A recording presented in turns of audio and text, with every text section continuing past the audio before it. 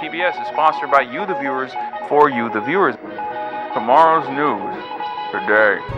We're live, we're alive, and we are on our way in fully suited up and fully booted up to a pool party, which I've only been in Michigan when it's like kind of cold and kind of chilly, I feel like, which is why in my mind, people don't do pool parties here. Well, like in my head canon, Michigan is not like a pool place. It's funny too because the notes for this event were like business casual. Wait, oh really? Yeah. Okay, that makes sense. I think that makes a lot of sense. I think it might just be a home. It might be a home with a pool. Yeah. And people are being a little. Then it's like, oh, it's a pool party. Like, what if I just came with a bathing suit, thinking like, oh, dude, pool party time, and then like the media's there. Yeah. The media will be there. I don't have one, but two fucking journalists trailing the other me. One? The other one's AP. They're doing some too, but that's it's neither here nor there. So, yeah. I'm not ready for a pool party, but we have a stacked day today, ladies and gentlemen. Obviously, I'll be covering the news and whatnot as we move around all day, and hopefully, I'll be able to figure out a time where I will have some desktop opportunities, perhaps later in the day. But for the time being, yeah, we have so much, dude. Every campaign is like, oh, you're here, let's slut you out. Yeah. Let's slut you out to the max. It's fucking unbelievable. But yeah, I did want to talk about Ken Klippenstein's latest article, which is very interesting. Did you see this? No. Oh, Ken Klippenstein got a leak. Well, a leak. Ken Leakenstein, as always. Leak memo shows Republicans privately see Francesca Hong as uniquely dangerous in the general election, and that more moderate and establishment Democratic alternatives would likely produce lower base motivation and depressed turnout. That's totally true. I mean, Mandela Barnes struggled to get turnout in Milwaukee and Madison. Exactly. Also because the DSCC screwed him over. But yeah. This is so true. As we move closer to the midterm elections, two candidates stand out in the independents from their institutional Democratic Party. The first is straight-talking chef Francesca Hong, whom I've interviewed as a clear front-runner to be the governor of my home state in Wisconsin, says Ken. I didn't know he was from Wisconsin. That's why he's like so excited about Francesca Hong. The second is Dr. Abdul, who enters Tuesday's Senate primary in Michigan with a double-digit lead in the polls. Yet the Democratic Party and the mainstream media are not accepting the clear will of the voters. This is, in my opinion, this has been the most clear exercise of the Democratic Party bosses being really frustrated that they no longer have any control. They can't whip the votes in favor of 100%. Their establishment candidates. And they're just fucking desperately flailing around to be like, they're not electable. You guys are so stupid for voting for these fucking stupid, not electable candidates. It's like, well, if they weren't electable, they probably, wouldn't be electable in the primaries either, right? Yeah. They're like, no, you fools. You're not supposed to vote for what you like. You're supposed to vote for who we tell you to vote for, and you're not doing it. So that's been their anger. That's been their frustration, and they're packaging it in this electability, this broader electability argument. And it's really funny because, look, I'm not the biggest, election nerd. I'm not like you. I don't probably for the best. Yeah, I don't poll myself with regular frequency. I just I have beliefs, I have moral convictions. You do too, but I'm just saying, I have moral convictions, and I have this suspicion, I have this theory, rather, that Bernie would have won in 2016 broadly. Yes. It's the most reductive. And who disagrees with that? Well, there's also plenty of evidence on the poll side that showed that reality, right? Bernie was a far stronger candidate against Donald Trump, and the Democrats never, presented that as the electability option back then.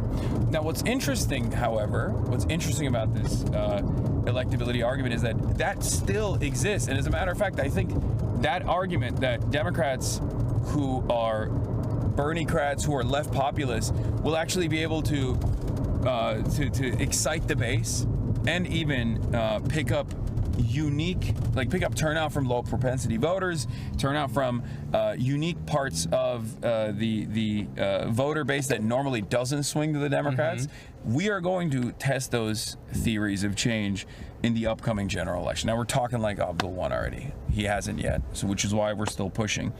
But it's very interesting that these guys are not even willing to entertain the thought at all, even though their candidates have lost. And it's just, there's this James Carville is leaving the party. zealotry. Well, yeah, I know. That's what you're talking about. Yeah, on Tuesday night, once Abdul wins the primary, inshallah, James Carville will be leaving the party. So we'll see. He said we weren't. Won yet, and that's why we're going to this pool party. Yeah, exactly. Right. So true. Job not done. But yeah, it turns out, it turns out that the Republicans are also aware of this, and it's very interesting that they sent a memo. We need to take Francesca Hong seriously. Reads the subject line of a memo prepared for U.S. Tiffany's gubernatorial campaign by Republican consultants, leaked and reported on by Jesse Opoin of Milwaukee Journal Sentinel. The April memo correctly anticipated Hong's dominance in the primary. It also described her as a uniquely dangerous in the general election, and that the general election strengths are formidable. Per the memo, as reported by the Milwaukee Journal Sentinel, Hong's combination of grassroots momentum, unapologetically progressive ideology, and a platform centered on high turnout makes her uniquely dangerous in the general election. Hong's platform is broadly popular and difficult to counter. Her agenda is built around kitchen table issues that pull strongly with independents, working families, and even some rural voters. It's mostly the AI database stuff.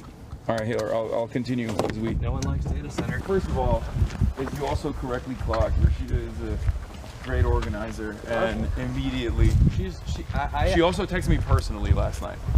I'm always very, very terrified of disappointing her. Yeah. I think it's here, but this might not be the right. Yeah, I think it's this one. All right. The Abdul sign is the hint. Yeah. These houses are nice. So as I was saying, where was I? Oh, I was talking about Francesca Hong.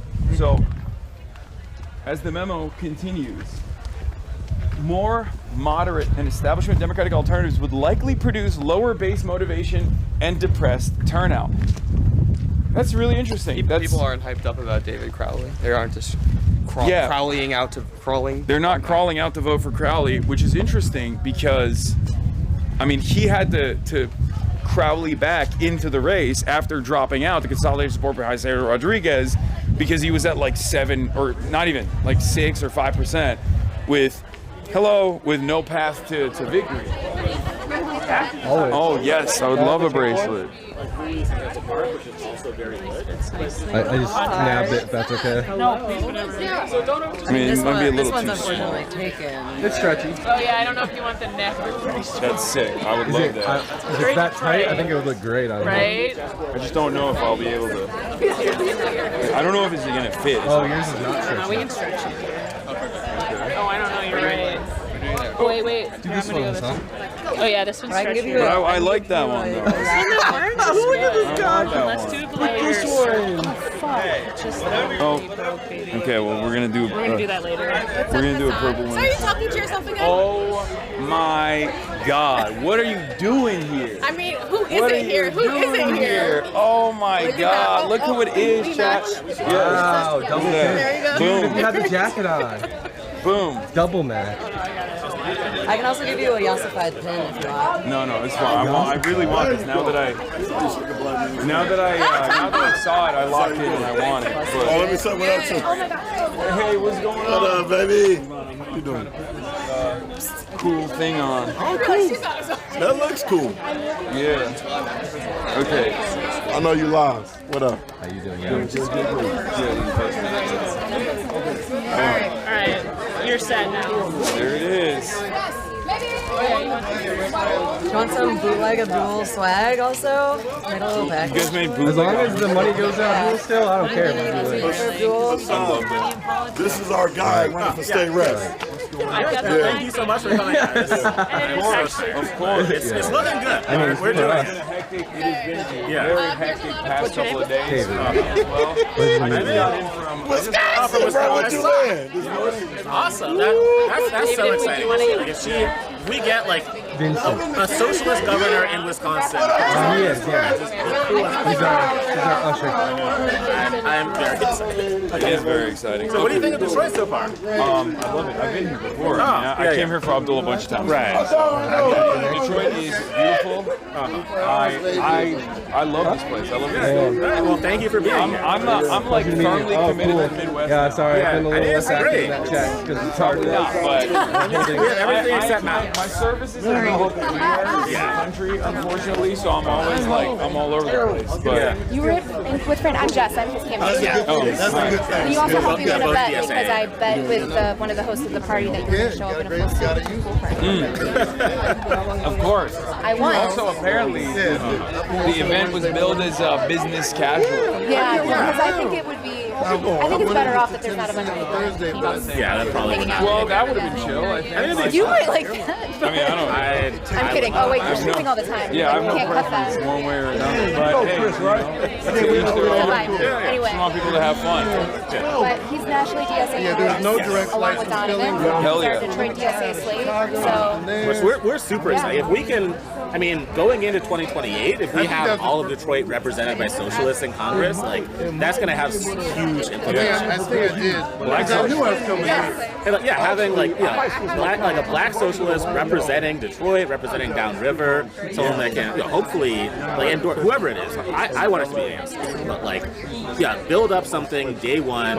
We have like an actual DSA machine that can mobilize and get everyone going, and hopefully, and we will have just shown that Abdul, that like a real pro-Palestine progressive can win statewide. Yeah, I feel very pro-Palestine good. progressive on a platform of higher degrees of socialization. Yeah, like Medicare for all. Yeah, this is and money really out of politics. This is the reason why they don't want it to happen. Exactly. Like the reason why the party bosses are terrified of this is not because I said this was Zoran. They do not fear our failures. They fear our success because that success builds. I mean, look, Chris Rabb is here. Albert Kawaz is here. Like, Rabb is here? yeah, Where is that? What's up, my man? building our socialist momentum. Yeah, man. That victory after victory piles on, and then all of a sudden we have this snowball effect. And then they're we'll all see the 2 out of socialist elected in the whole city. helping out other socialists to get elected, and that is precisely why they're freaking the fuck out. Yeah. Which has anyone told you about the like money out of politics ballot measure? I think so. Yeah. I mean that too. Like it just basically is on the ballot like by 9 signatures out of that 1,000 signature thing, which is huge. Like that was a huge GSA priority, and getting that on, like being able to show not only did Abdul win statewide, but a corporate money out of politics ballot measure is going to win every county in the state in November. That's also going to be so huge. If I'm a DTE executive, I'm you're just like fuck out. I'm So moving to you West tell me Virginia. Wednesday or Thursday? I'm freaking the fuck out. I'm terrified. I'm thinking to myself, we're about to face accountability for the first time in the state. Absolutely. Up until now, could spell Democrat without DT. Which is I don't know. it's been so insane. Just like so much money and like all the way up to the top in the party. And then when you look at why are we doing tax breaks for data centers and not community solar? That's why. So, but yeah. All right, we're gonna walk around a little bit, get a feel for the party. We haven't even walked into the party yet. No, it's really busy. This is what we're doing on a Monday, chat. We're about to Miss what? What happened? say this. Don't say that. I mean, it happens. We have to go to a. I know What? We have to go to like a youth organizing event for a bunch of youth canvassers. We're just here to show support for like the moment. You sure? Yeah. Make sure your camera is mud free. Oh, hey, how you doing, man? What's going on? Hey, Maurice. Hassan. Hi, nice to meet you, man. Hey, I'm Mira with WFP. Hassan, nice to meet you. Thanks for coming out. Of course. Hello. How you doing? When'd you get right over here? Oh, I've been here. I was here. I was here, and then I flew into Wisconsin for the day yesterday to do a rally, and then now I'm back here until the election. So very exciting stuff. No, I'm so pumped. I'm so excited. This is gonna be so much fun. Yeah. No, the momentum is incredible. Like, I don't like to make any predictions, but I'd rather be a. Yeah. I think you have to put it out there. Okay. I think you have to like, manifest it exactly. Sweep. We are manifesting a Will Donovan Abdul is going down. All three of our Is guys. Will here too right now, or no? No. Nah, he's in his district. Yeah. Oh, okay. Yeah. I wanted to meet him. How you doing? Okay, let's take it. Let's do it. Oh no, You're I'm rallying the troops everywhere, even out here. Let's go. Even out here. No smudges. You're good. She's really the rallier, No. I'm just tagging along. Okay. It's not that bad. It's not as hot. What's going on? I'm doing all right, man. How about yourself? I'm Denzel. Actually, on one of your streams, you featured one of my tweets talking about how folks were trying to take advantage of black folks in Michigan. Oh yeah. Okay, I remember. Yeah. It's been limited effective, I think. I would say, for especially older voters. Older voters still watch TV.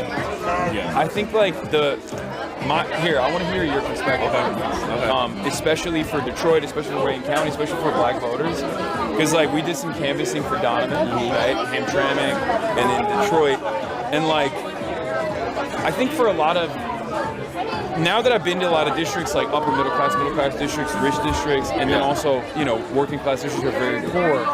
It's very obvious that like a lot of young people, especially in poorer districts, they don't give a fuck about this shit at all, right? They're like, elections, I don't care. Yeah. Like, who's Bernie Sanders? Yeah. And it makes sense, right? But I feel like one thing that I have realized, especially in like upper middle class districts, is like if you get young people to get activated, they talk to their parents. Absolutely. And their parents get super excited when they're like, oh, you're doing your civic duty, like I'm in. Like who are you? Yeah. Who's exciting you like this, right? That's what they keep saying. So I wonder like if there's a way for us to be able to like activate youth turnout to some degree in places like Detroit and Wayne County. I think that's the key, right? Because it's also like how I think the way that voting has been socialized, especially in black families, of like it is a familiar thing. Like we're talking about with our family, with the older folks, right? Like I went to my sister's birthday party and like the older folks in the family, I was like, okay, y'all are voting for these folks, right? And when they hear from us, they're like, oh yeah, for sure. And I think it's also the excitement because what you said, like when you are going to some young folks and some of the working classes, they're like, I don't care about this. Yeah. So when people see like, oh, somebody does care, that they're actually paying attention to our communities, that's a whole nother aspect to it. So I think that is the key point.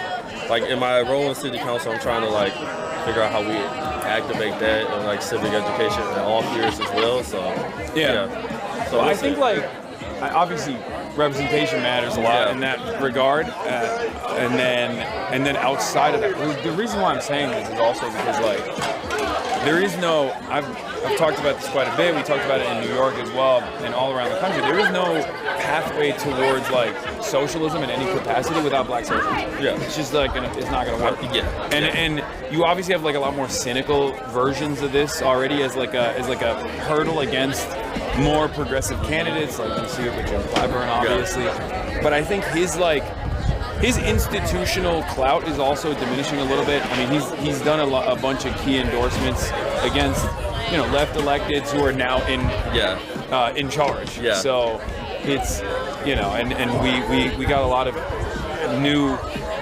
We got a lot of new electeds that are going to now enter the Congressional Black Caucus. Dade Lisa, Chris, right? Like so. That I think is huge.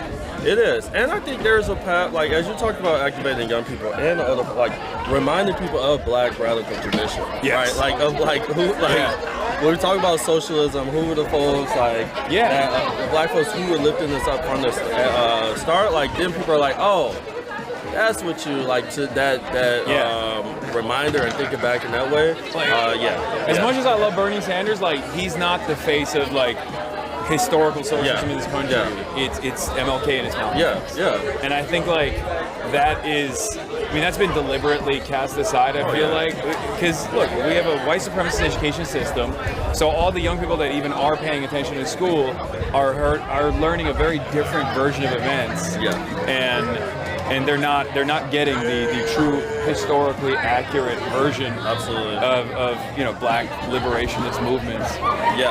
So we'll see. I think, and reminding people of the Black Panther Party, and also what comes like the actual aspect of it in practice, right? Like that is breakfast programs, like community organizing. That's what I mean. Like I think one of the things that I think DSA is doing very well right now in its electoral strategy has always been.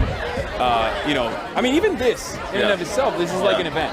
This is an event where we bring canvassers out, and there's a fun social component to it. It gets people to, it gets people excited. It gets them to do something. I feel like that's very important.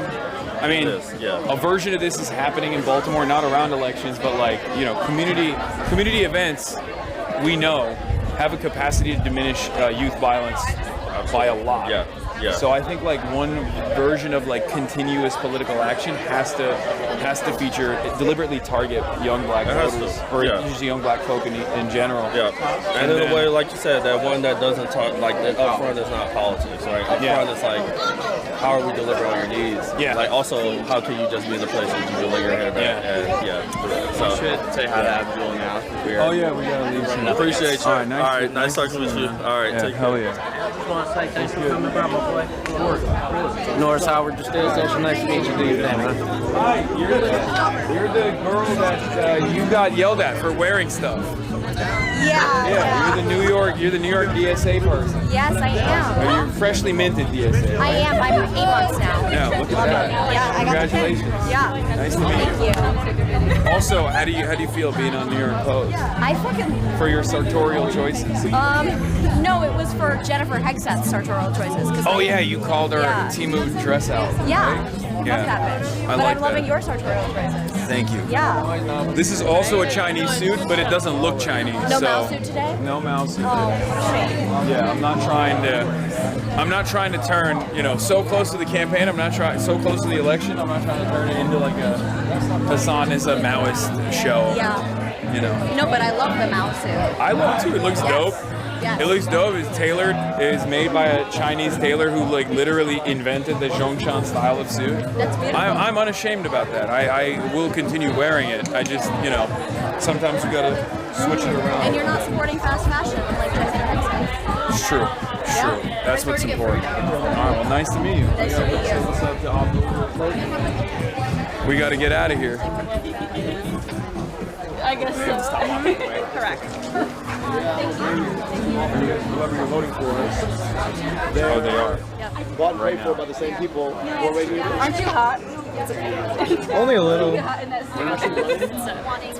Oh, I was like, Yeah. When he's in the Senate, yeah. Number one who's not bought off by the people who are already here. Insurance company. After Abdul? Hi, how are you? Hi. Nice to meet you. I'm Elena. Nice to meet you, Hasan. Hey, I was saying, Elena. aren't you like We met in April. sweating in that suit? No, I'm So pretty you, chill right now. you know the Subway Take show in New York? Yeah, So they do the Detroit version on the people. Nice. That's it. Yeah. I know Kareem very well. He does a great job. Yeah. So, Have you ever made a pitch for Abdul on for any shows? I could hit him up ASAP. But once we get in the general, I think we'll make it happen. I think Kareem's Egyptian, right? He is, yes. Unfortunately, too many Egyptians in Congress. Too many Egyptians in Congress right now. Adam Hamawi, Abdul. I don't know what's going on. Oh yeah, Kareem is Egyptian. Yeah. All right, let's walk around then while they're filming, and then maybe I'll say what's up to them before they leave. Andre Easton. What's up? When are you going to talk to Andre Easton? It's primary Richie Torres. Yeah, I mean, I'm familiar. I'm a little familiar with him. I don't know if he has any idea of being real, but you know. Well, I'm saying he's kind of the real deal, man. Like I'm telling you, I'm a DSA member. I'm usually pretty suspicious in the PSL. Please don't come after me. I'm dead. Can I see that? But like, I have to admit, talk to him for like 10, 15 minutes. He has the sauce. I think he's dope. I just think he needs a little bit of. He doesn't have any institution. They don't have any infrastructure. That's true. He doesn't have DSA backing. Yeah, he doesn't have any institutional backing. He doesn't have any infrastructure, so that makes it very difficult, especially in the deep blue district like that, where people are just going to vote on the Democratic ticket no matter what. So they'll be seen as a spoiler, and it'll make it much harder. And I fear that is going to lead to like because everything I do gets turned into an example. No, that's true. You know what I mean? I respect it. Yeah. So what? Well, we're doing a walkthrough? We're walking out and they're giving you something on the way out. Like I don't. So like your transformation in terms of like this being. Bro, you're the reason. You're like literally part of the reason. I'm like literally the most dressed down politician in American history. I know. And he's wearing suits. No, but like here's what happened. We did all the fucking, you know, I have people come on my stream all the time, but when you were like, oh, let's go stumping, I was like, I didn't realize that was a different thing. It's a whole different thing. I didn't realize that the media would treat it as a whole different thing.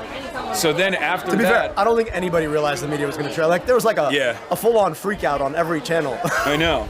And it has only snowballed. It has only continued. There was a documentary that came out on CNN last night. Now James Carville's talking about leaving the party. We got John Fetterman, James Carville, fantasizing about leaving the party. I'm like, you're sweetening the deal. You know what's really interesting? Like our party, if you look at what happened with Trump, you had a whole bunch of like center-right people realize that they had no home in the party that they destroyed. And then they all came to our party and trying to tell us what our party ought to be. And then you think about like James Carville, I'm like, bro, you architected the complete right-wing like ascent to neoliberalism in '96. Yeah. And I don't know, like my point is this state is a swing state because of the machinations of the Clinton the Clinton era of politics. NAFTA much? NAFTA, exactly. Yep. This is not a swing state, and neither is Wisconsin. I'm so annoyed. Like everyone's always like, these are dangerous states to be making these sorts of decisions on, and it's like these are not. First of all, the decision is being made by the voters. Okay? No, it's fine. The decisions are being made by the voters first and foremost. They're not being. That's why they're chirping, because the party bosses are mad that they can't like control the will of the masses anymore. They can't like dupe people into voting for their hand-selected pick. It's also, I mean, it's just so. Part of me is like, why does anybody still listen to James Carville? He said one smart thing once, which he seems to have forgotten, which is it's the economy, stupid. Oh, with that, yeah. I'm like, buddy, is the economy stupid? Like, you wonder why people are pissed off. You've got these. Okay, so both parties take money from all the same people to do all the same errands when they get elected, and then no one can afford shit, and then we wonder why everyone's mad. So some of us step in and be like, hey, maybe if we didn't take money from the corporations, maybe we could actually show up for the people, maybe we could actually solve some of these problems. And he's like, well, I can't accept that in my party. I'm like, it's the economy, stupid. Yeah. It's like, look, that's what people have been telling me, that out here in Michigan, there's a saying, you can't spell Democrat without DTE. After Tuesday, we're never spelling Democrat with DTE. Hell no. We're coming after. And then in November, we actually have a Mop Up Michigan ballot initiative on the ballot. Yeah. I can't wait to be on the ballot. I'm like, yo, you can vote for money out of politics twice. Yeah. Right? Straight up. So, I think there's an opportunity afoot, which still doesn't explain why you're in like full double-breasted suit. So here's what happened. After they it's hot as hell out here, by the way. I know, like, but aren't you so hot? No, I'm not hot. First of all, I'm from LA, so I'm used to it. But what happened is, once they started clipping me every day to be like, this guy's a radical, this guy's a radical, I was like, I have to look more presentable for the older audience, my new older audience, and it's been working. Fair. People have been getting their grandmas to watch, people have been getting their grandpas to watch, and apparently when they see me in the suit, they're like, you know, I could listen to that I respect guy. what he has to say. That well dressed, clean living gentleman. Yeah. All right, so here's my question for you. Most of the time, you're streaming from your house. Yeah, So you wake up every morning, you put your suit on, and then go into another room of your house. Yeah. Yeah. No, it's fine. Hey man, I love it. I like it. I'm not gonna lie. Like, there's something nice about putting on a suit. Yeah, I like. There's something like you just you do like the whole cologne and aftershave and everything. I mean, I don't do the aftershave and cologne, but only they don't smell you on their live stream. Yeah, I mean, we're still getting the technology for that. Yeah. If that would do numbers for me. If they could smell me, oh my God, they would go crazy for that. But yeah, I mean, also this is like tailored. So when I realized like, it's true. I was always wearing suits that were just like ill-fitting, and it made it really annoying for me. Yeah, but once I started wearing tailored suits, it's like, this is like pajamas. It feels good, man. It feels great. It is hot. Like I'm surprised, man. I'm impressed. And the other reason is also obviously the Zoran method. Because he used to dress like a New York hipster, and then sometimes he'd wear the thobe, you know. Like our first link up, he was wearing a thobe. That tracks. That's true. And then he all of a sudden went full suit. Yeah. And never changed. You got to do. Look, Malcolm X did respectability politics as well when it came down to switching from the zoot suits to a more traditional, suit. So from my assessment, it's like if it works, it works. You know. If I actually wore a suit, I might actually get some votes. Are you gonna? I think you're fine without the suit. I think you're doing pretty good. I think you're doing pretty good without the suit. I will wear a suit tomorrow. Well, here's the other. You know, when I go to church, I wear a suit. Frankly, also, You know, if I get elected, I'll be wearing a suit. Yeah, I was gonna say. enjoy a good suit. Like, yeah, what do you have to say to the people like we're disparaging, we're destroying the John Fetterman style rumors? Like you're gonna be wearing a suit. No. in Congress. I'm wearing suits. Yeah. I really like good suiting. I mean, I went to grad school in England. Like I like a good suit. I like thinking about how you coordinate a suit. It's just a lot to think about every day. So on the campaign trail, I'm like, this is just easy. I can wear it. It's always comfortable. Here's the nice thing about a black V-neck. You can throw on a jacket and you look presentable. You know what I mean? Yeah. People are like, oh yeah, okay, that's a look, right? So it's a matter of. Plus, when you take it off, you got something to show. When you take it off, you got something to put up. I don't know about all that, but you got something to put out there. Don't be. He's so humble. This is exactly what happened when we were at the gym. I'm like, come on, man. He's like, there's not that kind of show. Listen, man, it's about Medicare for all. Yeah. All right, money out of politics, money in your pocket, Medicare for all. Yeah. All right. But it's not bad. It's not, because I've been seeing in Michigan, I've been seeing a lot of clips of like white dude bros that are so stoked to vote for you in the fucking Democratic primaries. Like, these are people that normally never vote at all, let alone in a primary, let alone for a Democrat. Yeah. We can win these folks back. Yeah. We just have to invest in a politics that gets them back. That's the thing, right? And Yeah. our politics right now, where you don't really have an answer about the structural circumstances of their lives, and then your whole answer is to be like, you're a bad person, get out. Yeah. I don't think that works. And I think you've got to be able to speak to the fact that like too many young men feel totally duped by some set of industries we're not willing to actually have an honest conversation about. So like, if you feel like the economy is so insecure that the best way to make it is to engage in some form of betting market, whether that's cow sheep or crypto or something else, is a pretty big indictment on like how the economy's working. Yeah. So if you're willing to just be like, hey, you know, that it might not be great to allow these big corporations to gamify people's dopamine circuits, and also maybe we should build an economy that's somewhat secure for people, and also you could be a bro and not be an asshole, and not blame women in your life for all the bad things that happen, and also you probably should like get out of your room and take a shower and put on a suit, or at least put on some nice presentable clothes, go and you know, do your work. I think there's a way forward there that is just honest with folks. So there's also one last thing. So we got to go hang out with Rashida, who's a lot cooler than you, but you know that already. Of course. We're gonna go and see like all the youth advocates, like the ones that are canvassing all around Dearborn. Love them. They're amazing. But I saw your word cloud. I don't know if you're familiar. So there were two different word clouds associated with both yourself and with Haley Stevens. And I think one of the things that you did really well this entire cycle was obviously have a policy first platform, which unfortunately falls by the wayside in the media coverage all the time, because I see you constantly being like, no, I do talk about the issues. That I talk about the issues. Like, when I come on your show, time. you talk about everything else. But I'm trying to get money out of politics, put money in your pocket, pass money before. Yeah, this was actually something interesting that Dave Weigel pointed to as well, where he was like, it's all topsy-turvy now. When Abdul goes on Hasan's stream, he's talking for 2.5 hours about like policy breakdown.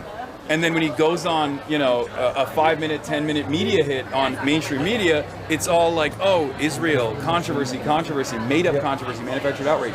But the reason why I was talking about the word cloud is because having a policy-first platform and messaging discipline on that has made it so that all of the words associated with you are Medicare for all, money out of politics, whereas all the words that were associated with Haley Stevens, the most salient term that stuck with her was AIPAC. And this is something that I think a lot of other Democrats should take note of. Obviously not in the primaries, because we're good. I'm glad that the establishment is not aware of this, but defining yourself with your policies has played a major role in your appeal, your mass appeal, in spite of the negative attack ads. Well, you know what it is they attack me, and then there's this secondary effect, which is they attack me and they raise my name ID, and then people are like, all right, I keep hearing about this guy, let me look him up myself. And then they turn to our social media, they turn everything else, and they hear me talking about the things I always talk about. Yeah, no, absolutely. And their makeup is like, oh, they hate him because he's for money out of politics, money in my pocket, Medicare for all? Yeah. I'm in. You know what's ironic about that?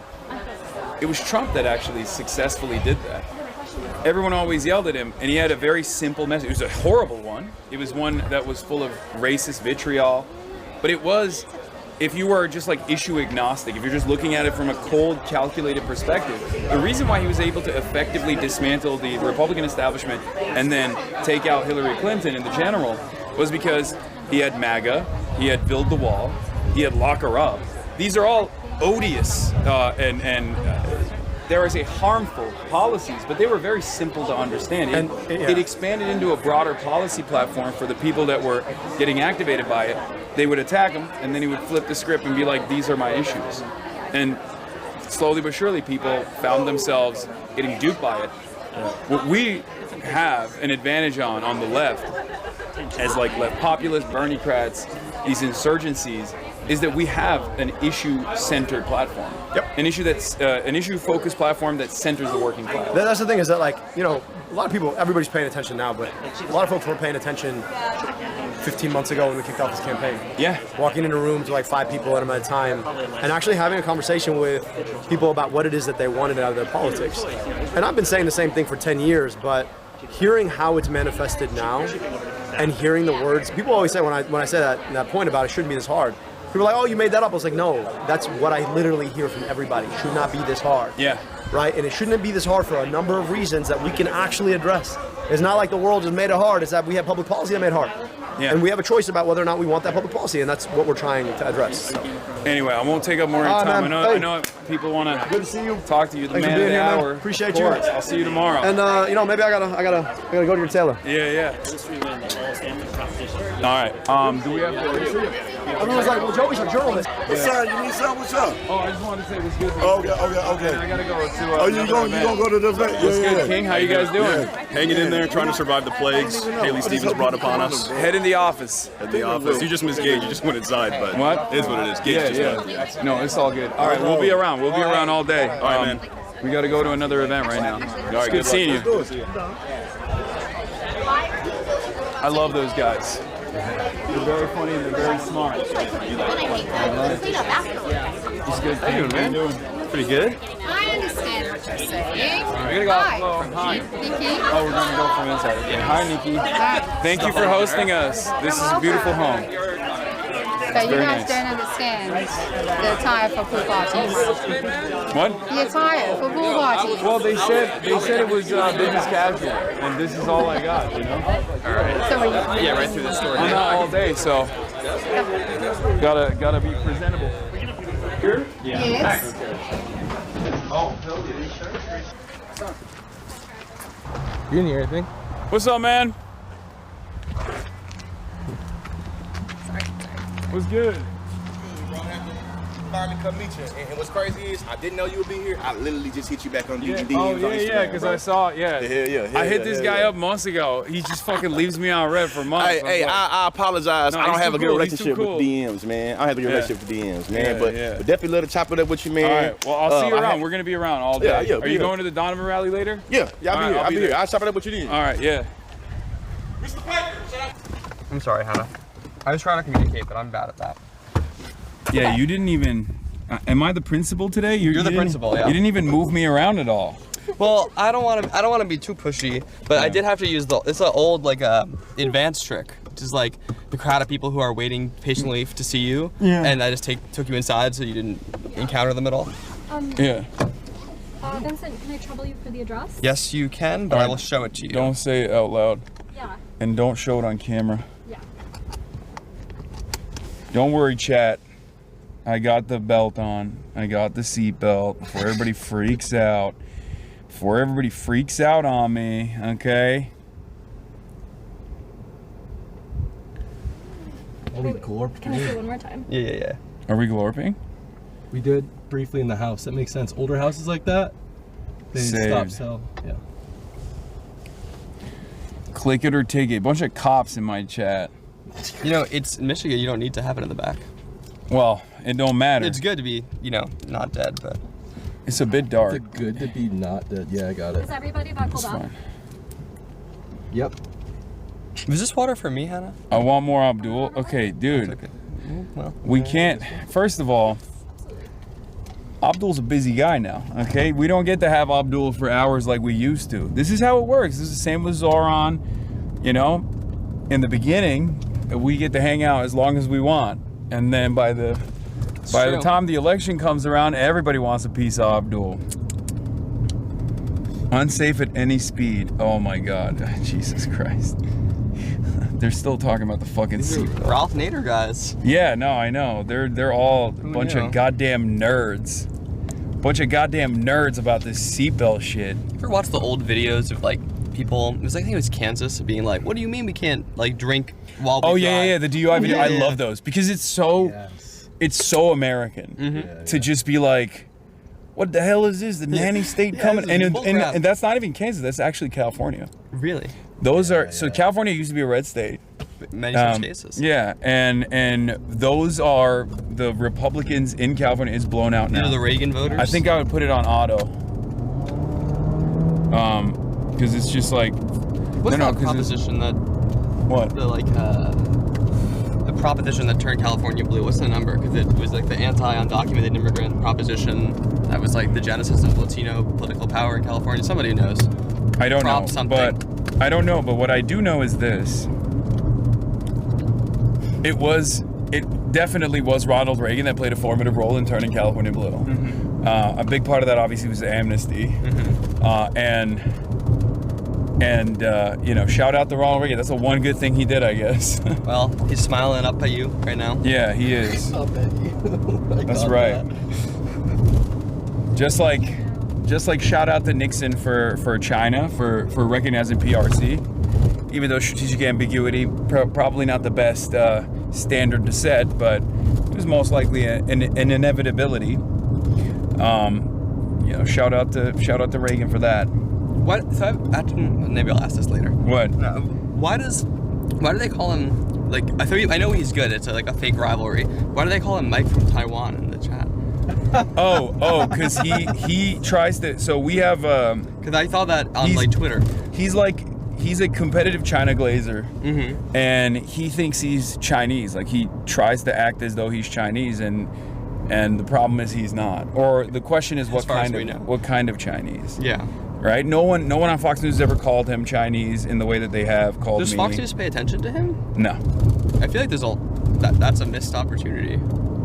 Okay, don't give him tips. They're probably in here right now. Yeah, sorry. They're definitely in here. But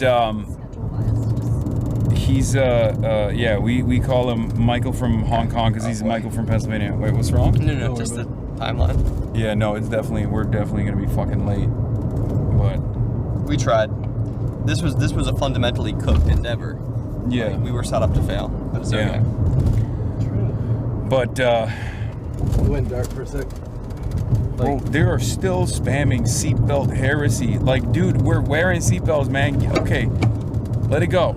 Let it go, chat. We got the seatbelt on, okay? But yeah, that's the reason why we call him Michael from Taiwan is because he's not pro PRC. Wow. Yeah. Interesting. That's what it is. I think he would get more. We talked about this, but I think he would get more juice if he wore a suit. Yeah, I've been trying to get him to shave and also wear a suit, but I think that's he refuses to do it.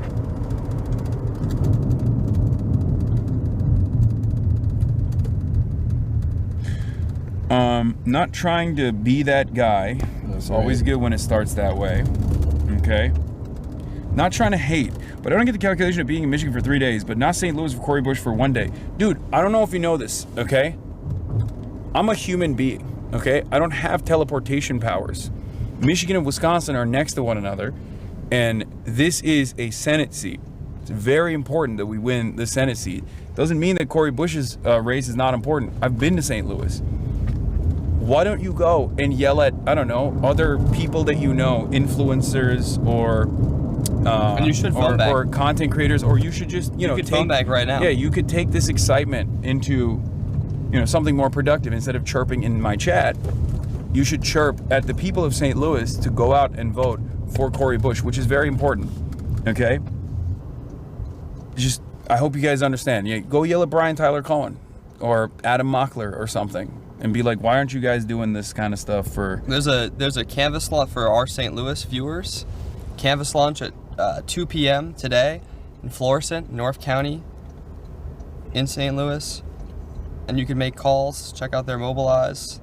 They've got phone banks today at 2 p.m. So anywhere, you can join the 2 p.m. phone bank on the Cori Bush Mobilize.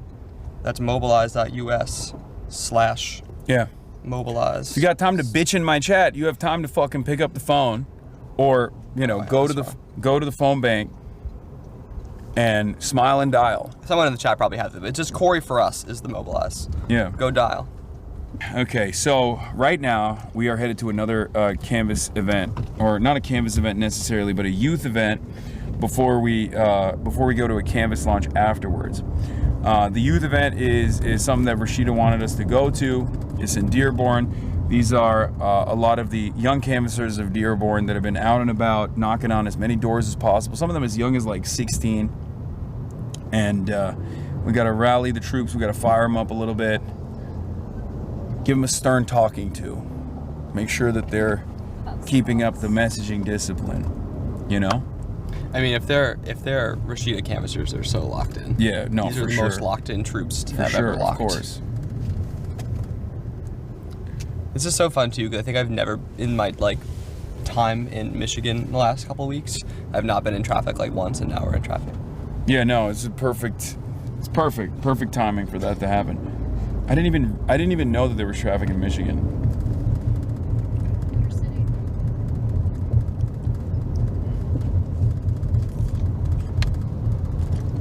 Is Michigan a walkable state?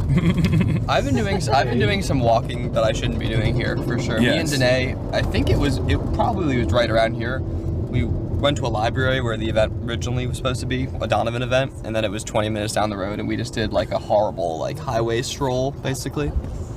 It's always fun to do that. Yeah, it's in the United States of America, there is no walkable state. Even New York's not a walkable state. It's just there's a walkable city in it. Right. There's no such thing as a walkable Well, state. other cities in New York are more walkable than other cities in the country, I think. True. Northeast in general. Northeast, where they developed cities before cars. Wherever in the United States of America, wherever there was any kind of development before pre-car development, you'll have some kind of reliable infrastructure, some kind of walkable infrastructure.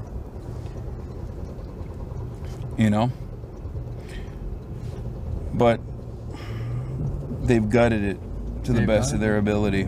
I think Detroit used to be tremendously more walkable than it is. It's a streetcar system too. What do you think about the drama? Do you think that there was actually an internal poll that came out that showed Haley Stevens' chances as being with no pathway to victory? Yeah. You think that leak is real? Totally, 100%. Okay. Oh, there's a. Wait, hold on. Someone made.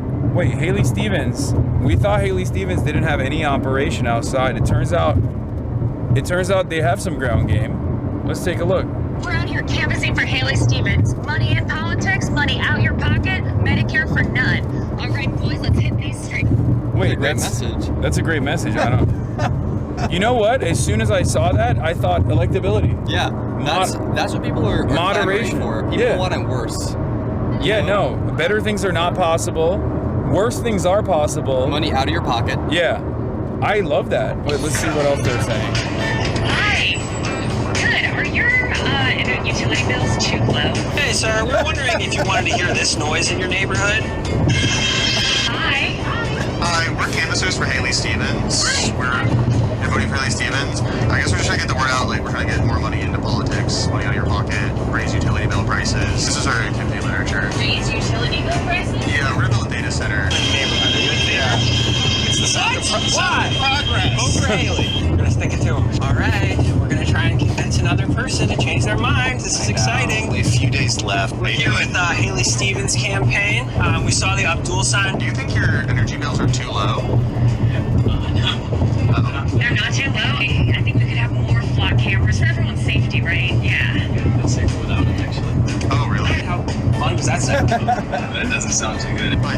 I'm voting for Haley Stevens because I want to thank ICE. Boom. That's my Spearing message. off ICE.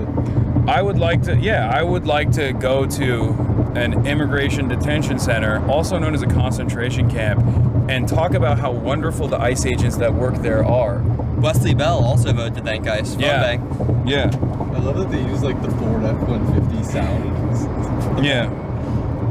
I don't understand it. Why are people in the chat not understanding that this is the reliable, moderate way to win elections, this is a good general election message. Moderate. It's messed up. Yeah, you can spoil your ballots in the state of Michigan, so you can spoil your ballots and write Haley Stevens. Write in Haley Stevens. Yeah, Don't vote for her in the bubble, it doesn't count. Yeah, write in. Do a write-in campaign for Haley Stevens. You're committed to Haley. Yeah. You see, ex-New York City Mayor Eric Adams traveled to Wisconsin to convince residents to allow a data center to be built and was booed. Critical move. That's my goat. That's a surrogate I would go for Wisconsin Falls. Yeah. Eric, you know who Jennifer Rajkumar should have gone to? The red dress. Yeah, beast mode. Or what was it? What have you ever seen that photo? Yeah, they left? Yeah. So funny, because Eric Adams left his birthday present from Jennifer Rajkumar in New York City Hall, and it was like a framed printout that just said like, everyone wants to be a beast till it's time to go beast mode. And it's just him and her. Incredible. Yeah. We're out here to thank ICE agents, talk about how good everything is, and talk about how we're gonna stick it to them broadly. That's it. Broadly. Stick it to them. Doesn't really matter what we're sticking to who. Stick it to them moderate style. I don't know. I mean, that's a resounding message for the general. I just want to repeat that over and over again. Yes, phone bank for Corey, chat. Mike interviewed the guy who hosts Francesca Hong's campaign and he was suited. Okay, he wore it one time. He's got to wear it more. I think it's fair to be like, Francesca's special. She gets the suit. You know? Yeah. He busted out as a sign of respect in his culture. It's a sign of respect to wear. In our culture, in the streamer culture, it's a sign of big respect. So you're a man. You respect everyone. You're a man of people. Nothing like a last-minute voter suppression effort. There's really no low for the AES crew. Wait, last-minute voter suppression effort? Shouldn't that draw turnout further if we're talking about fucking Haley Stevens' internal polls looking terrible? That should get you more motivated, right? Voters like voting for winners. It's actually, this is why campaigns spend so much energy fighting the viability fight in the media, like the horse. It's terrible the media is obsessed with the horse race, but the reason campaigns have to contest the terrain on whether they're leading or not is because a lot of voters don't want to vote for someone they think is going to lose. So you have to. So you are saying it was a voter suppression effort then? Because I thought, when I hear that like my candidate is doing worse than I anticipated, I get more agitated to go out and fucking canvass, go out and door knock. You know what I mean? Yeah, but.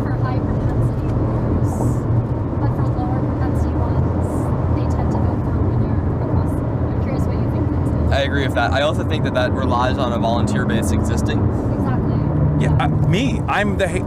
That's true. Guys, I am Stop a phone banking for Corey. Yes. Start phone banking for Haley Stevens I have been phone banking for Haley Stevens this entire time, telling people we're gonna stick it to them, and that she has the receipts. They keep hanging up on me. That's terrible. They're like, "What does that mean?" And I'm like, "What do you mean? It's a little stick it to him." He's not using scale to win. He just got an old phone book. Yeah. Michigan. Yeah, I've just been calling up boomers over and over again and going, "That's the Michigan way," and then hanging up.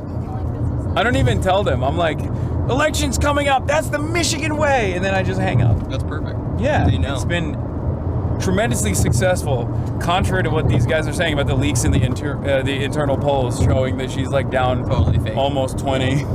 I mean, totally fake.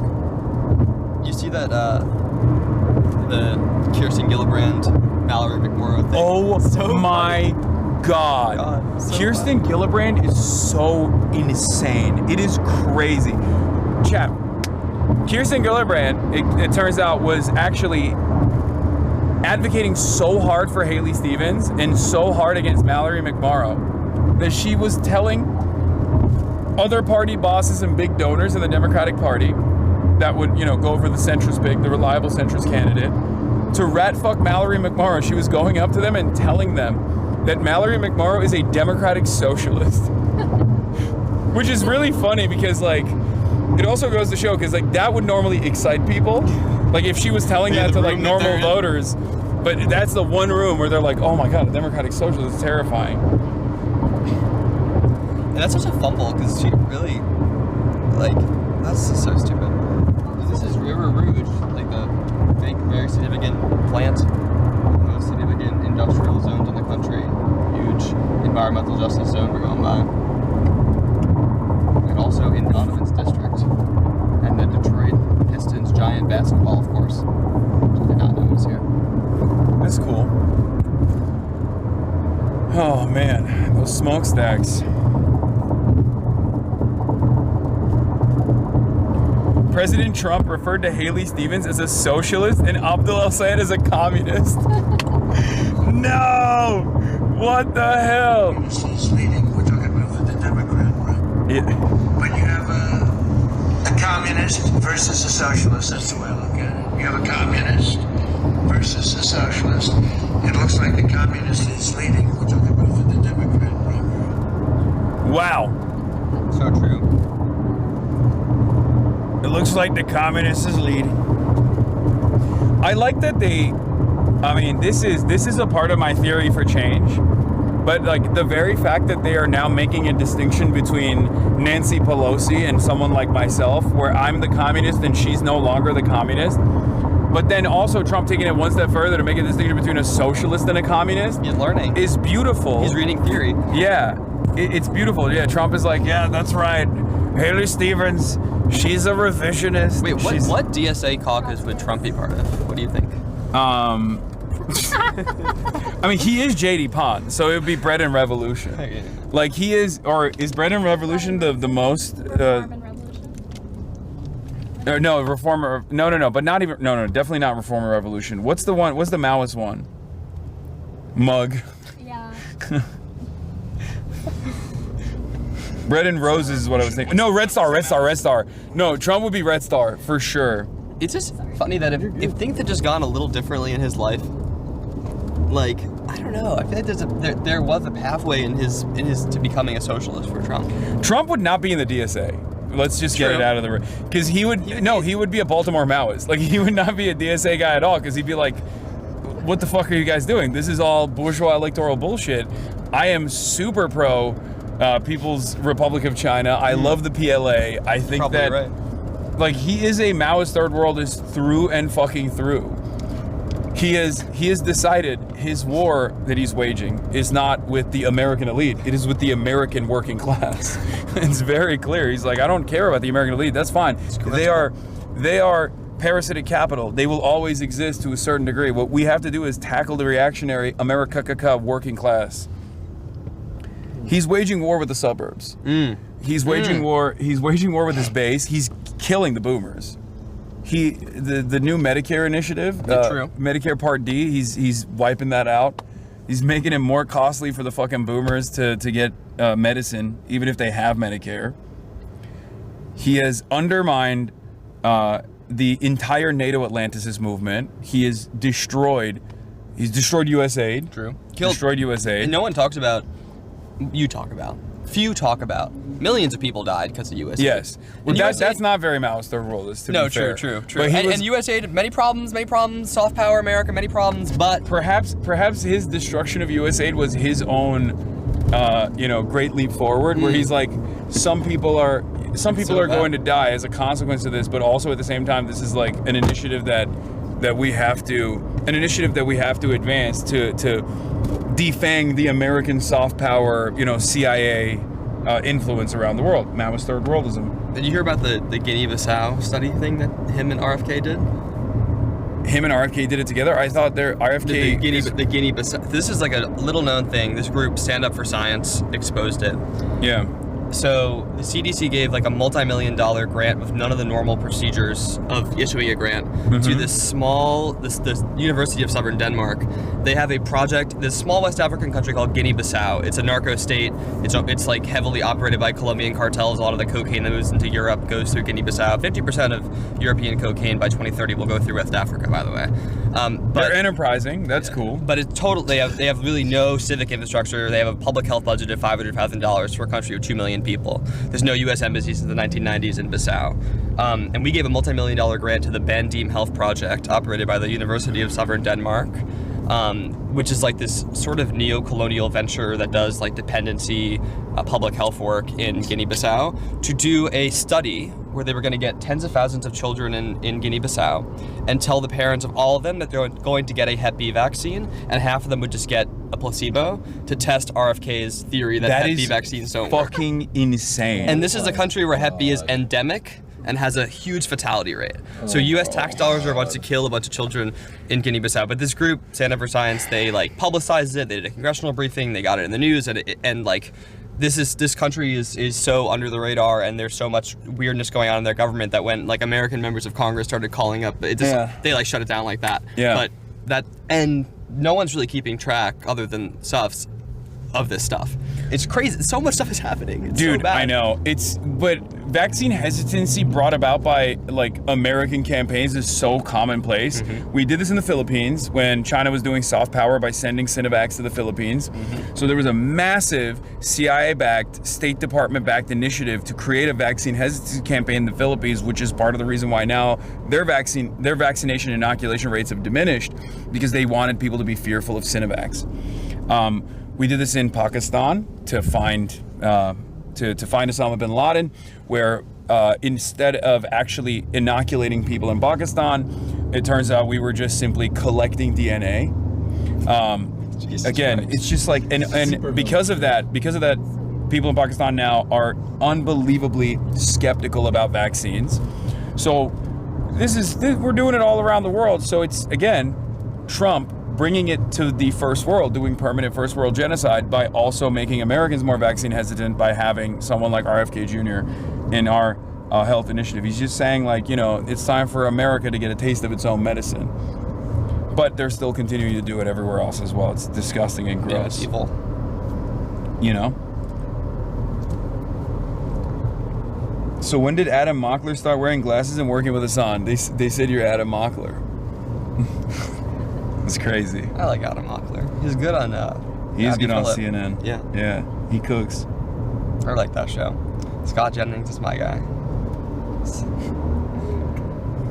I love Scott Jennings. He loves me. I just like, who was it that, was it? No, it's Cameron Kasky, who's so good, and love Cameron Kasky. Yeah. Who was like, you can't say that. He was like, you can't tell me what. He was so offended. He was like, who do you think you are? It was Adam Mockler. Was it? I thought it was. I don't know. Adam Mockler is the one who mogs Scott Jennings all the time. I believe that. Yeah. Yeah, the U.S. spread COVID conspiracies to Asia to stop people from getting vaccines from China. Yes, they did do that. That's what I was talking about earlier. So, you know, we are truly a blight on the nations in the periphery, for sure.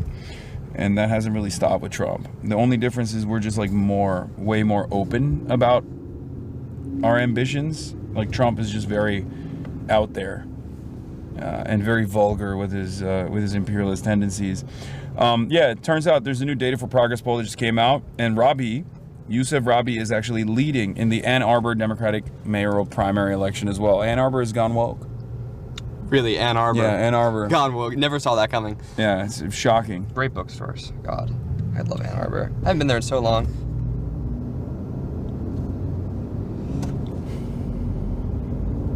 Yeah.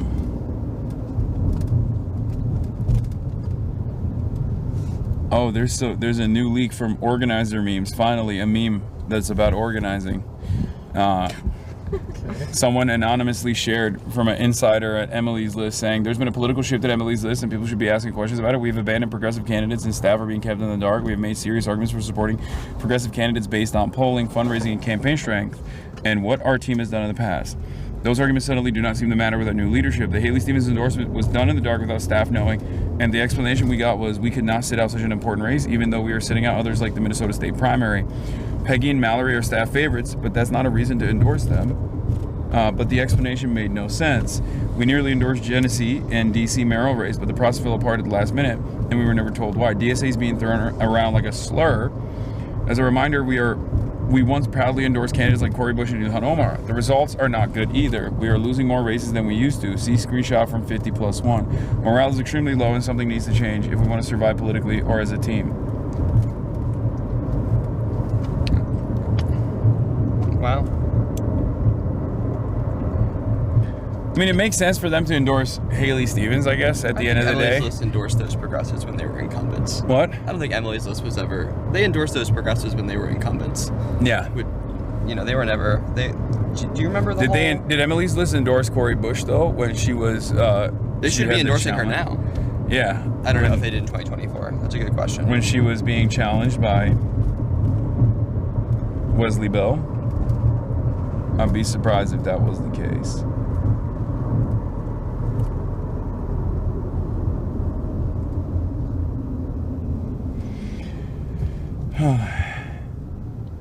Oh, wow. And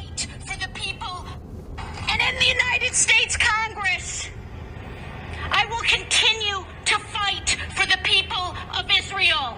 I will continue to fight for Israel's existence. Israel comes to me in my dreams. I see Israel's future, and I know that Israel will continue to exist for the Jewish people. First of all, I'm from LA, so I'm used. Huh. Hannah.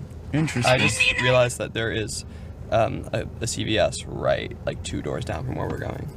I got you. Okay. What do you need? I forgot all my phone chargers. Oh, damn. Yeah, I know. Big L. But I have my big charger, like the brick, Yeah. but I don't have the, That's crazy. It's been a long day. That is quite a brick. We fight! We win! We fight! We win! But in the Upper Peninsula, the whole. That's rough. You know? What a set. Okay, y'all maybe know him. He's probably famous than all of us put together. I don't know But about I just got to you don't know about it. No, Linda's pretty famous too. But I had the honor of taking this man to Buddy's Pizza. And like the honor, y'all, because I don't know if y'all know Detroit style pizza. The birthplace of Detroit style pizza was at the original Buddy's on 6 Mile and Conan on the east side in my district. So I had to take him there. And like he could tell you the story, he enjoyed the meal, y'all. It was really good. But we was on this stream for over a couple of hours or so, and man, we raised over $50,000 on this man's show. And I'm forever grateful. I never even knew we could do that in like that type of number. But this is what it means to have a working people's movement. A movement that's stretching all across the country, that we're going to fight like hell because we deserve better. Y'all make some noise for Hasan Piker.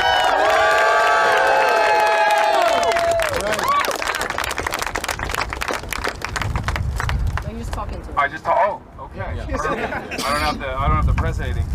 It's a real honor to be here today and see all of you wonderful people out here who are fighting for the working class movement. We're going to get Donovan McKinney elected into office. We are going to Sri Tanadar to make sure he goes back to Missouri. He's going to sell his apartment in Detroit that he bought just so he can carpet back into this district. So I want to talk a little bit about Sri, because I feel like he gets talked about a lot and he really likes it, but he doesn't get talked about in the right way.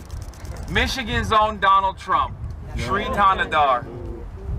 This man brought only $30 million back into his district, and he thought that that was good enough for the people of Detroit. The people of Detroit deserve better. That's right. The people of Detroit deserve Donovan McKinney, a real fighter. Someone who breathes Michigan, someone who lives Michigan, someone who is from this town, from these neighborhoods, someone who's suffered in these neighborhoods as well and wants to improve it. Wants to improve it for all working class folk, and not just to improve his own standing. Not just to get a toupee and walk around and put billboards up and make it, bad toupee, you're right, a bad toupee. Someone who's in it for you, all of you, all of us. So I'm really glad that some of you have actually traveled from outside the state. I see some New York Democratic Socialists here, some Philly people too. Because tomorrow, with our entire slate, we are going to shock the nation. We're going to prove to them that once and for all, they got the money, but we got the people. That's right. And when the people are united, we will never be defeated. That's right. Up until recently, I heard this from my man over here. You couldn't spell Democrat without DTE in this state. After tomorrow, we're not going to spell Democrat with DTE ever again. People out here are suffering and they deserve better, but we need your help, okay? My man Donovan's been outspent, outgunned, but he's not outmatched. And because of all of you, we're gonna knock on doors and we're gonna turn the negative ad spend into something positive. We're gonna turn it into just name recognition. Because the reality is, and many of you have probably worked on campaigns in the past, canvassed for candidates, running against Republicans, and engaged in the age-old act of harm reduction voting. But it feels a lot better when you're actually fighting for something. When you're actually fighting for your neighbors. And that's what we're out here to do. Thank you so much, everybody. I'm going to hand this off to a brilliant organizer, right? There, okay, there he is. All right, thank you so much for all the good work. Now you got to rally the troops for real.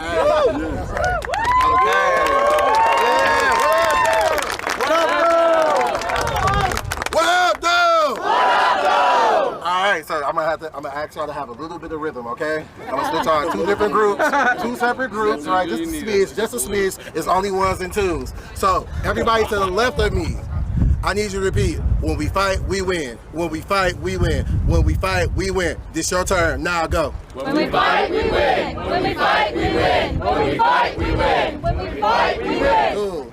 I need y'all to say, always with the people. Always with the people. Always with the people. Always with the people. Always with the people. Always with the people.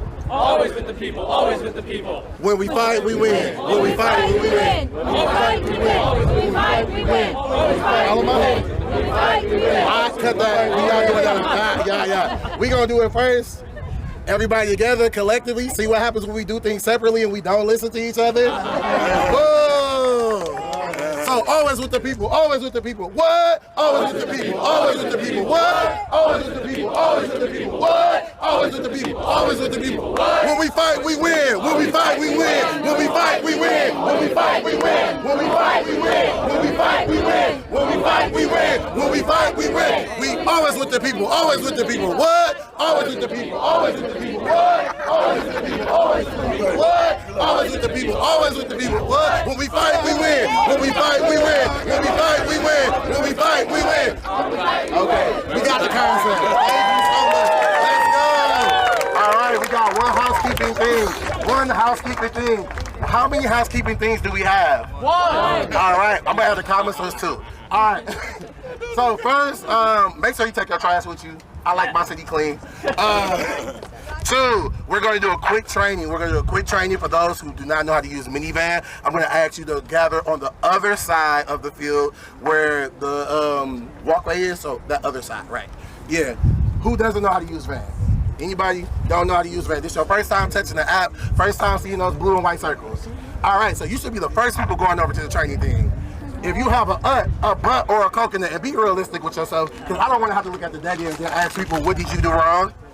All right? So, if you have preguntas, and please do not crowd everybody. I know. So, it's a quick flow. We will tell you when to go. Just don't crowd the area. And if you need a training for you to be the best canvasser, because we're not just here to see Hasan, we're here to do what? Oh no, so much. This one and then the other one's your best. Okay. Put that on the door. Yeah. Thank you. Oh wow, we got a Zen in here and everything. Wow, thank you. I didn't pick these things out, but Okay. I got to be the messenger. Damn. All right, thank you so much. For our special gift for our Minister of Agitation and Propaganda, the Chairman cigarette. Oh, the Chairman Mao Chunhua. With a hint of plum. Wow, thank you so much. All right. You guys want to do like a DSA photo? Is that what we're doing? Yeah. Let's do it. Here, I'll put the hat on and everything.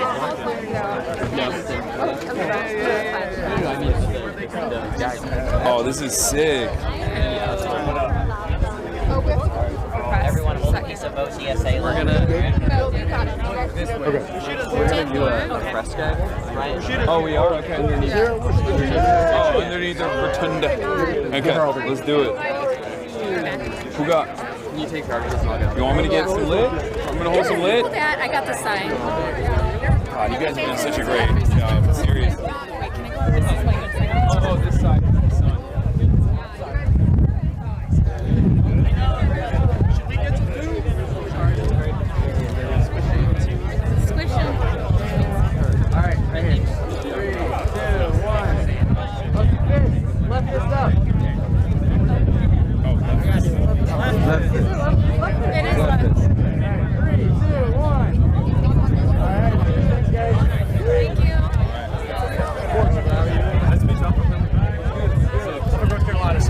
So nice meeting you.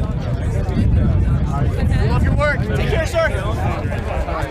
Mr. Piker, Mason with Free the Press. Just want to say, why do you hate America, bro? You got me. You got me. Yeah. No.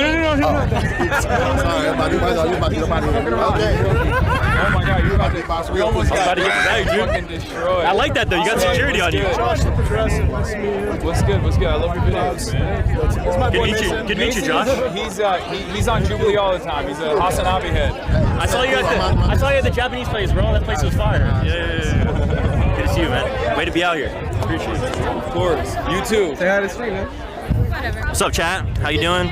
Mason here, One Hand Politics. You know, no big deal. This fucking guy. We're here in Michigan. He followed me here. What the fuck? Yeah, I did. I was here before you, but then you went to moving around. Back, you know. Right.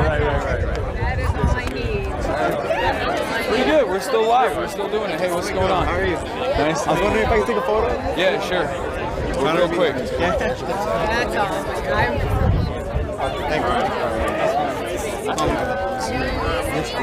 This your shot. Come on. I got a phone. Go ahead. I volunteered for both. Abdul, Donovan McKinney. I mean, you name it, we had to. Controversial man, mad respect for you. I love the controversy. Yeah, all right, let's do it. Can I give you this to put in the car? What's going on? Good. How you doing? Doing all right? Hey, everybody's here. Look at this. Nice to see you. Tired. I know. Just want to deal with fire. I have to do the press. I'm sorry. You're inspired to be closer to different people. Hell yeah. Thanks for being here. Oh, sure. Thank you, guys. What's going on? We have to do it. Wait. Hasan, the co-chair wants to know which watch party you have. Abdul or ours? Okay, now you're good. I don't have any cards. I'm sorry. No, I don't. How are you? Yes, it's finally see you. Where's my camera? David! Oh, there you are. I'm always here about it. This guy right here, look at him. This is the man. This is the man who sounds like Haley Stevens. You know, people in Michigan do sound like that. No, they don't. They do. I sound like it right now. No, I'm just messing with you. Claire Hendrickson, you know, you got kind of a nasally kind of. We have an A. We accept. But I'm not from elongate our Michigan, A's. so I can't. Well, it's okay. You've been doing great work. Well, thank you. What do you make when, you know? Oh, am I in one of the? You're in the video. Oh, I'm in the video right now. Wow. Oh shit, look at that. You're in one. People have really tried to turn you into like a boogeyman, a monster. Mm-hmm. Do you ever regret any of the things that they say and use against you?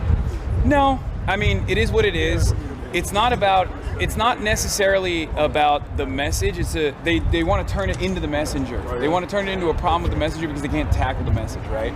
So, what's the easiest way to try to position yourself against policies like Medicare for all, policies that center the improvement of working class conditions in this country?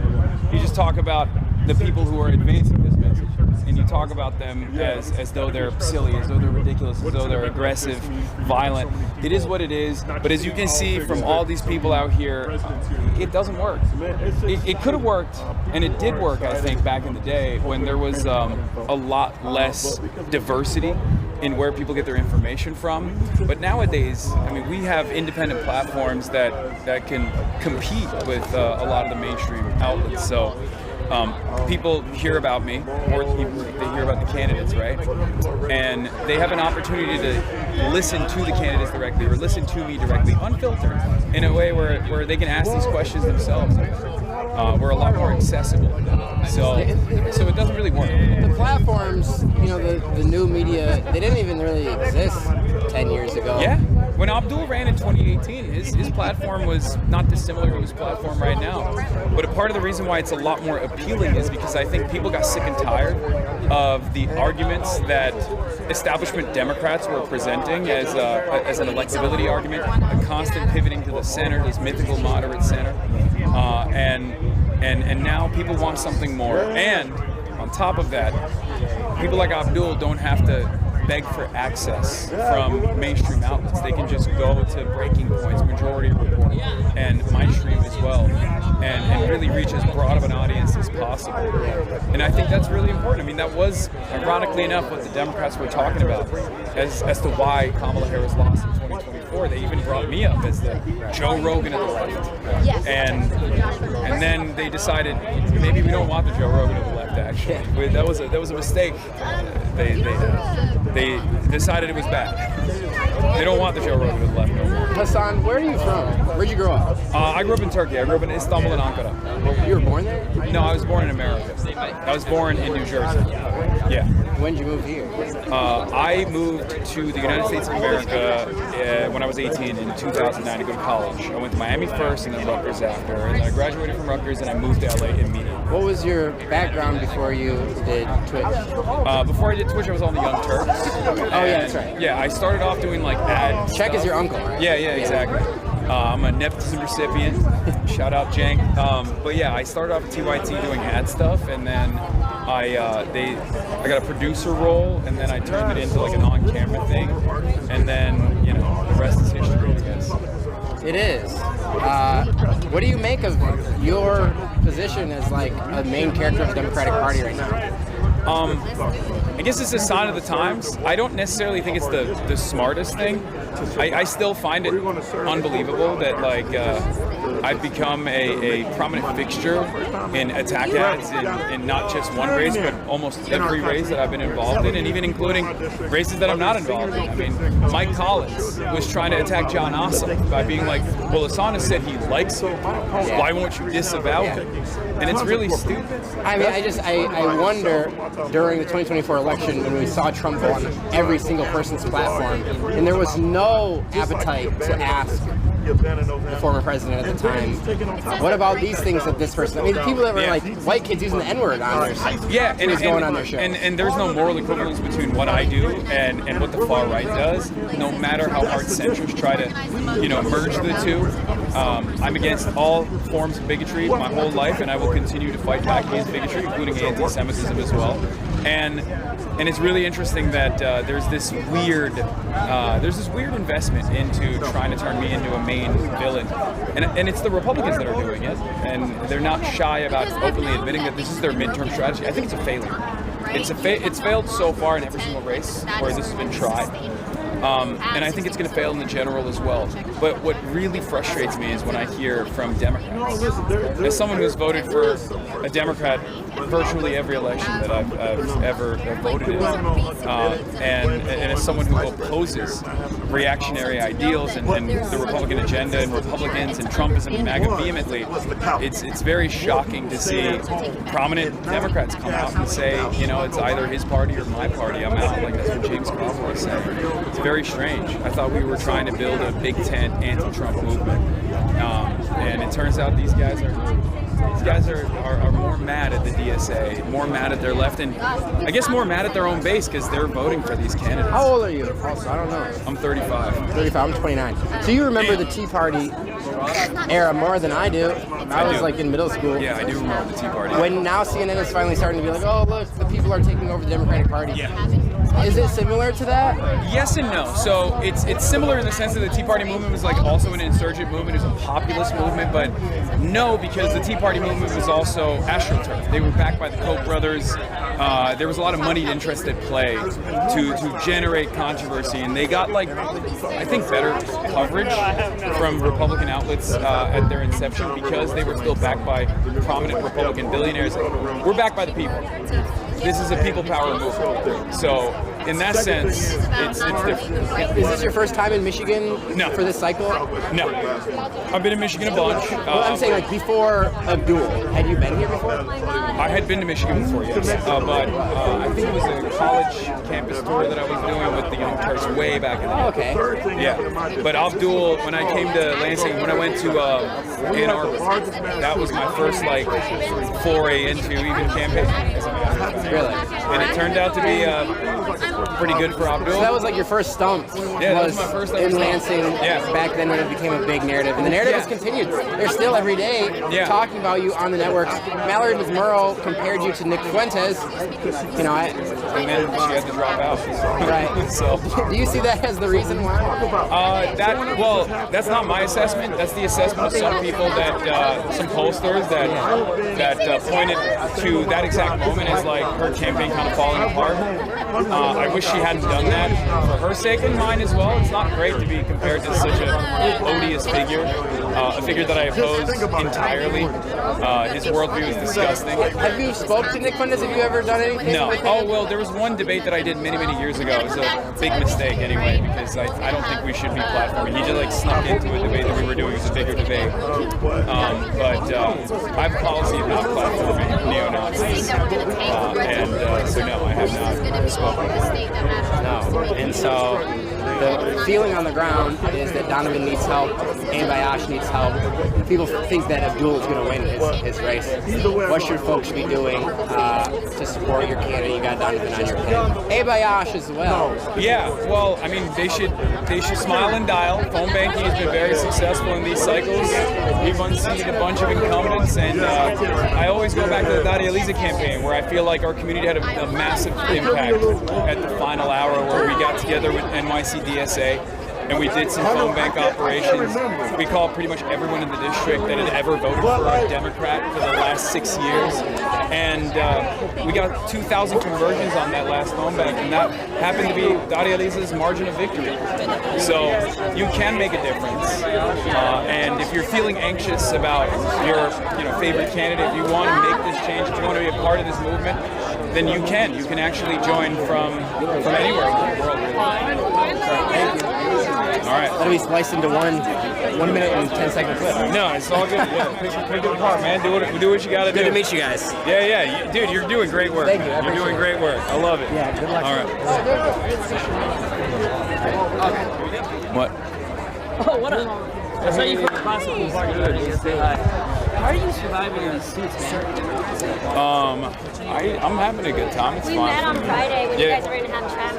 Yeah. Can I say something to chat? Yeah, go ahead. Many people are saying that I forced him to shave because of his beard quality. I would like to clear the record that was not true, right? Yeah, no, I don't know. No one is saying that. No one's saying that. You are the only person who has said that and tweeted that out. I have not seen anybody say that other than you. Well, Freddie's here too, so yeah. Freddie and I could square up and we did the whole thing. But it's growing back. I appreciate it.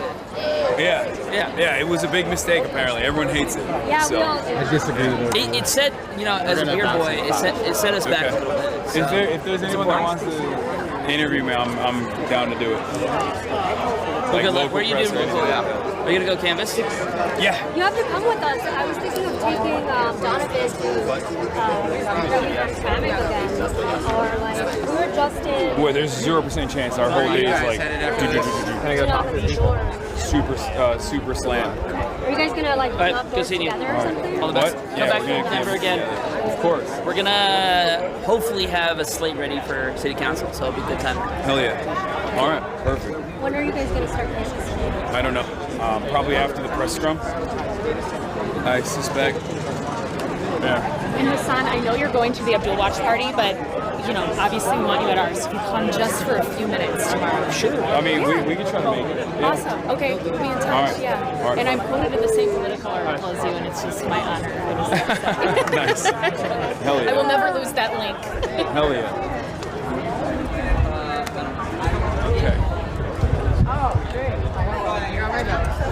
Hey, I was like, can we get a picture with you? Yeah, for sure. All right. Oh, you want to do it? Yes. Okay. Here you Yeah, I got it. All right. How you doing? Good to see you. And I have a lot of respect for you. Yeah. Thanks for what you're doing. Thanks for coming to Detroit. I did, I have yeah. a lot of respect for you. Thank you.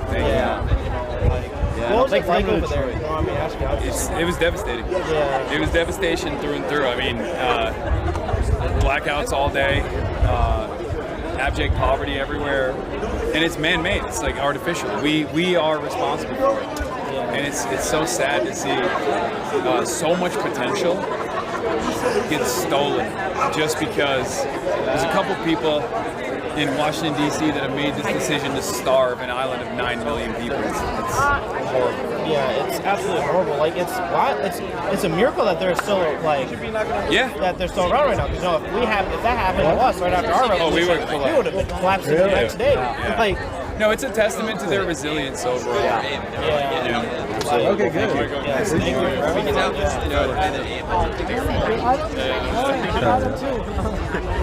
I know I was my friend. Of course. It's beautiful. I love it. Glad from the Michigan. Yeah. Well, you know, I will tell you not all your things if you want to get a good deal between 8:30 Okay. Well, no. Don't say where. Don't say where. No, absolutely not. I don't say where for myself, not just for you, Mr. Piker. What about? We'll let you know. We always got the best food. Oh, I know. I've had it. You don't have dietary issues. No. Just I don't eat seafood. That's it. Oh yeah, that's not a thing. That's not a thing. Yeah. All right, we'll let you know. All right. Okay. What's up? Great. Hi. Nice to meet you. Hi. We're big fans. Nice to meet you guys. Can we get a quick picture? Of course.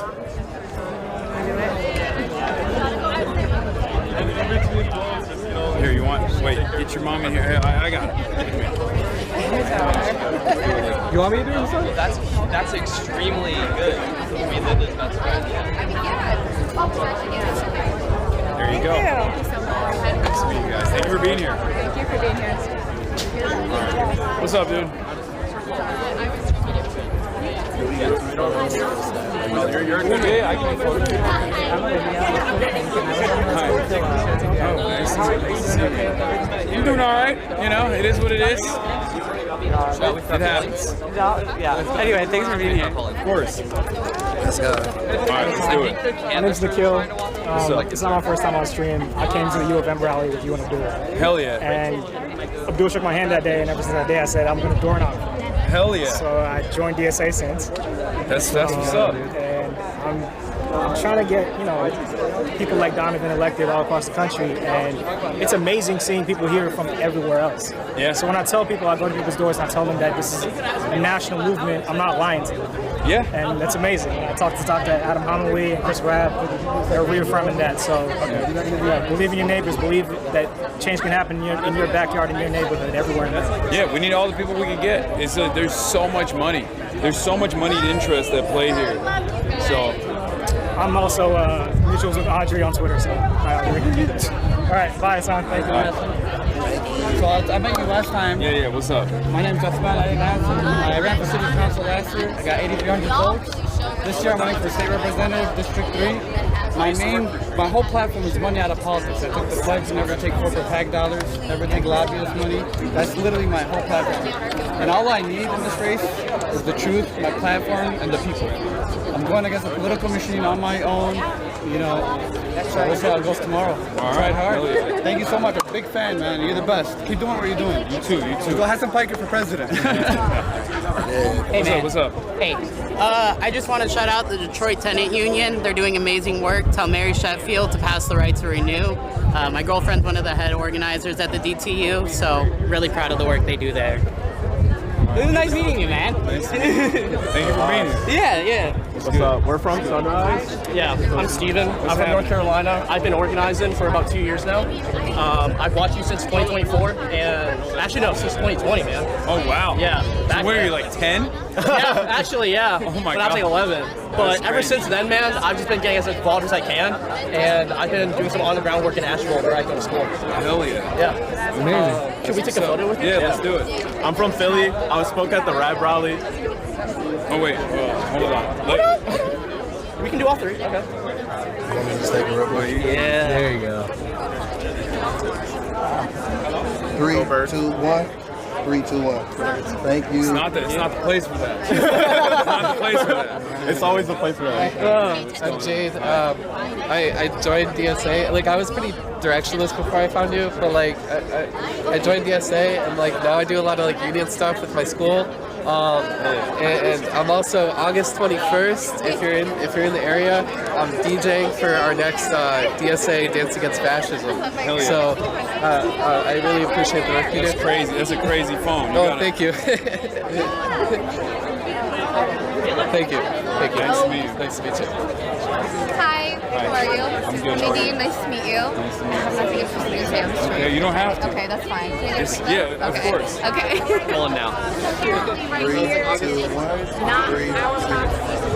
Oh, you're the best. Thank you. Thank you so much. Appreciate it. Do you want one? All right, are we moving? Yeah, let's go. Are we mobilizing? This way. Yes, I'm gonna go that way. See you later.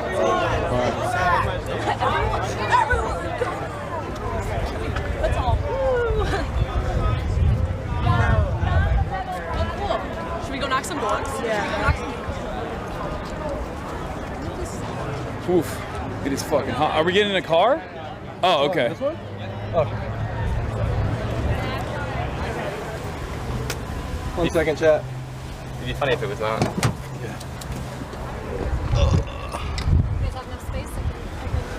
Yeah, we should be fine.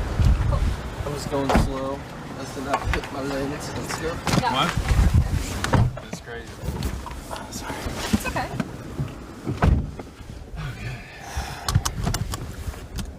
Bro, everyone's got sick hats now. Yeah. It's crazy. That game is out of control. Do you know where we're going, Hannah? No. I will show you in a second.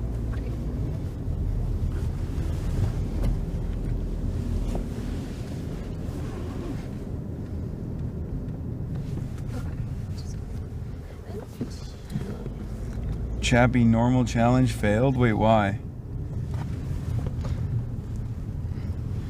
All right, we're here now. No, that's good.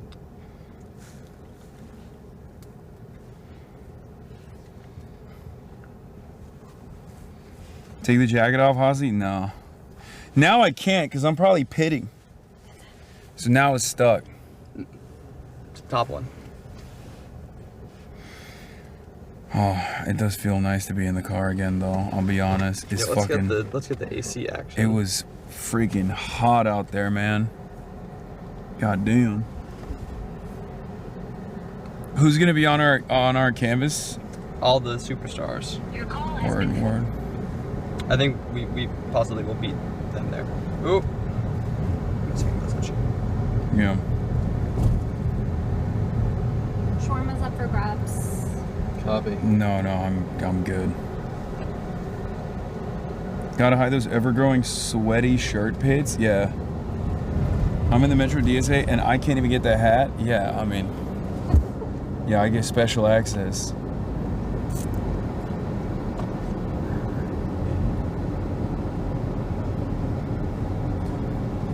Drink water? I know, we haven't really been hydrating. Oh, alright.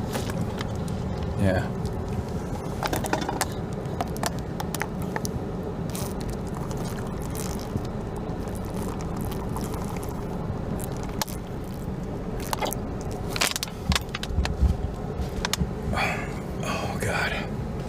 Hit the spot.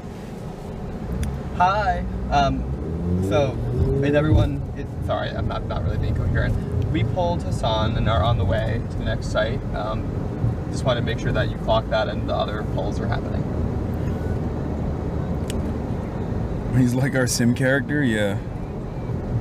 I'm the DSA Build-A-Himbo. Okay, see you there?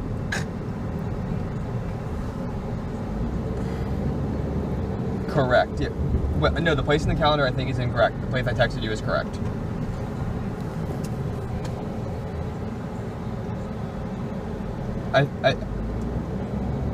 Oh, really? I thought they were. Okay, just double check. Can you double check with her?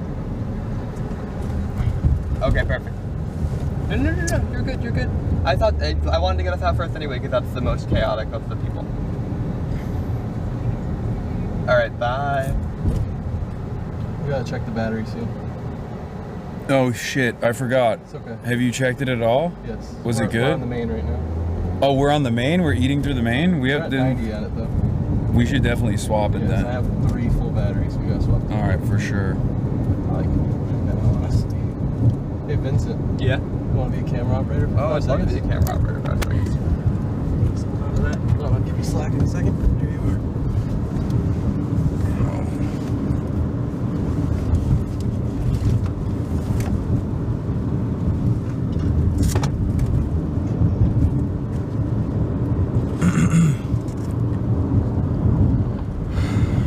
This is heavy.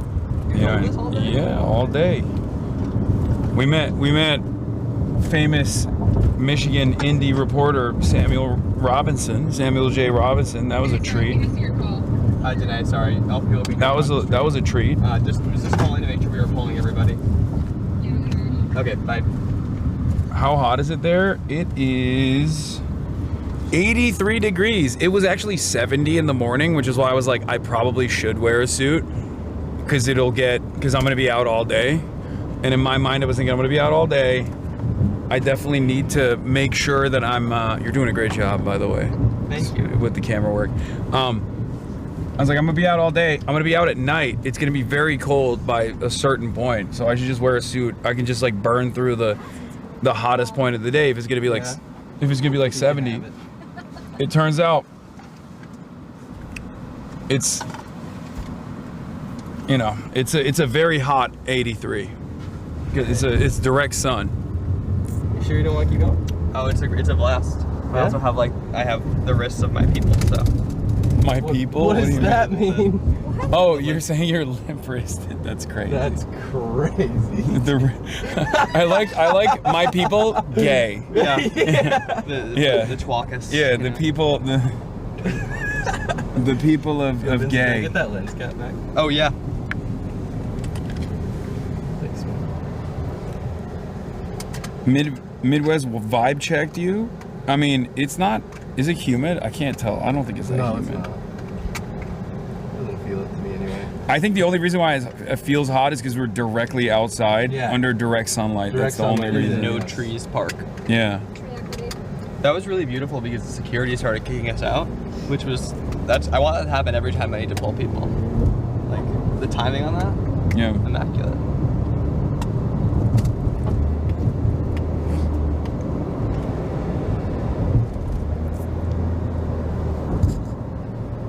You go like top down, so it doesn't try to focus on the windows.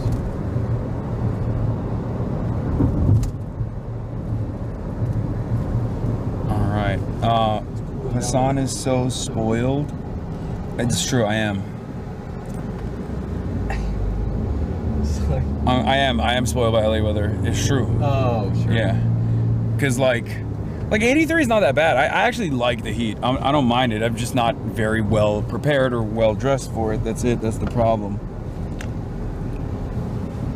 That's the issue here. But it's fine. All right, we're almost there. We're definitely gonna have some downtime because what's the neighborhood? Like 5 minutes. Yeah. What's the neighborhood profile? This is the Faillennial stop. Oh, word. This will be fun.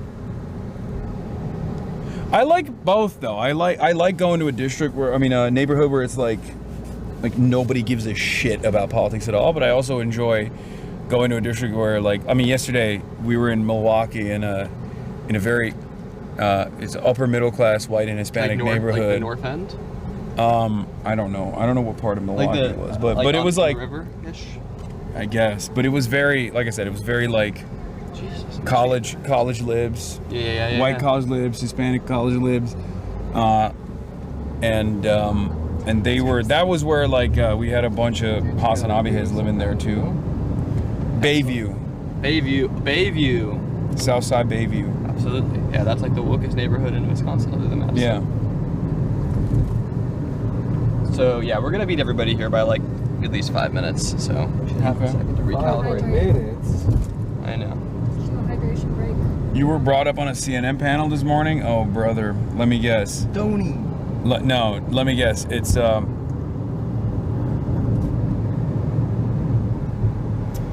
David Urban on Abdul. Oh, it's David Urban. This guy, David Urban fucking hates my guts. He calls me like he says I'm like a heinous monster sometimes. Who is this? The guy that looks like fucking H.R. McMaster. The bald fat guy, David Urban. This is not helping on. Oh, David Urban. Doesn't he look like H.R. McMaster? That's a poll too to remember H.R. McMaster. You know, campaigning with the DSA. I know he's not a DSA candidate, but the DSA label, Hasan Piker, his friends there in the DSA are so batshit crazy, right? That the Democrats, your party, which should have a very good year, is going to blow it. They're going to blow it. Yeah, I love hearing from a Republican consultant about how bad Democrats are blowing it. That makes me really think that Democrats are going to blow it really bad. When the Republicans are like, hey, you guys, you should stay away from these people. You should stay away from these folks. I'm like, don't wow. trust these guys. We have your best interest at heart. Yeah, I don't really understand why Republican consultants would not be friendly towards a shipping magnate of all people. Yeah, because, exactly. This is big business. This is international. I love imports. Corporations. I love exports. I am a shipping magnet. Are we getting out or are we staying in the car? We're here. We might as well stay in the car, right? Fucking Are you in a spot that will be troublesome to remain in? Yes. Okay, we can park near it's just so funny because I just realized that I went back and forth with Donovan's incredible camp. Not that we didn't argue. She just picked one location. I was like, can we do here instead? It's like slightly better. And she was like, yeah. It's like 2 doors down from each other. I just didn't. Oh well. Oh, this is great. There's a Blitz store. All right, don't reveal where we're at in real time, dude. What the fuck? Oh, it was not. That's not the name of the store. Good save. Thanks. Candidates, when you have Bill Maher saying that he's open to voting for J.D. Vance. Yeah, Bill Maher, the center of power of the Democratic Party politics. Oh no, not Bill Maher, fucking reactionary asshole who's been basically positioning as why I left the left moment for like the last decade. Bill Maher. He would even consider voting for Sarah Palin. When you have James Carville saying, we've got a big tent, but there's some shit that I just can't have in our big tent, right? When you have this internal schism in your party that it's so divisive, and it is clearly on the side of the communists right now. The side of listen, hold on, wait, the people in your party that have the energy, that are pushing, they want to dismember. Don't call names if you don't want names. They want to disassemble the party. They want to get rid of the Congress, the Senate, the presidency. This has been a contentious show today, and I would like to end it in a note of harmony. Thank you for that. If you look in Washington right now, there is one thing that Democratic and Republican campaign professionals agree on, and everyone agrees on it that I've talked to. Yeah. That is that Abdul El-Sayed. Everybody knows that when Democratic consultants and Republican consultants both agree on the same thing, that's gotta be it, right? That's gotta be the law at that point. Famously, Democrats and Republicans uniting on an issue, at least the consultants, hasn't led to like a spectacular defeat on probably one of the most significant foreign policy blunders of this cycle and perhaps, the upcoming decade, Israel-Palestine. These guys are like, oh yeah, well, we're all of the out-of-touch assholes in DC. All the out-of-touch assholes in DC agree on this. It's like, this is bad, which means you guys got to stay away from this. It's like, okay. I swear that guy looks like Jabroni Mike. Wait, Liz Warren was asked about you? What the fuck? Why is Liz Warren getting asked about me? I don't think she likes me. He's a much less electable candidate in Michigan than Haley Stevens is, and Democrats can't do anything about it. The Democratic professionals here can't do anything about it. He's going to win this nomination anyway. I'm working on this race for a Republican group. Let me tell you, we can't wait to run against Abdul El-Sayed. Oh, I'm sure. It is a Trump. That's why I'm after this with the CNN panel. Yeah, right before the primary, he's like, "Oh, I'm so excited about Abdul El-Sayed. You guys should not vote for him." But we're very excited. We're very excited to run against Abdul El-Sayed for sure. Definitely would have sucked to run against Haley Stevens, who her vision is amazing though, Yeah. Higher prices. Stick it to him. Stick it to him. That's what she was gonna do.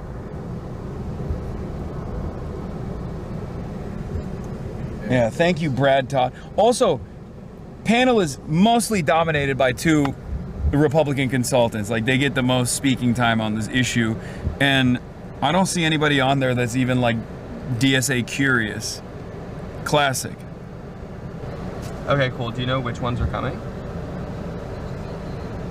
Okay, cool. There was disinfo. That's perfect. All right. Disinfo. All right, everybody's coming. Oh. James Carville just said that if Hasan Piker becomes a big part of the Democratic Party, he's out. Well, what do you make of that? Look, James Carville has an opinion on everything. I pay attention to almost 1 out of 10. Oh, is that right? Okay, thank you very much. Cheers. Catch you around, bye. Okay. She doesn't hate you. I like that she still has her Okie accent. Yeah. Nick Shirley went to Ceuta, Spain. Yeah. There's no shot. You should do a Nick Shirley voice. No, you guys to vote for Donovan. That's my Nick Shirley voice. But the vote for Donovan. He's benevolent. It's great. Oh my God.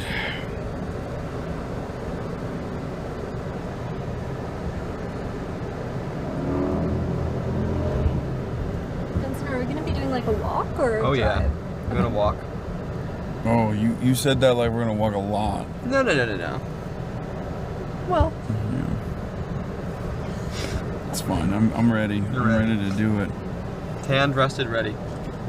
can I leave the keys with you and go use You know that the was bathroom Bobby somewhere? Jindal's slogan when he ran for president? Really? Yeah. Tanned, rested, ready. Shocked that he wasn't able to win with that. Have you seen his I like that his portrait? I like that he said that to be like, no, I'm not Indian. I'm actually just tan. You saw his portrait, right? You know the famous Bobby Jindal I portrait? have not seen Oh, no. You got to see this. You know what Bobby Jindal looks like, right? No. Like on a baseline?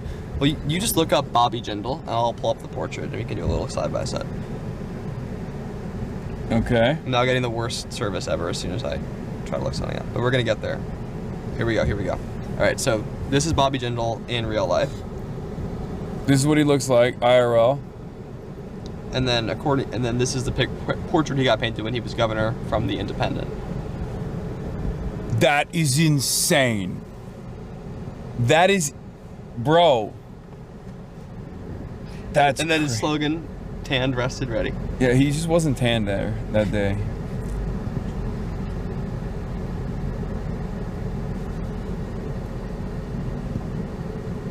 Yeah. I really do think that after this race, AIPAC is going to have to change his strategy dramatically. They already are. They already are, and they've been very dynamic. Obviously, the Malinowski race was like a big deal for them to be like, we gotta. I'm putting your things in the back. Yeah, okay? that's fine. But what I mean is, I think the unlimited faucet of attack ads, I don't think it worked. I think it backfired. Hey, Tyler. Perfect. See you soon. Bye. Okay, that was hilarious. Like, what? He's trying to talk to me, and this Rabb is in the background, just like, he's cracking jokes. Is he still doing press? Or No, he's in on the the way. They're on the way. Oh, okay. Sorry, I cut you off unnecessarily. No, it's fine. It's all good. I'm used to it. Whoa.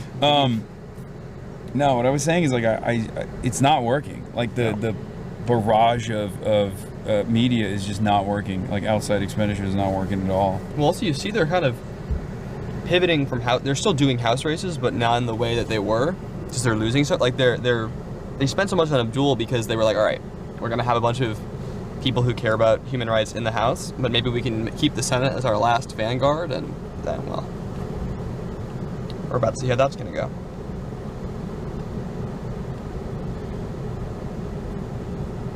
Yeah. Oh man.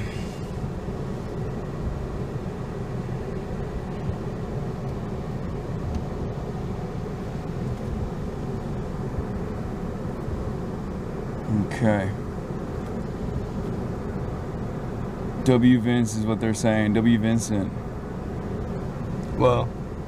Judge Janine gonna have to crawl back to Fox. No. Got the boss call to the White House. Oh, cause she fucked up the prosecution of the Olympic guy. I think, right? Is that why she's getting the boss call from the White House?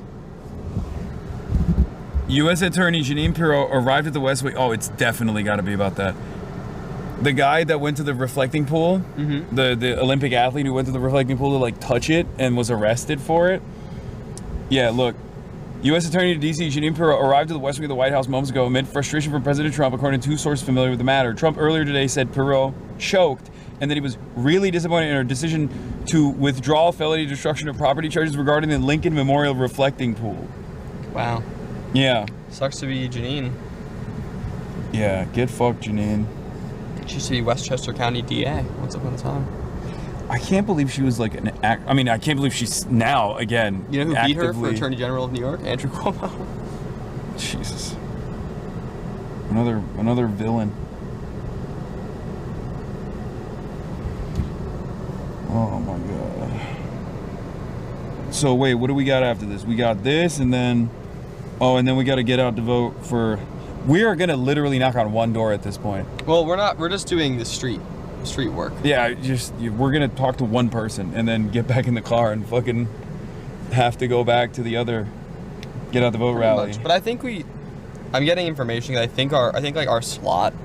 Oh, we're close though. Yeah, we're close, and I think our slot at the next one is like not on the dot. You know what? I'm gonna figure it out. Yeah. I got some waters. Yay. Oh, thank you. All right, I think we can officially head just to the spot Great. because people are there. Great. You can leave the short in here as like a car air freshener. Yeah, I was gonna say we should probably throw it out, right? I'm sorry, I left it for you. I thought you No, would eat that's it. okay. I'm vegetarian. Would you eat it, Vincent? No. I mean, it's very He's good. pescatarian. True. Oh, damn. Oh, I'm glad you remembered that. Nice. Got it. I said, I thought even if you're a vegetarian, maybe you'll taste it or something. I don't know. Well, this is the one that's just the half I saved for you that is vegetarian. That one I will eat. Okay, I'm gonna give it to you because otherwise, it's gonna be in the back. All right. Let's do it. Getting out. Let's go. Vincent, you have my keys? I do.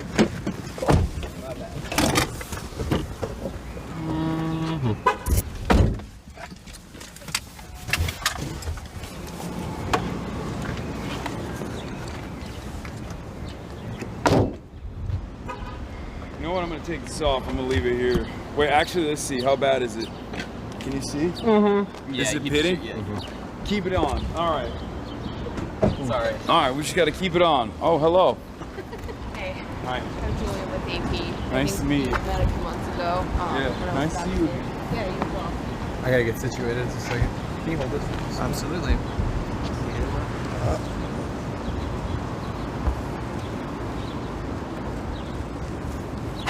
Fucked up. I should have taken this off in the car. Is he blown out? It's like definitely the ISO might not going be all great. right. It's definitely blown out. There's no shot it's not blown out. Let's take a look. But yeah. No, it's not bad. It's not bad. It's auto ISO. Wow, the way you're holding it is so much better than the way I'm holding it. That makes sense. You want to hold it close to your body. All right. Oh my God, it's like burning my skull, the sun. And I got a hat on and everything.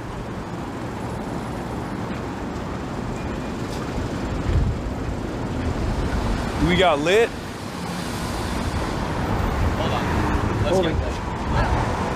I'm holding here. The shade. Yo, can you unwrap this for me? Yeah, I got you.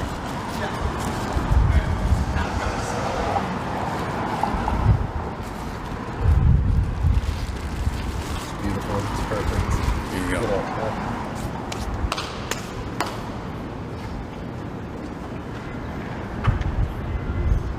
This is a strange way to canvas. Camera. We're just walking up to people being like, hey, do you have a plan to vote? Donovan, because he's like What? Donovan. Yes, Donovan is the goat. Also, you know who's coming? The goat, the true goat. Chris Rabb. Yeah. Oh, shit. He is He's incredible. They're both very high energy in different ways. And in ways that are very their city. That's true. I feel like Chris Rabb is doing capoeira every time he's canvassing. He's like jumping up and down. He's like, hey! You know?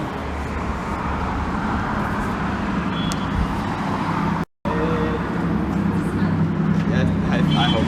That's definitely way more than it There's is. a couple of duels. Oh my God. I want to sleep with it. And a couple of Donovans. You sure?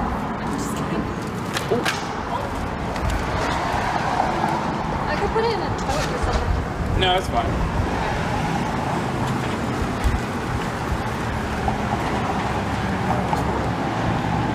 Which way are we going, left or right? It's like right. Okay, left. We're always going left.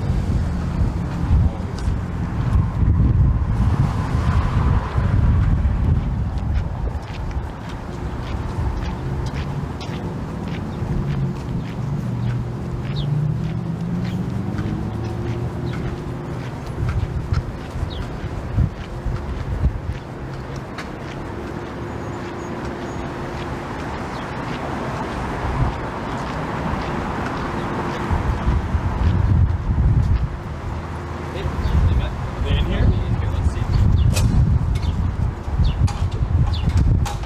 don't see them.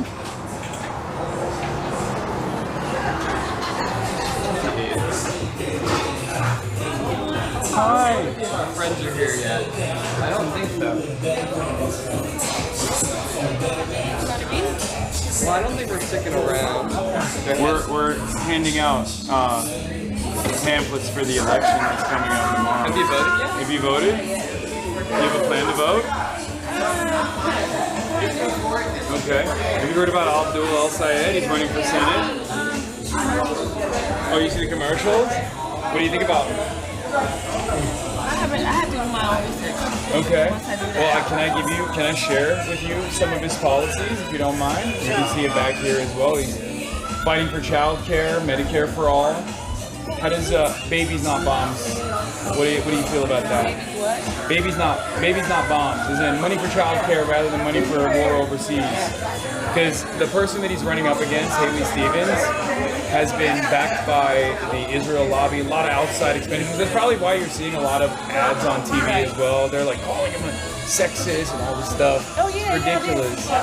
It's totally ridiculous. And there's so much money coming in from corporations, like big corporations, that are trying to stop him. But he's actually the front runner right now.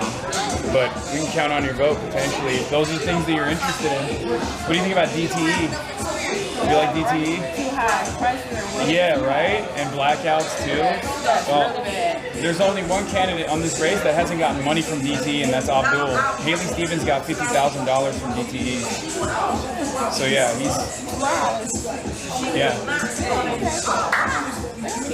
yeah, you can. Of course, that'd be great. Thank you. Yeah. How do we figure out? She's interested in Abdul. How do we figure out how to get her to go out and vote? Are you registered? You are registered. Oh, well, you can go vote anytime tomorrow from 7 to 8. Where do you live? You can vote for me too. I'm trying to stay today. Yeah. Holy shit. And Donovan. You guys are for all three of us. Oh, Donovan too. The same district. Yeah. He's gonna be here soon. So I'm gonna ask you, what's your schedule tomorrow? Tell me. Let's walk through it. We're gonna go through it together. 2. Okay, all polls open at 7 a.m. You have time to go vote. So what time are you gonna wake up? We gotta talk. Studies show 9:30 you gonna get up. Okay, so that means you gonna wake up. You gonna make yourself some oatmeal. Okay, what do you eat? Come on, we're gonna manifest your vote. So you can make pancakes and sausage. Syrup or no syrup? Syrup. What time do you finish breakfast? 10 o'clock. Okay, and what happens at 10? Okay, so you have to be at work at 2? Hello. So you leave to come to, it's about a 20-minute drive to here, right? So you're gonna leave at 12:30. You're gonna bring your ID. You're gonna go to City Hall. Boom, bam, kapow. And I'm gonna do you one better. I'm gonna give you my cell phone number. Because I want you to text me when you vote. I'm serious. Don't put it down on the camera.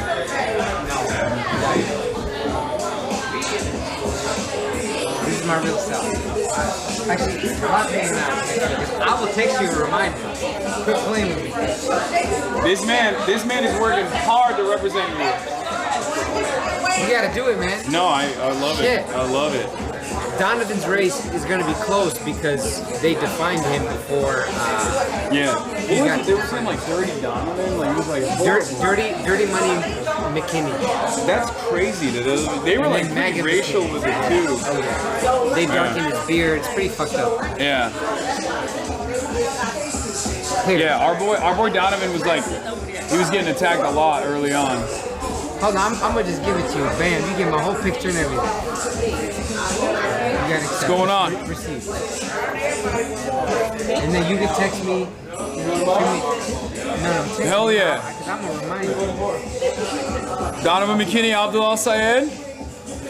Donovan McKinney and Abdul El Sayed. Tell me your name.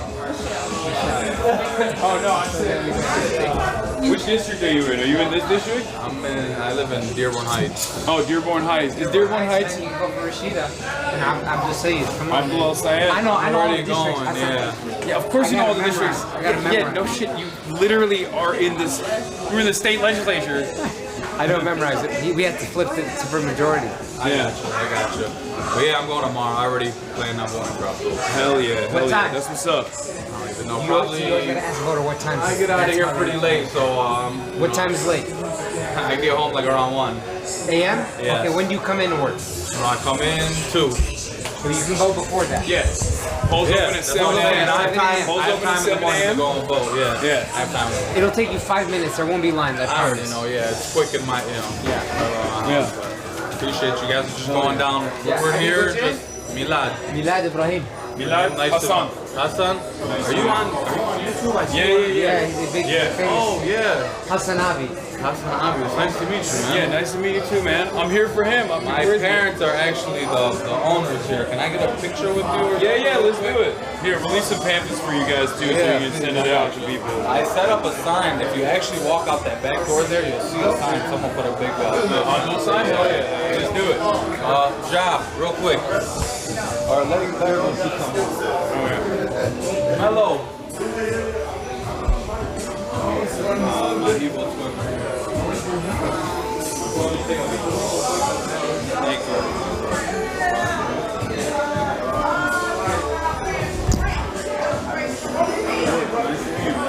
Good work, man. Hell yeah. Thanks for coming in, guys. Of course. How you feeling, man? Pretty good. Pretty good. We're Shout out Twitch. Shout out to Kitab Cafe. My favorite coffee shop in Detroit. Also, I want to give a shout out to the groups that have been busting their ass for us, that have been doing the work. We oftentimes talk about the national named organizations, but there's a lot of local groups that have been doing so much to help myself, Donovan, and Abdul. Michigan United Action, one of the long-standing progressive organizations. Check them out at Michigan. Just Google MI United Action. They do so much great work. Detroit Action is another incredible organization that does so much work, and they have been knocking thousands of doors. So if you've been coming in from other parts of the state to knock doors for the slate, it's not our campaigns, it's actually these incredible organizations. So huge shout out to all those incredible groups that have been busting their ass to make sure that voters are hearing the noise beyond, cutting through the noise rather, from the mailers to the TV commercials to the text messages. That human interaction is so important. So shout out to all the people that flew in to help us out. Thank you, thank you, thank you. I'm Abraham Ayash. I'm running for state senate in the 1st district. I was in the 13th. So let's get Donovan and Abdul over the finish line, y'all. Is this how Twitch works, by the way? I don't understand. Yeah. No, it's actually unbelievably simple. This is Rabb. Yeah. We actually served together on a board. That's right. The National Caucus of Environmental Legislators. Yep. Sometimes referred to as NCEL. No. Oh my God. No. Yeah. No, but it's about environmentally conscious state lawmakers who understand energy and environmental policies and how they're interconnected. And you know, there's a justice through line. You can't talk about these policies without talking about justice, economic justice, social justice, racial justice, not just environmental justice. It's all connected. So, and there's more of us who care about these issues because normally when you think of environmentalism, there's a certain kind of connotation of whiteness and maleness and middle classness, right? But the reality is the people closest to the land, closest to nature. Donovan's whole family had childhood asthma. He was talking to me about how he was talking to us about how like his kid now has like early onset asthma, childhood asthma. It's devastating because it's the same neighborhood, it's the same smokestacks. And nobody, all the rich corporations put them there on purpose because a lot of these folks don't have a voice, unfortunately, because they get represented by guys like fucking Sri Thanadar who don't give a shit. You know? Yeah, it is fast track the permits. Like there's a concrete crusher on the east side right now. Donovan and I fought in the legislature. They're trying to build this process. So the Maroon family is fucked up asshole family. They are billionaires. They own the Ambassador Bridge. Maroon, Manny Maroon. Gordie Howe Bridge. Trump's biggest donor. Yeah. Stick it to him.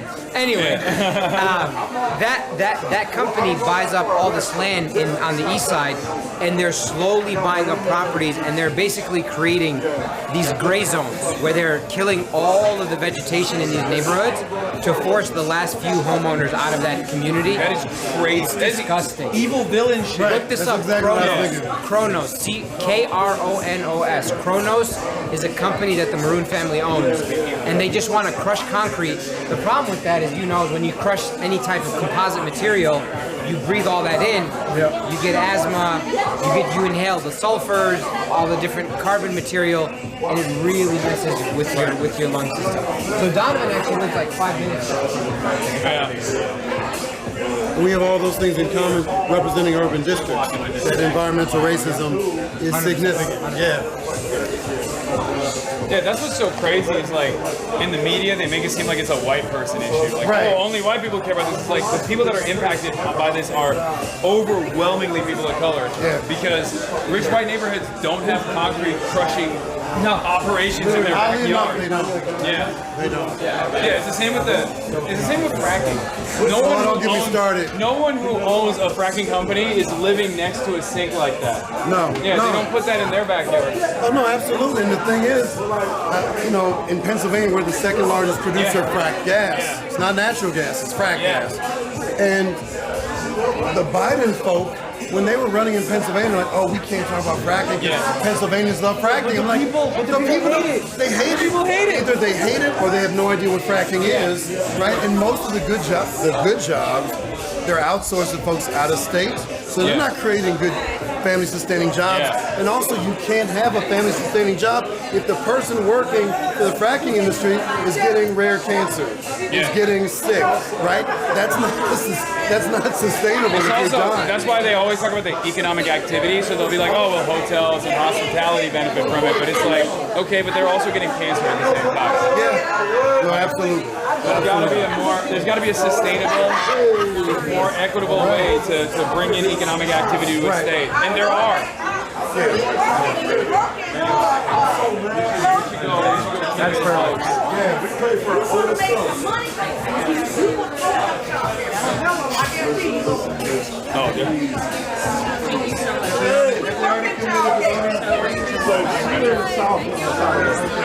I'm gonna let this one. I'm gonna let them handle this one.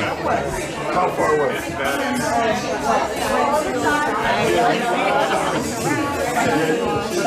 They're both trying to work. Well, I know more than I knew yesterday. I know, but I'm just saying. Came all the way from Philly, so area. All the way from Philly. He just stay right over there. Yeah, I just got to wait for the Congress. Yeah, we're going to Congress. Hard chair. Like, are you introvert or an extrovert? I am extrovert. It's a good quality to have for a campaign. It's a good balance. It's a good balance. Yeah. For sure. Who are you? Let me see this hat. Oh, nice. I will say, I have, I guess not St. Louis's hat. Oh, yeah. Yeah, it's I dope. like theirs a lot. Okay, let's do it. Oh, let's go to a table. We have a camera. That's why I want to put a camera. Is this not free? Yeah. So then it's not free.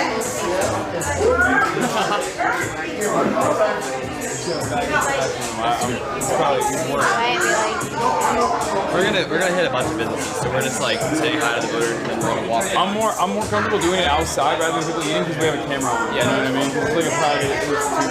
I mean, they're fine with us filming, but I just don't want to. No, that's fair. You know, nobody wants to have a camera on their face while they're eating. Right?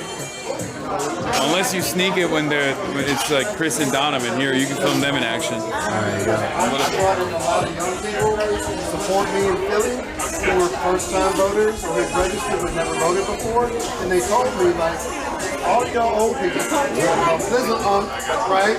Like, y'all don't care about young people. You just care about the scenes. You don't care about our kids. You don't listen to us, right? And so I listened, and then I expanded my platform so that they felt seen and respected. And as soon as they felt respected, like, I want to volunteer for you. I got $1. I'm gonna give you $1. And this is the first time these people have ever been involved. And I brought them into the campaign, and when they voted, they were voting for something, not just the lesser of two evils.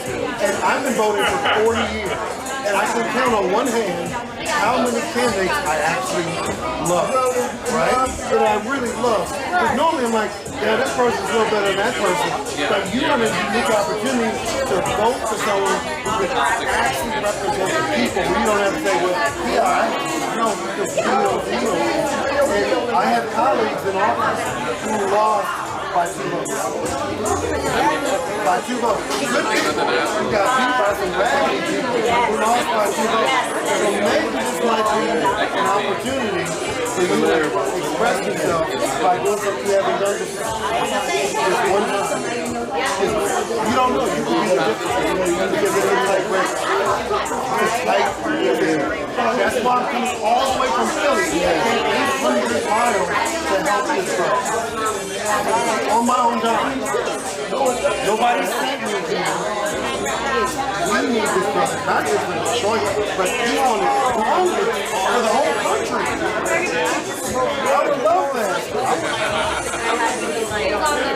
And I say that without any judgment. You want to get in the middle. Yeah, like a sandwich here.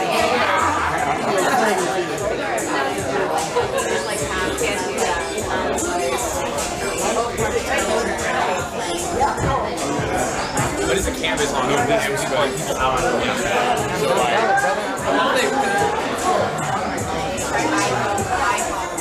These fucking outsiders coming into your goddamn state, taking up premier speaking slots. They don't even know. They don't even drink the water. They don't even make a plan, vote Abraham. Yeah, I'm gonna be like, I'm not even here for Abdul. I'm here for Abraham, a different age-related name. For real,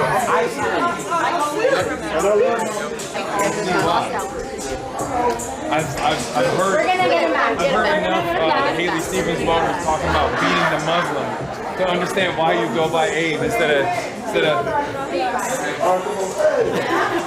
it makes it more Americanized. Yeah. All right. I'm gonna go knock down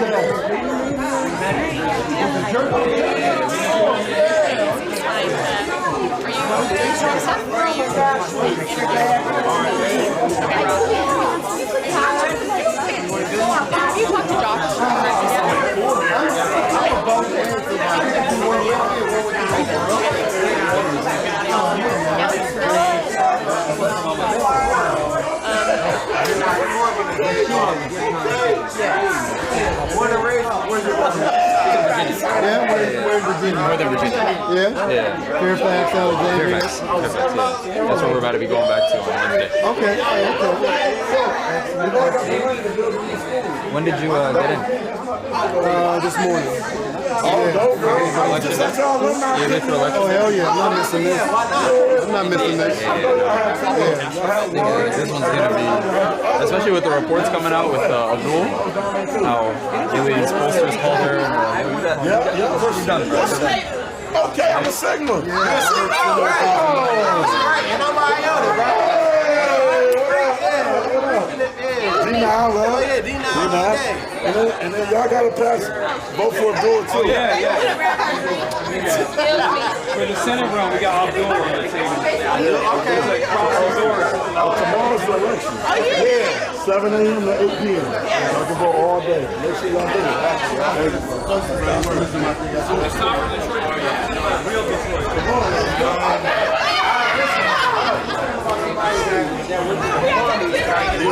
Yeah, cool. No, this is different. These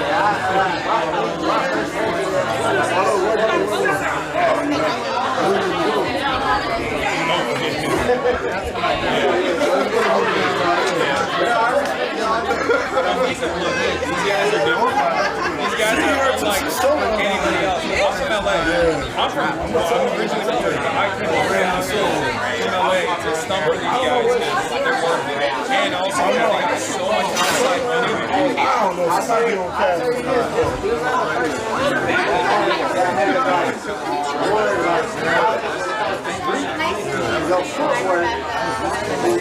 Oh yeah, no, that's true. These guys, so what you're saying is mother tongue. How you work it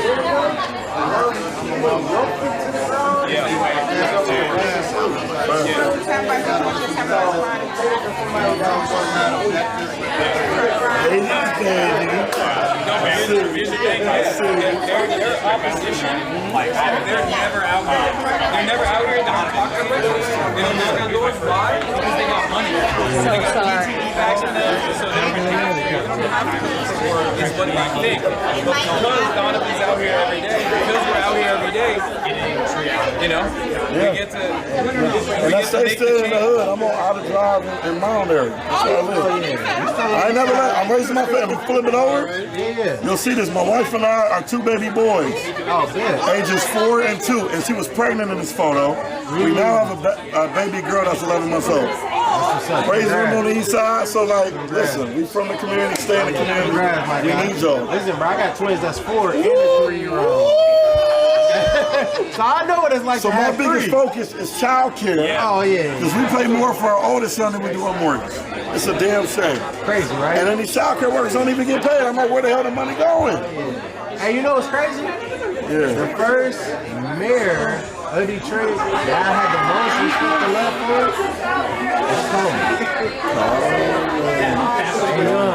Yes, the original. If you don't know, the first black man. Do your research. And the reason I'm gonna say that is because the way that he ran Detroit, it's not very issue. You see what I'm saying?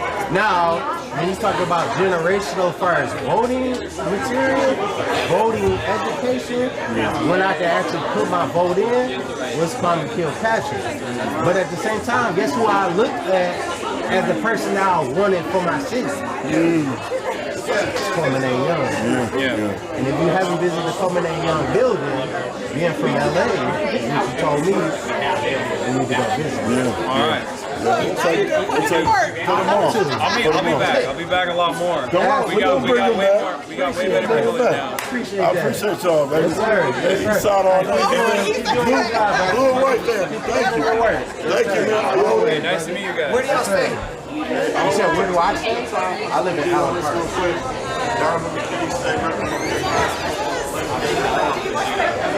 Y'all take a look at this. Some more shit. As well.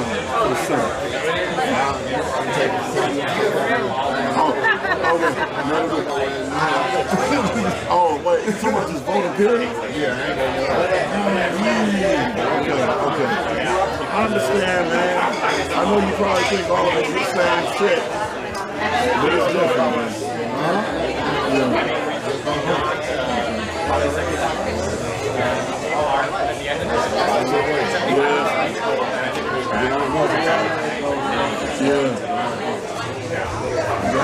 I appreciate you, man. Well, we can spread the word and let people know. Tomorrow's election. I don't want to take up too much of your time. But y'all keep that name going. I appreciate y'all. Thank you, God. God bless you. Thank you. We're going to make him believe in politics again with Donovan. I know. What up? What up, dog? Come on, we're going to go. Let's go. Where's she at? I just saw it. She just walked through. Hey, time to just head out of here. Oh, there she go. Okay, I was like, blue right there. Can you tell, hey, we're about to leave? All right, come on. We're going to camp. I told you she was over there. No. I was saying we're about to leave. So we need a picture. Okay, we need one more picture. Hold on. Oh, okay. Come on, do a picture. Do a picture. I'm sorry, I'm sorry. I said, I'm sorry. Okay. Come on, let's do it. You're right.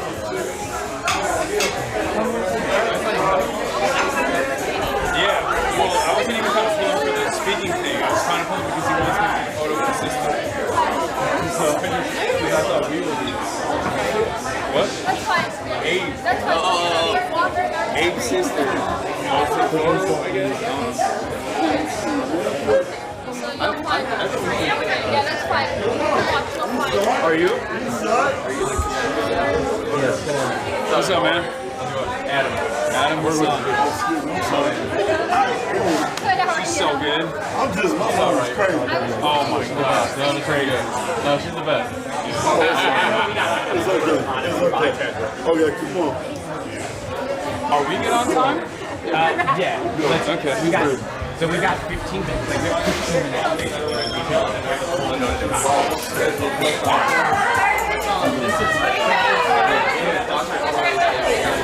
Yeah, we've met before.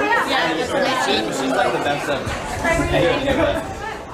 I feel like we met also with because you were moving. I feel like she was moving people around. She was the CM. When I was yelling at people. Yeah, I remember. Yeah. Oh yeah, and I was with him when we were in LA. She was in your house. Yeah. Okay. Yeah. With my little jacket over here. Yeah. Really. Where are we heading? Jonathan meeting us. No, it's coming.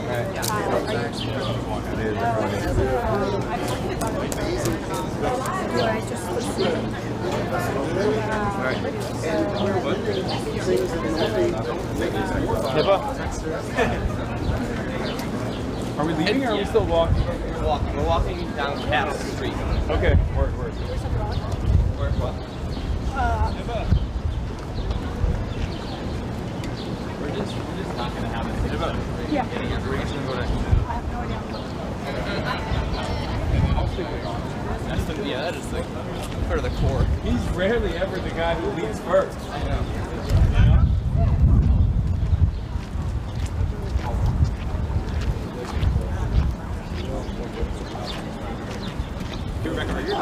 What? Are you a driver? No, I'm not. Who are the drivers? Heba is one of the Heather's a drivers. driver. I'm a driver. Danae's a driver. Is there anyone No, else? Danae is not a driver. Danae was in the car park. Okay. Yeah. So, Heba, are we the only two drivers? Yeah, I was in California and Okay. Rep Drive and Bob Brooks. That one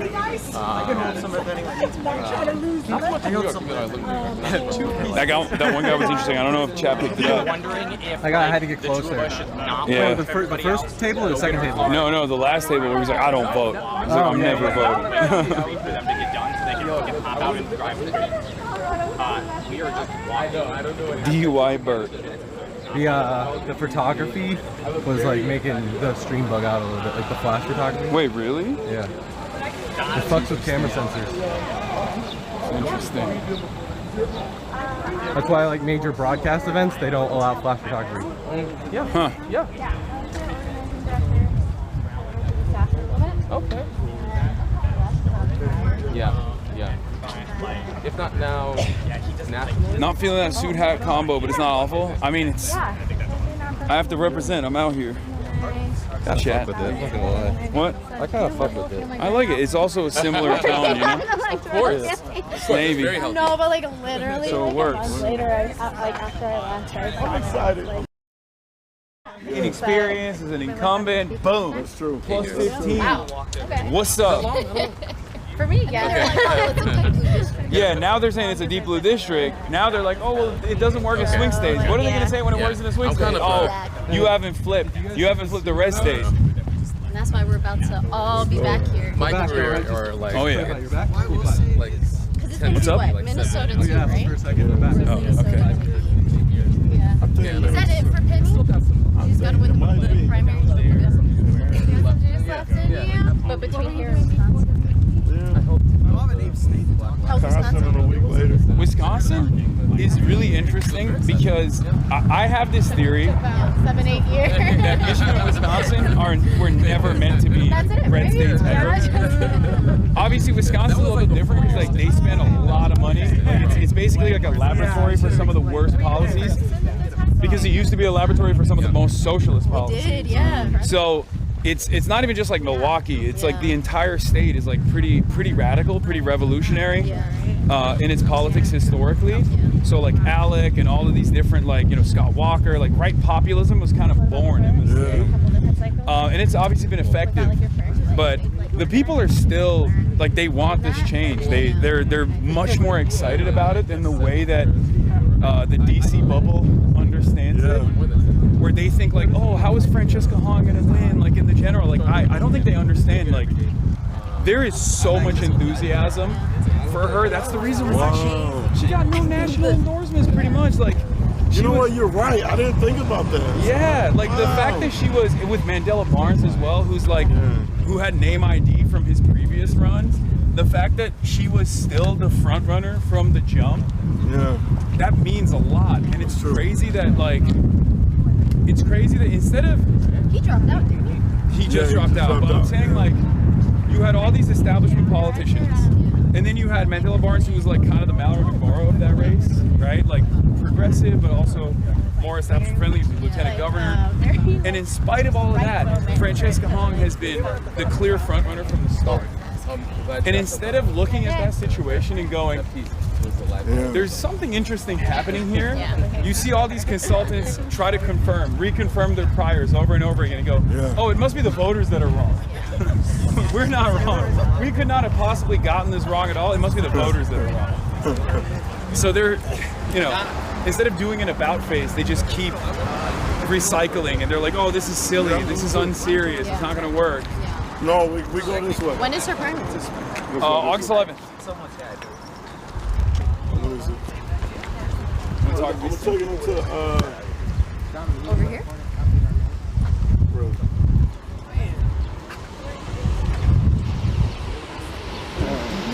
What's her Republican opponent? Her Republican opponent in Wisconsin? Oh, Tom Tiffany. Yeah. He's election denier. Source, is it open? Let's see if we go to source. Okay. He's an election denier. Classic. Is it open? Oh, yeah. Wow. Get in there! I did an event for my children's book. Really? Yeah. You wrote a children's book? Yeah, Mama in Congress with my mom. Oh, wait, we got brunch last time I was here. We saw the book. And So this is a black-owned bookstore, Source Booksellers. They've had so many like world-renowned people come in here and just come out here and talk about their books, and man, it's amazing. They usually set up over here, and then they just have the authors come and. This is so sick. Yeah. This is the amazing owner and founder of it. And her daughter. Yeah, her daughter. Is also incredible. Yeah. Do you want to introduce yourself? Come tell the world. Hello. Hey, I've met you before. Yes. Rasheed is on the way. Okay. Yeah. Hi. Hi, Hasan. Hasan, nice to meet you. Nice to meet you. I'm Rashida's son. Oh, you grown up? Yeah. Wow. So Yeah. you're all out doing the do, huh? We're going door to door handing out these papers. Yes, election day tomorrow. Tomorrow's election day. It is. So we gotta get the vote out. Well, shit, hopefully you're already out. Yeah. Well, half of Detroit hasn't voted.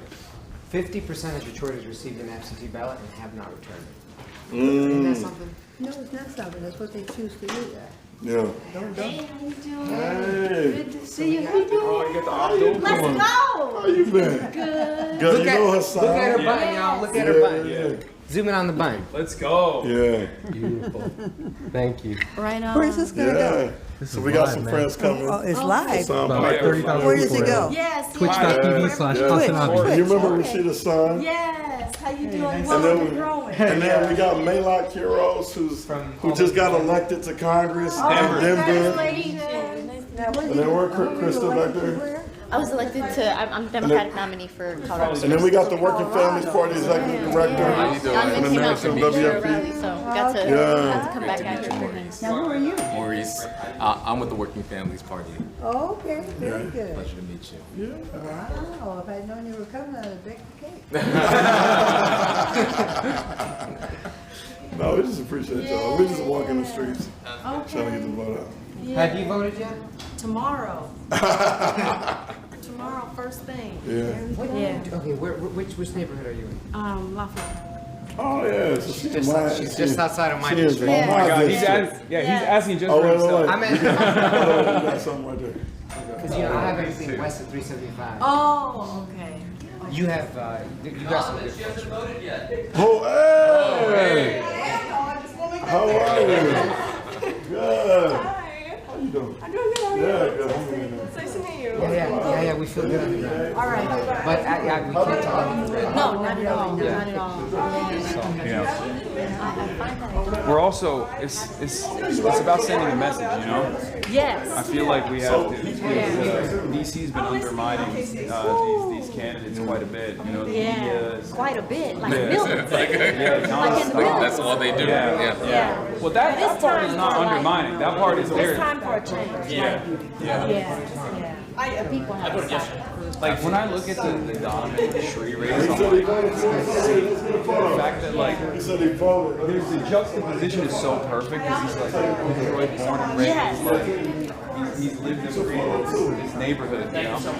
And then all of a sudden you got a guy from the outside who just chose the district because he thought this is the most amount of votes I got for my governor. Yeah, run. or they. Yeah.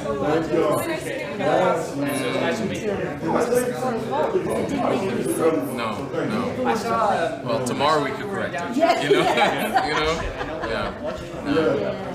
And I think it's this is one of those moments this year where, like, look, they're spending like $70 million, like $67 million in APAC money, and what's happening is their money is backfiring. Yeah. You know, and in some ways, when people see the money against us, that lets them know who to support. Okay, you know what I'm saying? It's like, if I see all these ads against this person, maybe I should support them, right? Because, you know. Yeah, no, I've definitely heard that a lot from all the canvassing that we've done, from the people that I've talked to, where they're like, we just hear about this guy so much, and they keep saying he's sexist, and it's like, he's not. You know? Yeah, it's like made up stuff. Yeah. Look at commercials. And your mom would know. It's like, have you ever met these people? I know. Yeah. And like, just think the reverse. That doesn't make sense. and people are sophisticated enough to do that. Like, I flew from New York. It's the same thing that happened with Zoran. They spent all this money trying to make Zoran Thank into you so much. me in person. Yes. And it's like, he's the nicest person. Like, And it's like it gives them name recognition. Yeah, I know. Like, Donovan, it's been helping actually Sheree talking to That's it. This place is amazing. oh, this is beautiful. And I got my politics because my dad took me to Black Bus Routes. Oh, this was out in Long Island in Hempstead. It doesn't exist anymore. But it's important. Yes, it's so important. So, and like, you know, there's fewer black bookstores around. So, I mean, just thank you. It's a public service. You know what I'm saying? Yes! I'll take it. Wait, excuse me, wrong lid in your hand. Put that Yeah. No, I got it, yeah. No, I'll give you mine. Yeah. You're gonna have this live permanently in the photo. it has to. I was gonna say, as long as that one was in there. All right, I got it. All right, nice to meet you. Do you want an Abraham button? Okay. I might have one. You guys are the same. What do you mean? What do you mean? He is a very, let's just say in the most positive terms, a very diligent organizer. Okay? That's what I try to say when people are very. You have to do it. You're the fifth person to tell me I'm him today. Yeah, it makes sense. She's like, I got a button. You gotta pull the pamphlet. One more selfie because the girl's gonna kill me if I don't get one. Get in here. And Oh, for hold both of us? Yeah, hold the apron. Hold the apron. Worse than me, man. Ready, guys? No. Hold the apron. Okay. Show the Donovan button too. Ready, guys? 3, 2, 1. Oh no. Beautiful. All right, guys. Have fun. All right, have fun, guys. I want to say hi. Hi. I saw your stream and I live down the street. So Oh hell yeah! You better. You already are voting for Donovan McKinney, I assume. yeah. Well, she knows what she has to and do. Abdul I know. Saad. You know what you gotta do, Olivia. She's a foodie. Hell yeah. Yes, a Detroit food influencer, I guess. Oh, okay. Yeah, so Okay. After the election, she wants me and Donovan to go on. Yes, yeah, after you Oh, win. that would be great. Hell yeah. What do you recommend? What have I been missing out on? I mean, I've had good Dearborn food. Dearborn's probably the best food city in the Yeah, country. no, 100%. Yes, well, for Arab food, but for Detroit, you got a little bit of everything. Yeah, you know? true. Yeah, some good None of that Arab food. Okay. It's better than Turkish food. Oh, what? That No is seasoning. crazy, bro. Oh, I'm No sorry. seasoning, just saying. Oh, I'm sorry. My bad. That Turkish food is not just sugar for your palate, for your Yemeni ass palate. Yeah, of course. You should eat it too. Okay, fine. Yeah. Can you do the favor, return favor? Oh, of course. Thank you. All right, we're sweating from running. Nah, it's all good. I'm dressed. I'm gonna take a bunch. All right. Awesome. I love your suit too. That's awesome. Thank you. Looking Nice to sharp. meet you guys. You Do you mind if I too. take a picture with you? Yeah. Thank you. You want in there? I'm dressed for a run, so I'm a little underdressed. This shit is so fire, dude. Love This it. neighborhood's dope. I took I'm off your... glad you like it. Yeah, it's awesome. Oh, it came off. Hassan, I saw the place that you went to, Detroit Style Pizza. I got a better recommendation for you. That was Better Donovan's than favorite. Buddies? That was Better than Buddies. Grandma Bob's in Corktown. Best pizza I've ever had in my life. Look who it is. Man. Mr. Chris Small. My man. Yeah, man. Good luck. When the revolution comes, a fight for the future of the working class. Me and him. You know Chris Small. No, bro. We are about to be federally indicted together. Oh, for going to Cuba? For Cuba, yeah. So funny. Yeah. I appreciate you. I know. Come on, we're gonna go to Qatar. You should go to Qatar. Yes, I got it. She's over there. That's next. Don't fear. I listen. So, I live in New York. I think we're. What are we doing? Next, one more stop. Then Okay, yeah, let's go. Thank you so much for everything. Have a great day.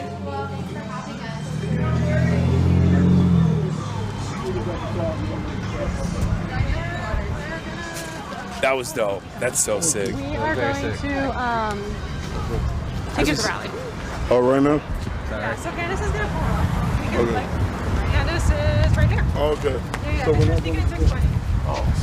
Oh, so we're bailing? Yeah, let's pop into Qatar and let Donovan go, and then we'll get. And Yeah, then I your gotta car go will be speak there. at the rally, and then we'll bring you. All right. Thank you, bro. All right. See you Much soon. love, man. See you in a minute. See you later. Maybe tomorrow. Thank you. Can I get one of those? I only had the one. It's all good. Don't worry about it. I'll bring one. Do you have one right now? Yeah. But I will get you one. I can take the photo. Wow, Hassan, I'm honored that you're putting that on. Get in here. Get in here. Rashida. Alright. Y'all coming to the Ready? Got it? Beautiful. Thank you. I saw her running around. Oh, I'm getting that fun. Take care, everybody. She's incredible. She's hilarious. She is just like you. I'm a lot more mellow. You are not mellow right. at all, bro. What are you fucking talking about? 2 days. You know what? I keep it real. Yeah, You are the only elected I've ever met that's worse than me with this. You have to. That's the thing. That's what the people want, Hassan. That's why No, I you make agree. the politician. No. I don't disagree with you. I agree with you 100%. I just want to describe it as well. But yeah. You know, it's raw. Yeah. That's what it is. We like nearly getting hit by a bike. All right, I gotta go. Actually, We're getting Man, where's the car? We're supposed to be going to another spot, right? Town. Yeah. You go to Tom. I realized like You go to Tormina's Pizza. They got Top. Well, I don't know where we're going. Where are you going? I know where I'm going. That sounds very yelling about you. What's up? Y'all better be voting.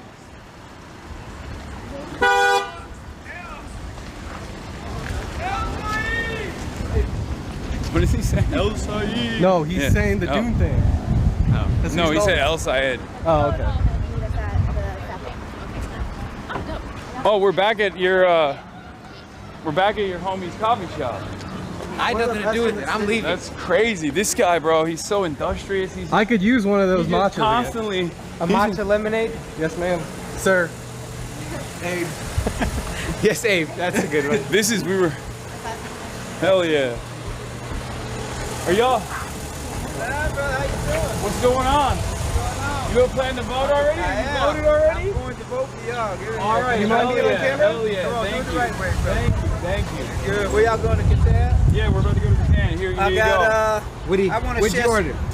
I met you somewhere before. You know Sheikh Al-Mazar? Yeah. I want to talk to you in person. I'll be getting out right now. Very important. Look Yes, at sir. that. We got some serious business. Yeah, I want to Okay. talk to the brother. It's all right. Okay, no, that's all good.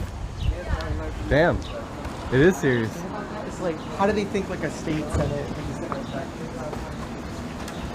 Like it's What's going on?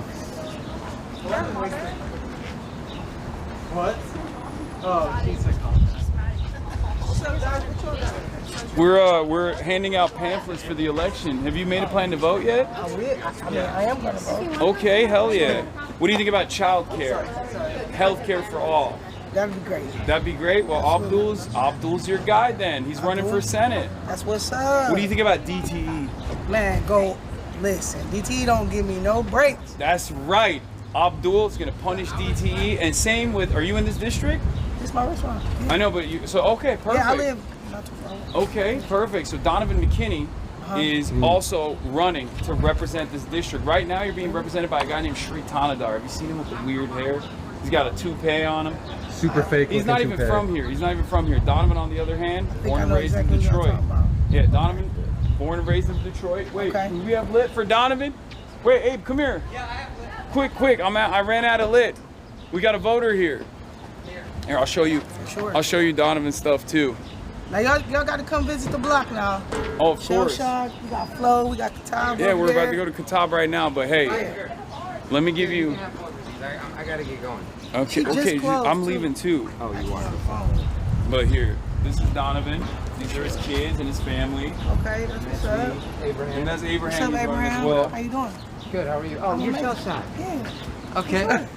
Wow, he's like, I don't even need to talk. What is this? Because we know Shell Shock. You know what's up. Yeah. You know what's up. We love you guys too. Yeah, For sure. But if you want, we can leave you some more literature to give out to Y'all can people always bring some stuff potentially. and put it up here. Right? Sorry. Right? I'm you ready. are. It's all good. I This is got how you. we talk This is your to me. first rodeo? What's happening? You must like this guy. This could be my last rodeo. I'm retiring. Sure. Give some Donovan ones too. You said you took. It's like LeBron going to the Sixers or what? Yeah. I'm going to the Sixers. Get on top of that and put your people on top of that. Yes, sir. That's the best move. Yes, sir. Talk to you about it tomorrow, but get on top of that. Yes, sir. Yes, sir. Thank you, sir. I got you. Thank you.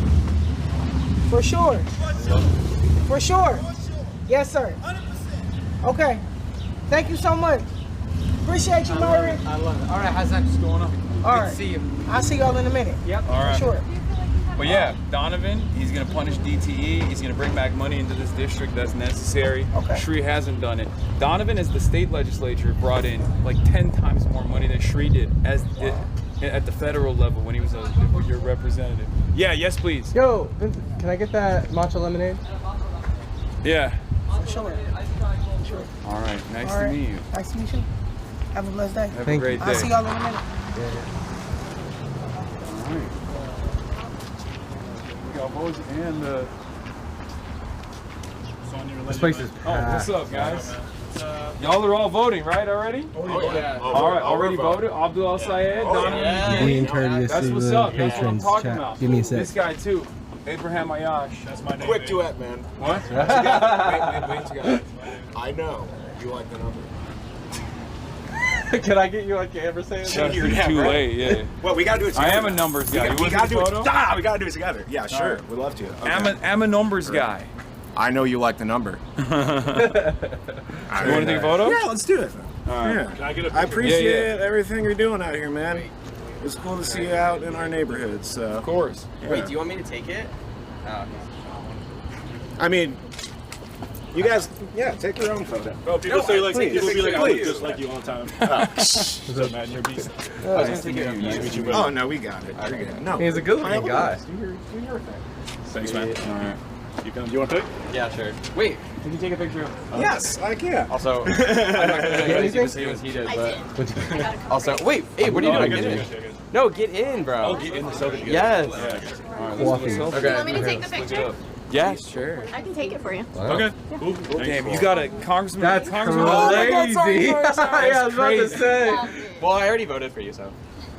But you can't vote for it. She's in Denver. That's what they call a representative right there. That's what I would. It was a joke, but it didn't hurt. It didn't land. All right. Thank you. See you later. Thanks for what you're doing. The Detroit Mules.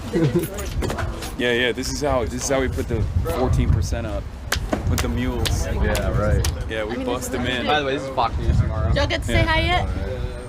Yeah. Hey, what's up, guys? Y'all voted already? They close it like.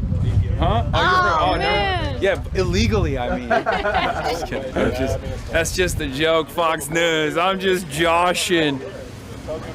I'm just playing Fox News. We should bounce in like 5.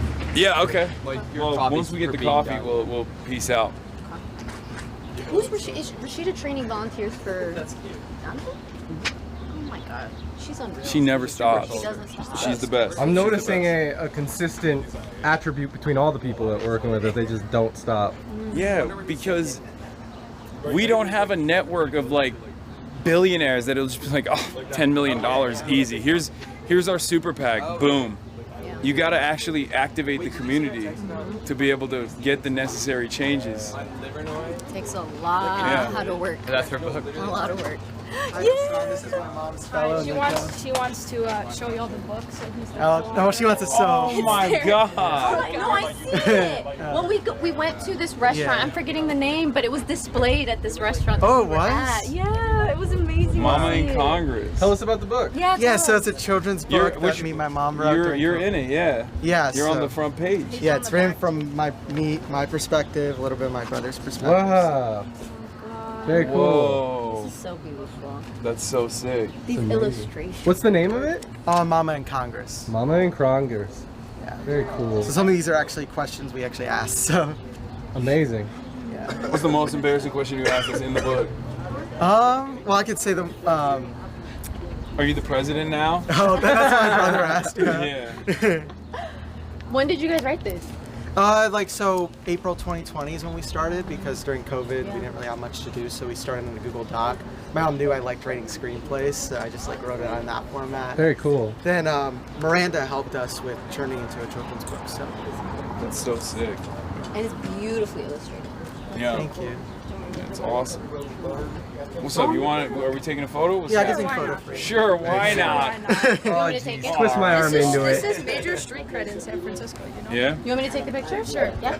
That's a great line. Yeah, it is a great line.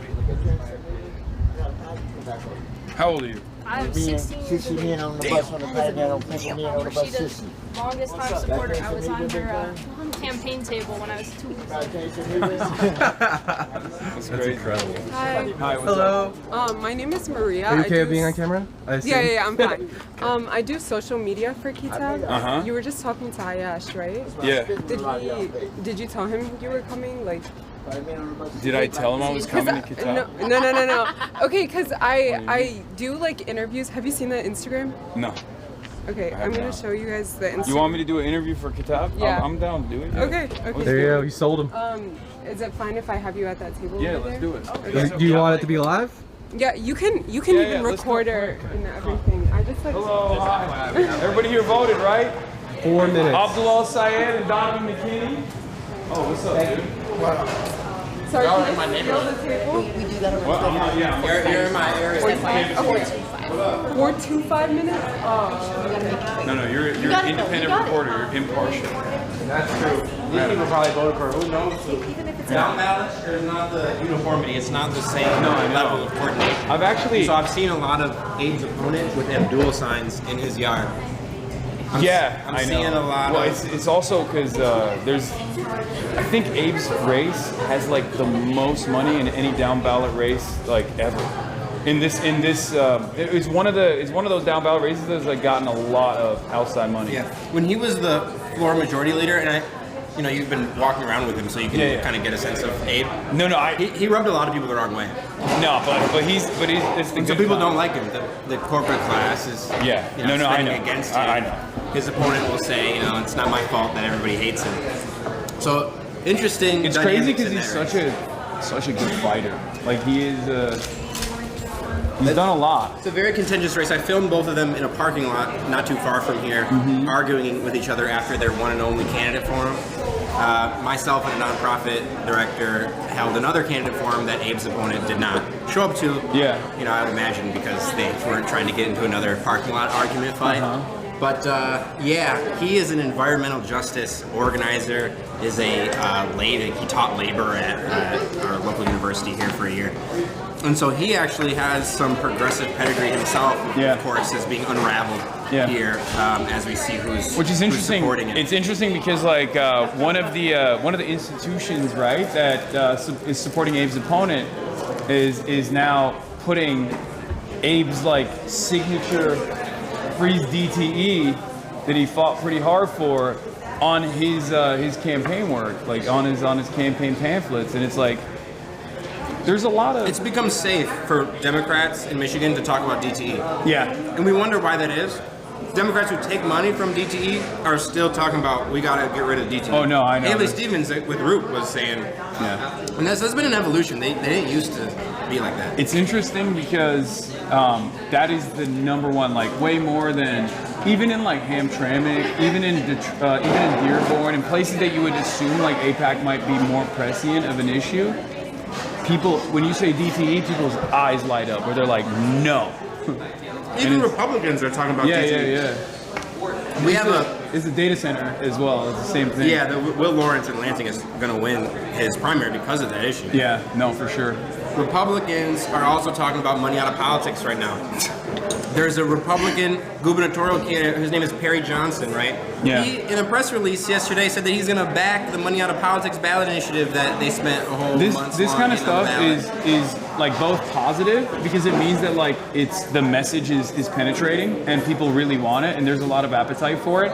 But it's also very frustrating because I know that they're not going to follow through on it and they're just like leaning into it, and it's very annoying. But I saw a version of this with Francesca Hong's race in the Wisconsin gubernatorial, where like you were just there yesterday. Yeah, I was just there yesterday. Like all of the establishment candidates that try to like consolidate support behind one another to like unseat her, to yes, and then we're gonna film something, right? Yeah. Can I have you sitting right there? Okay. Yeah. I'm so sorry. All of those opponents of Francesca's, they're all taking her policies. Like, yeah. Democrats talk about now. That's it's so straight steal from Zora. Nice to meet you. Sorry, nice to meet you. All right. Hi. Nice to meet you. Yeah, a friend of mine is working on a couple of like local campaigns down in Ohio, and he just wanted to say hi. Okay, hell hi on yeah. his behalf. Yeah, we're big fans. Hi, So, yeah, nice to meet you. All right. Did you want anything to drink? We ordered a cold brew, but we're waiting on it right now. But I think they ordered it already. Always tends to be where we see the heaviest traffic. Thank you for stopping by. Alaikum salam. Of course. Thank Abe, honestly. This is the second time I've been here.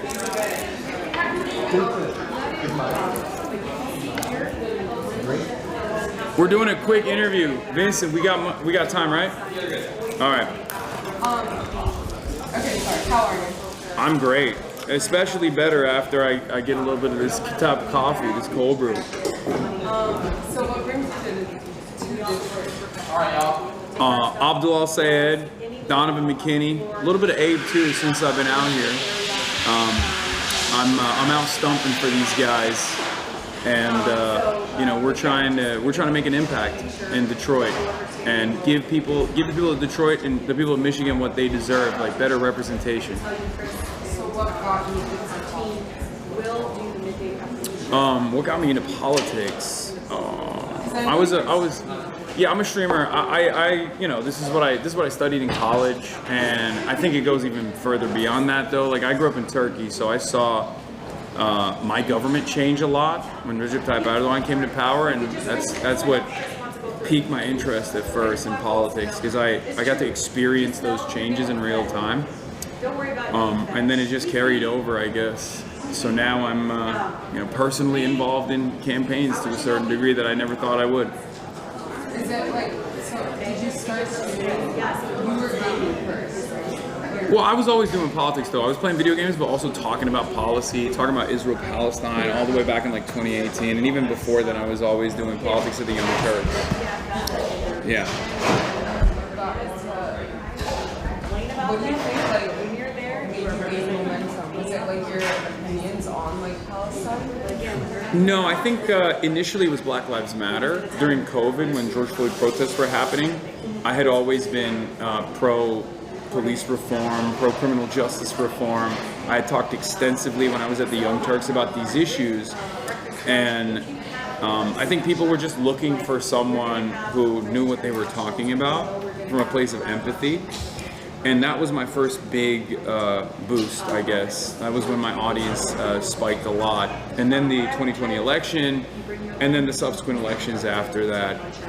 But actually after October 7th, although I was always an avowed anti-Zionist, I experienced a big amount of people leaving my community. There was almost like an exodus, because I guess they weren't paying too close attention when I talked about Palestine before then.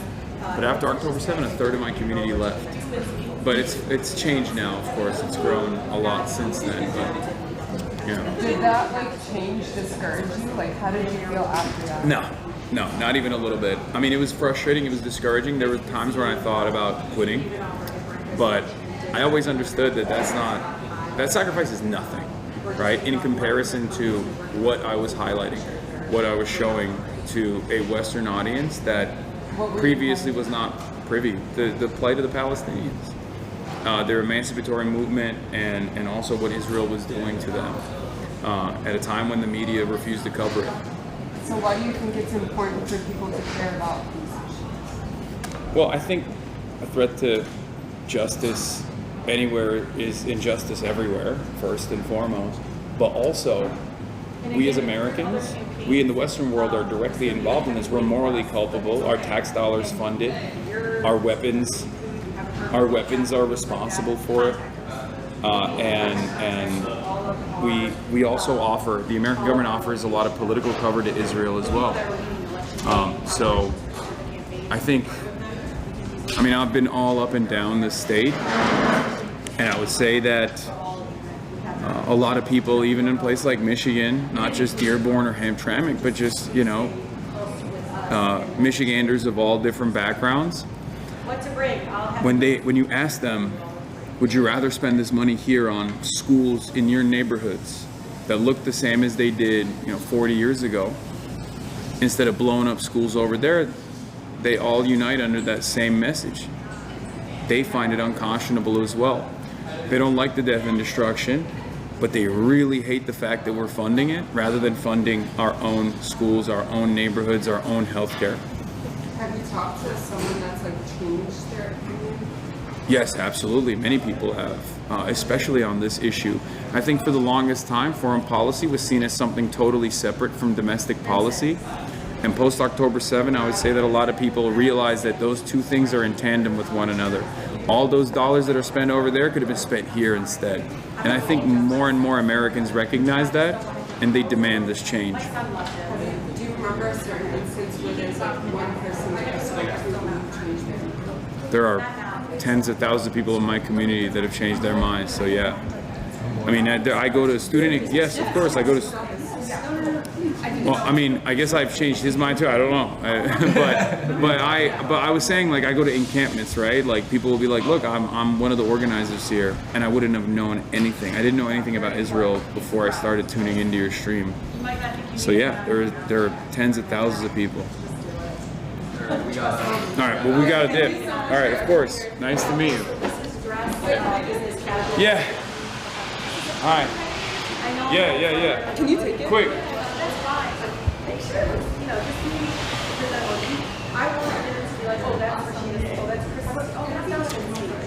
You don't? You got it. Off. You got it. Off stream. Hi, Vincent. Hello, everyone. Wait. Oh yeah. Oops. No. It's mine now. Just pop your head into Zoom. What's happening? What? Pop your head into Zoom. You can't volunteer. Okay. Oh, I was looking to get a water. Hi.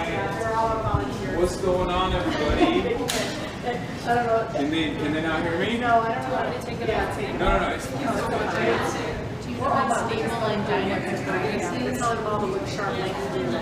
I don't even. You guys don't understand what a treat this is. I mean, I'm sure you do actually.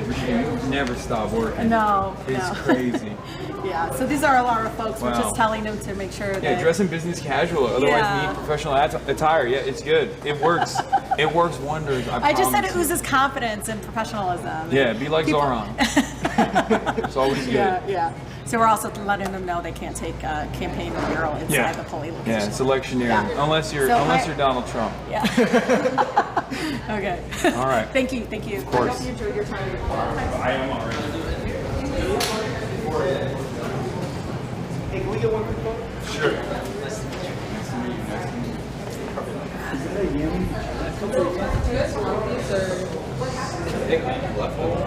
Okay, perfect. Thank you so much.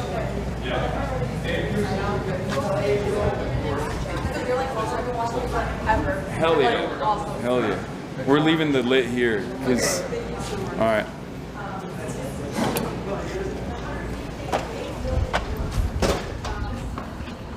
All right, where's the whip? Oh my god. You're doing good, man. So I'm speaking, and then afterwards we're doing a walk, right? No, afterwards is the dinner. Oh, okay. We're there? I got you some water. We're not I saw you're a lifesaver. You can do it ad hoc. I misunderstood. I thought we were canvassing afterwards. I was like a little bit worried. Because I was like, I'm fucking dying. No, you're eating after. That's the Linda eating moment. This is extremely good. This is a... What is this, Hannah? It's a cookie crumble. Let me try it. Yeah. Something. Do you mind? I don't mind. You heard cookie crumble? He's like, He's yeah. like, let me get in there. Yeah, Let me get a little- Oh my god, I little should bit have of flavor. gotten that instead of fucking the straight cold brew. Yeah. The cookie milk. Check focus, cameraman. I did it. Caffeine dehydrates. Ain't no way. It actually doesn't. You're wrong about that. It's a diuretic, but no, it's a diuretic, but caffeine, like anything that you drink, including like Diet Coke or even coffee, still satisfies the hydration needs, unless you piss it out. At which point, yeah, because it's a diuretic, is like, well, it's another too late. Dr. H. Yeah, it's too late for caffeine, bro. It's crazy. They're literally backseating my life. Guys, we have a long day. Like this is we're not even done. Oh my God, Rick Scott. Senator Rick Scott says Hasan Piker is now the face of the Democrat Party and claims he wants me killed, wants all capitalists killed. Dude, that's so funny. Hasan Piker wants to be killed, so I don't think it's appropriate. He wants all capitalists killed.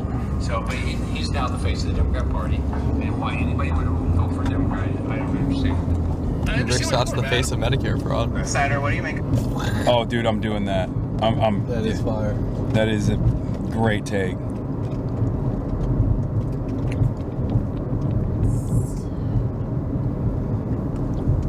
You saved my life, Vincent. Did I? Oh, with this? The drink? Thank I don't know Hannah. if you It's all, noticed, it's all fire. Hannah.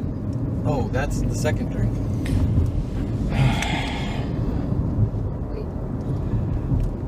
You don't have it in. You're just driving. I didn't miss a turn. The turn missed me. Oh, did you put it in? You knew. Congregation. Yes, I did.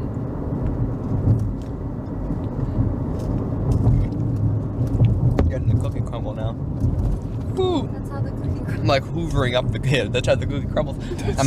hoovering up the cookie crumble with the straw, like strategically. We need to bring back Let's Talk Turkey. It's like gingerbread. It's so good. Biscoff. Controlled substance. I was so bad at gingerbread houses. Biscoff is a Schedule 1 controlled substance. Have you ever had the Biscoff spread? Oh my gosh. This is so good.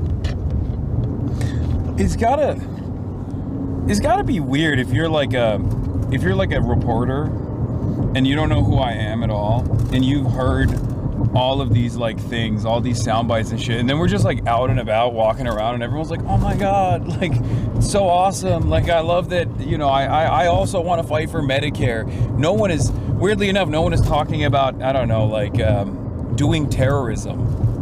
No one is saying that. It's so strange because you would think that's proposing to do terrorism. Yeah, no one is coming up to me to say, let's do direct action, comrade, against the Capitol owners. Like, it's just strange, right? It almost feels like you fucking made up all of this shit endlessly.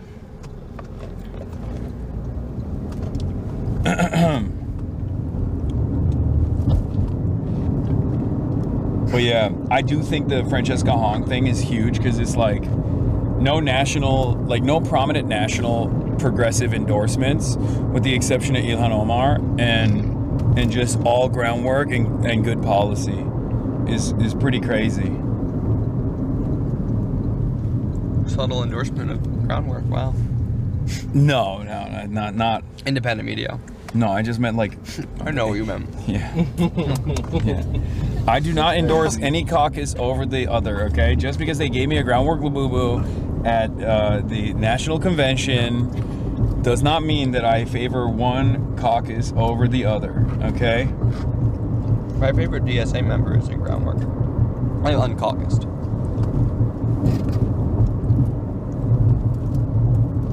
Okay. I'm kind of proud that I've never been in any caucuses. You guys are in DSA with no caucus? Uncaucused? We're uncaucused. You're unbossed and uncaucused. I joined DSA when Dari won. Wait, really? Yeah, I was just like into the.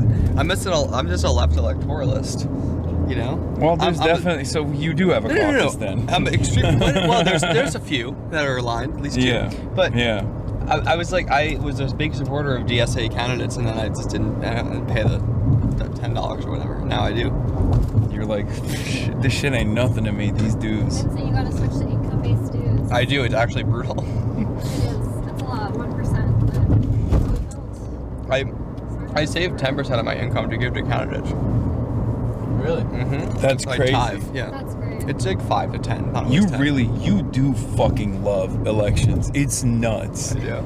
That is an insane level of determination and excitement That is very cool. for just the American electoral process. Well, I don't know. I don't know if it's the American electorate. It's just. What, you're not funding fucking, you know? No, it's all American, but it's not the process. It's that you can materially improve people's conditions so much if elected office. It's kind of funny because you are exactly the prototype of like the election Twitter guy who would be like, Hasan's refusal to endorse Kamala Harris publicly is a non-starter. He should be killed.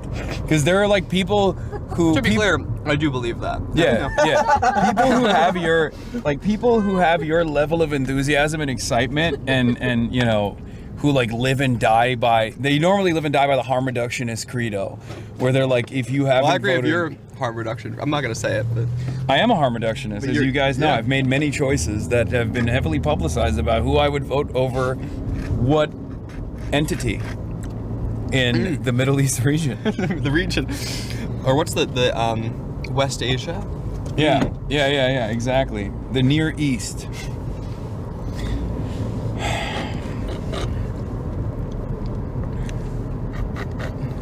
Damn. Oh. Yikes.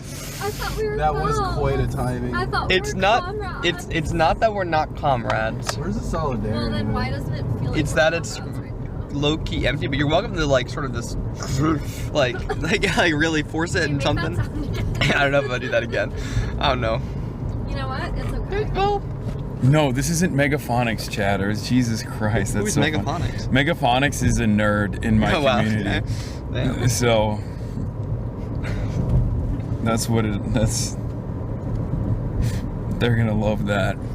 Megaphonics hasn't been around either. I don't know what the fuck he's up to. I haven't seen his name in the chat. I'll tell you off stream. My mom called earlier. Nepal, obviously, you know. Oh, he's in Mongolia. I think he actually is. Right? Yeah. All right. He does like trailer music. He's a musician and a long-term community member. See you shortly. Okay. Okay. Phone in the mouth is a move. I disinfect it daily, but it's not enough. I also do that. Oh crap. Okay, thanks. Nah, thank you. Hold on the ISO, chat. Hold on the ISO. And we're fixed. How bad is oh no. I have to keep the hat on. Keep the hat on. Camera operator. How bad is it? I'm not telling you, bro. You look great. Bro, I'm gonna do a speech. You look really good. That's your voice went up so much. That is crazy.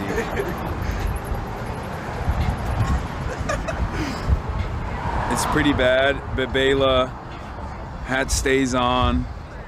Yeah, you're doing great. No. Oh, that's terrible. I don't know about that. I'll fix it. I'll fix it. I like it when you get it tall. That's just me.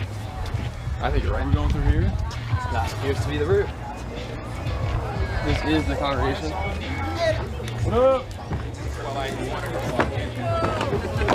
You Hasan Piker, right?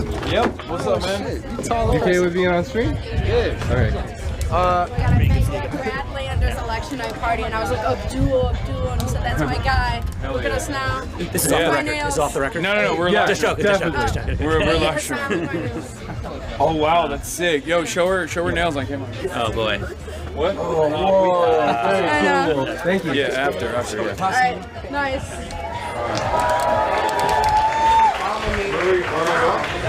What's going on? What's good?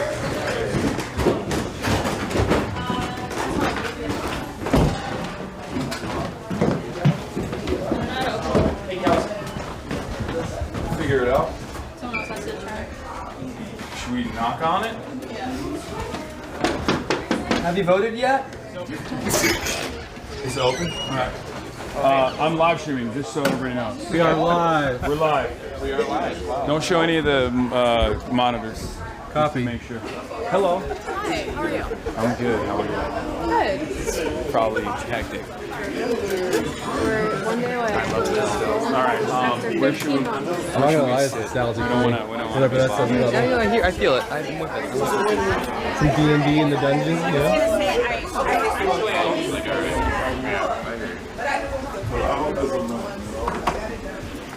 These are like 2 Take a king one. I don't want to sit on whatever that is. What the Okay, fuck I don't know where to put these. what is going on here? Oh, this one's good. This one's good. Here we go. Sounds not about that long. This used to be a church. Exactly. You spent a lot of time on it. Yes, I've met that. No, just let me know when a goal needs to be on. Okay? Are you going to be streaming any of the speeches? She's really proud of it. Yeah, we'll probably wait it down here. Okay. But what time am I? Like what time are? I would say you can just go up when Abdul speaks and then call it from there. Okay. Oh wait, I'm not speaking. No, if you want to, I can ask Abdul. Oh, I don't have to. Oh, great. I thought I was. You're not on the schedule, but What? you're not on the schedule. Oh We no, could that's add- perfect. No. I prefer that. Okay. Okay, Yeah. great. Just for your awareness, there's about 50 legacy media reporters here, so you might get a little mobbed. No, it's fine. I'll do press if necessary. If people want to talk, that's fine. We're gonna should do a gaggle down here with Abdul and some of the speakers afterwards. Yeah. Probably. Okay. You don't want me to be on it. No, I don't have to. I don't want to. It's great. I think it'll probably just be Donovan. Yeah. And, Perfect. Ibash. I think the less that they do the classic thing, the better. You know what I mean? What do you mean? The less What do they you mean do by the the, you know what I mean? It's like, oh, how do you feel bringing Hasan or that kind of thing? You know, the policies are what matter. So. They're all set. Okay, perfect. So we'll go up and we'll film it. Yeah, maybe when Abdul goes up, I can tell you that. Perfect. When it comes to shooting it, do you want me like in the crowd or do you want me to follow them out? I think whatever you prefer. I don't know if you saw the actual space, but it's not super fast. You have something like to voice the camera up or not? Okay. Like you have a big zoom. If there's like, if someone else got a spare tripod, I can go He'll be for tall it. enough to see it. Yeah. For the camera, I'm like, let me see. Let me check it. Okay, thank you. I might get some value out of the zoom after all that. Yeah, no, for sure. Okay, this is so much better. You feel better? Yes. I was worried because I know. You always do well though. You're so nervous and then you... I'm good. I got hat hair. Your hair's fine, bro.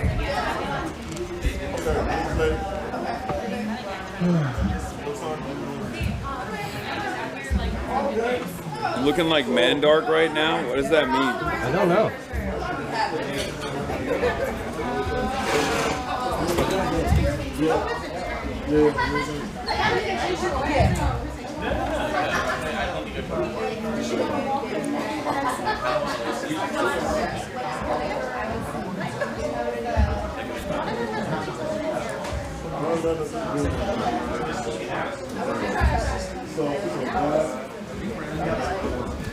There we go.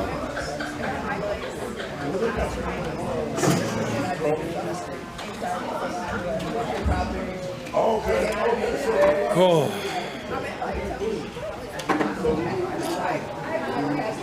Dude, there's a lot of excitement. It's all over. It's in the air. Now that looks worse.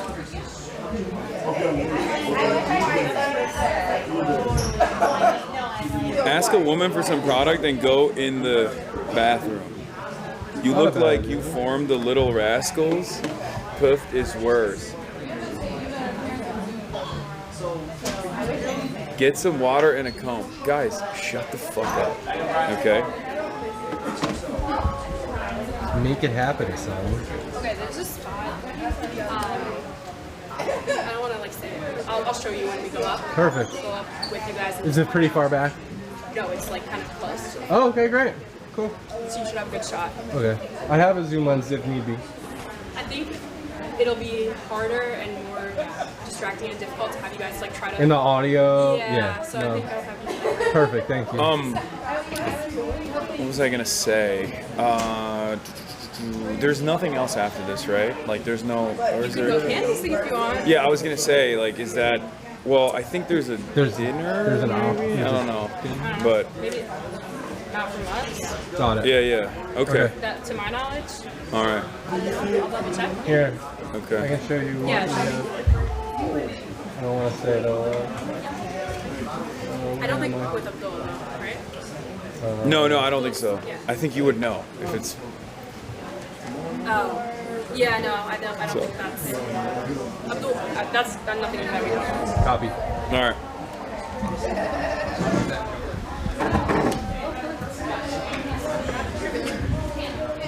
Hasan is low-key Luffy. Food is always on top. You're looking great for your first grade photo, Hasan. Don't listen to what they say. Where's Hasan? I need to meet him.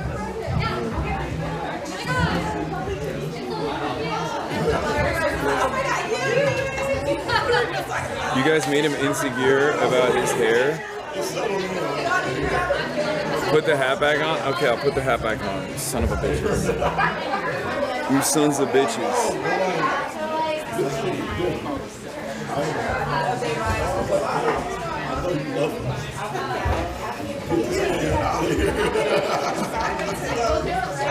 Dude, I can't wait for this fucking primary to be over, man. Holy shit. I'm tired. But the primaries don't even end. Then there's Florida. It's terrible. I guess it's not terrible, it's good. We got a level 12 parasocial situation happening. Do not read chat. Missed com meme.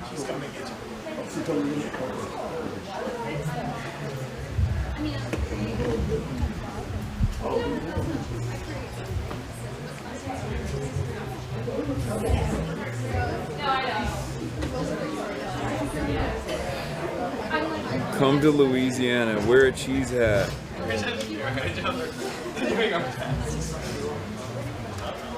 Yeah, chat this time is not the way to go. Why? What's chat being parasocial about? I'm trying to see the memes, but I don't see them.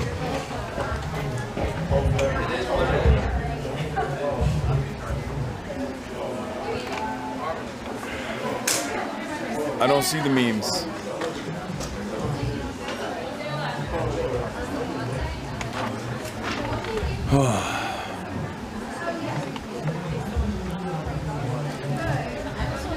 You don't even look tired? Bro, I am definitely tired. I might not look it, but I am it. I am... Wait, fixing it for the hat? What? No, I'm good, thank you.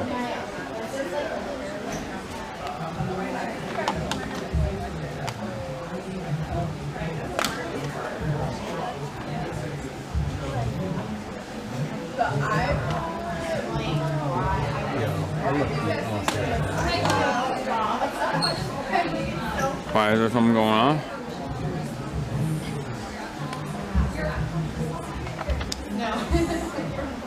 He's asking me to do stuff.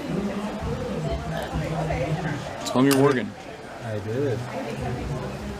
Audio is off? No, it's not. I'm just not talking. I'm looking around and I'm not talking. I'm taking a step to myself, moment to myself. I do rely a lot on videos normally. I just like will play a video and not talk as much. When I'm IRL streaming, it's like I have to, and I'm reading chat, which is probably the worst time to read chat because chat's being parasocial apparently. It's over for Judge Janine. No, not my Lebanese queen. My Lebanese queen, Judge Janine Perot. Is she out because she couldn't successfully prosecute someone for bullshit charges for touching the reflecting pool? This is devastation. This is utter devastation. What up, though? How you feeling? I'm good, man. How you been? I'm tired. Yeah. We've been like canvassing. back and forth, right? Yeah, well, Wisconsin and then here we've been canvassing all up and down. You know, trying to peel off all of Donovan's district to push him for you a little bit as well.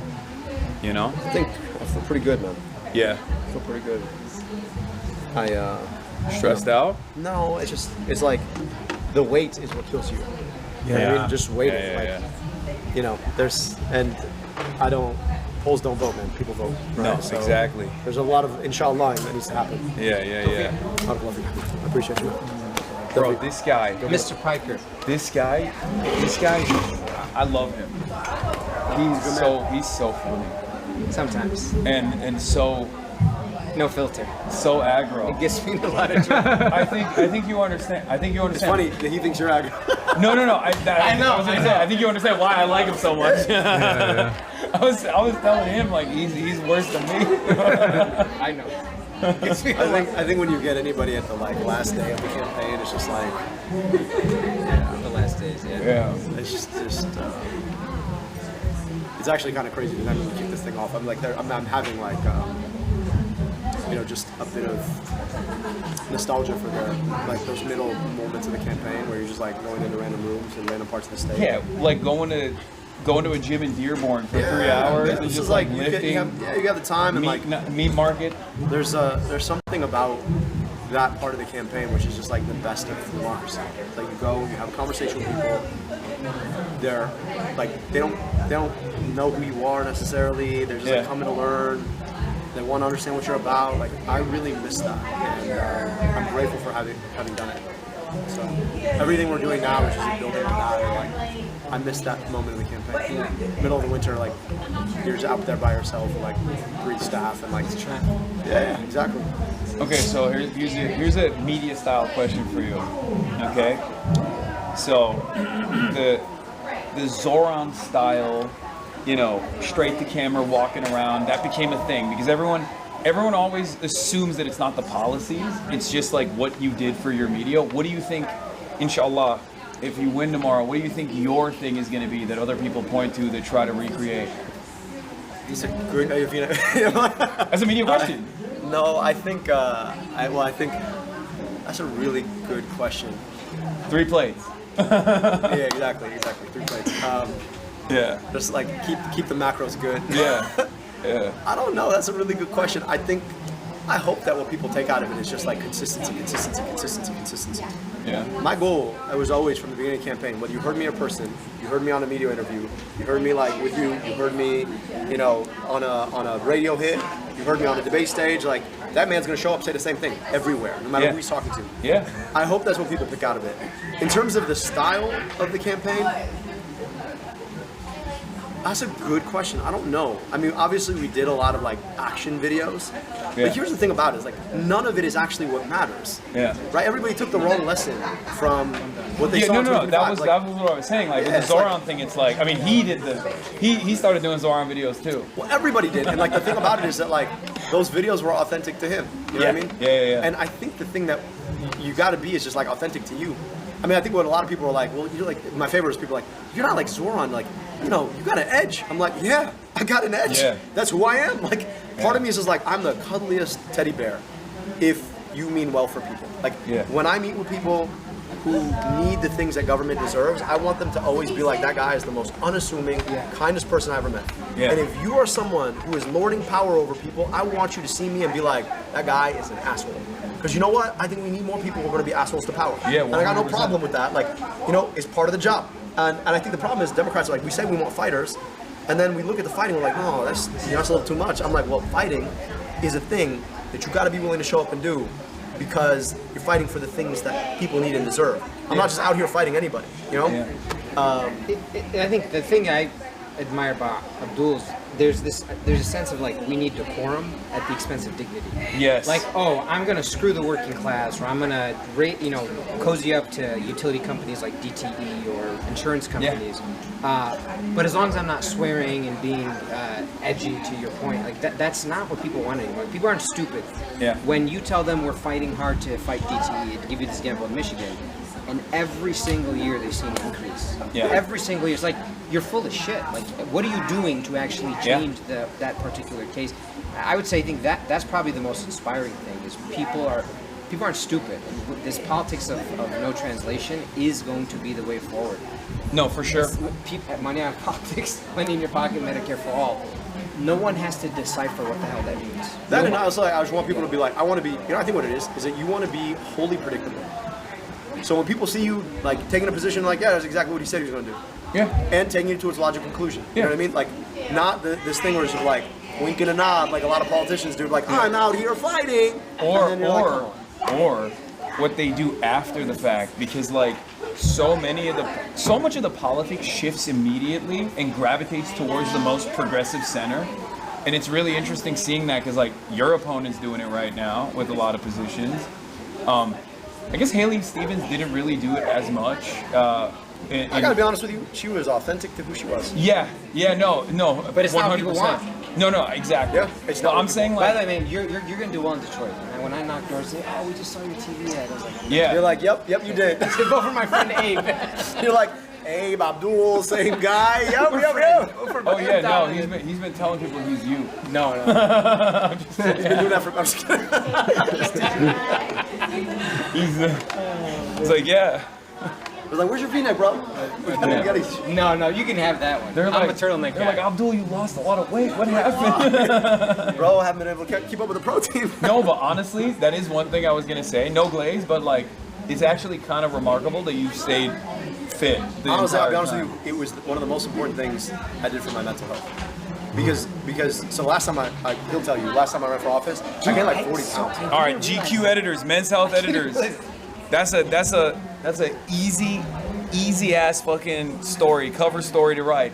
How Abdul El Sayed stayed in shape. Stays fit on the campaign trail. Stayed fit in the campaign trail. Quest chips and Gatorade Zero. Why are you shaking your head? That's a great story. Hey man, he's the assignment editor. Yeah, that's a great story. And also, there's a lot of people in the media that watch. Some good, some bad. But hey, you know, we're for the whole family. You got fans in a lot of different places. I do, but yeah, you know, a couple days ago, my Twitter account, there's a whole bunch of shit about your armpit. What's up with that, bro? I Googled, because you know people tell me, oh, you were on the Piker chat, so I typed in your name. Now my algorithm shows your armpits. What the hell is that about? Because you're a weirdo, man. I wore a tank top because I had a lot of the people follow. I had a goal, like I had a subscription goal, like a hype train goal. I was like, I'll put a tank top on finally because I've been wearing suits. Okay. And like my audience they've been begging for a tank top stream. So I wore a tank top for like 20 minutes on stream the other day because it was really hot in Wisconsin, and then they were just posting the photo of me. Yeah, that's a thing that people like. So this stream got weird. Yeah. I'm gonna go knock some doors. Yeah. Good luck. Okay. Well, yeah, it's been a journey, man. It's been a journey, it's gonna continue, and we're gonna bring the fight to the general. I feel like I can finally go. Yeah. That's what I've been telling people. I'm like, he's been nice. He's been really nice this whole time. Yeah. When the folks are like, well, he only ever goes after Democrats, I'm like, well, just wait, I go after Republicans. But that's going to be the real. I mean, that's going to be the real test. I mean, that's the real test. There's no winning until November. Yeah. No, I agree. Winning in August to set you up to win in November. Yeah. And frankly, we don't even win in November. We win when we get Medicare for all. We win when we keep our money here. We win when we finally pass a PRO Act. Like, that's winning. And I keep trying to tell folks, I'm like, don't just send me there, right? And then the movement fizzles, and then like we need to keep it going. Yeah. I think like that's the good thing about, you know, this kind of groundwork is that this is the activist base of the party, and I don't mean that as a pejorative. I know in DC they mean that as a pejorative. They're like, oh, this is the activist base. These are the people who actually But these are the people who actually, exactly. They're the ones who don't just knock on doors, but they're actually diligent about organizing and making sure that these things get done. They're the ones who will call senators and make sure that a legislative package gets passed. You know, they can whip the votes if Congress. And that's is not what gonna do we do. You know what I mean? It's Yeah. like, and the point that I keep trying to make is that our politics can work in a lot of places, and the problem is that we've given up as a party on persuasion. So I'm just saying, look, like I'm showing you, I can go out to like a Harrisville, Michigan, or a Manistee, Michigan, and there are people who want Medicare for all. Yeah. They don't want their politicians to be bought off. So I think if we actually do the work of campaigning in those locations, I think we can win a lot of support. And if you want to move the Senate, move the people who vote for the Senate. There's a memo that got leaked. Ken Klippenstein reported on it. It was about Fran, but he was also talking about you as well, because you guys have had like a similar outlook of electability that they keep leading into, just like they did with Bernie. To much greater success back then. It's obviously not working now. But a memo leaked from the Republican Party, Tom Tiffany's team, and they were literally in the memo. They were like, "Stop underestimating Francesca Hong. Her capacity to excite the base is going to be a real problem." And like, there's a lot of excitement. There's a lot of groundwork that is mobilizing for this campaign, and we have to figure out a way to like fizzle it out. And it's interesting because there's an identical through line in your situation as well, the similar arguments of electability, which is interesting because you've outperformed Haley Stevens in all of the polls against Mike Rogers. So I mean, that in like, we didn't have to do it with $80 million. Yeah, that's 80 mil. And frankly, like it's just that's the best argument against electability as well. It's like if you need $80 million to prop you up, then and there's no guarantee that it's going to come in the general, especially when there's a lot of agreement from the same corporate spenders on a vote for Haley or versus a vote for Mike Rogers. Like, there's no guarantee she's going to have that money. No, and in fact, I'd say a lot of that money is guaranteed not to be there. Yeah, exactly. And I gotta see what I'm up. All right. Good luck. Appreciate you. Hey, thanks, man. Hasan versus Abdul basketball. Who wins? We've literally balled together. You guys are Sally come latelys. Yeah, but answer the question. Who wins? Oh, it was me. It's easy. Not even a question. God damn. But he would admit that too. But he can outbench me, so that's what matters. Yeah, he played football, right?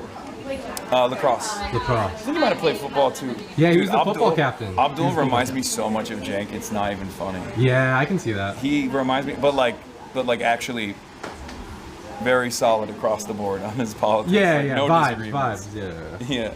But he is the classic, like, you know, first generation, fucking loves this country, wants to just like make it better, like loves the shit out of America. It's so funny that people try to present him as this like dangerous radical who's like an America hater or whatever, and it's like he just fucking oozes overachiever, America-loving immigrant son. This is literally the backbone of America. What has generation after generation, people that come here and they are insanely grateful to be here, like far more grateful than like 7th, 8th generation Americans who are just taking it for granted at this point. I think people forget that is like, that is what has made America great. Okay. Sounds good. All right. Let's hit it. This is just like. Oh, right now. If you guys want it, it's my cold brew if you want. It's got his cooties. Back, glad to dry. Okay, we're gonna go straight up. You doing it? Straight ahead. How do you keep dropping the lens cap? It's because it's aftermarket. Off the record. Stop. He freaking makes me panic every time he says that. Oh, here he is again. But for all of the generations that are coming out, this is what the historical moment right now means in this country. They're talking about this movement is just the coastal elites, right? That are in New York, in New Jersey, Pennsylvania, Colorado, and California. They don't think this movement can come here in Michigan. And I want you to know, tomorrow we're going to prove them that they're damn wrong.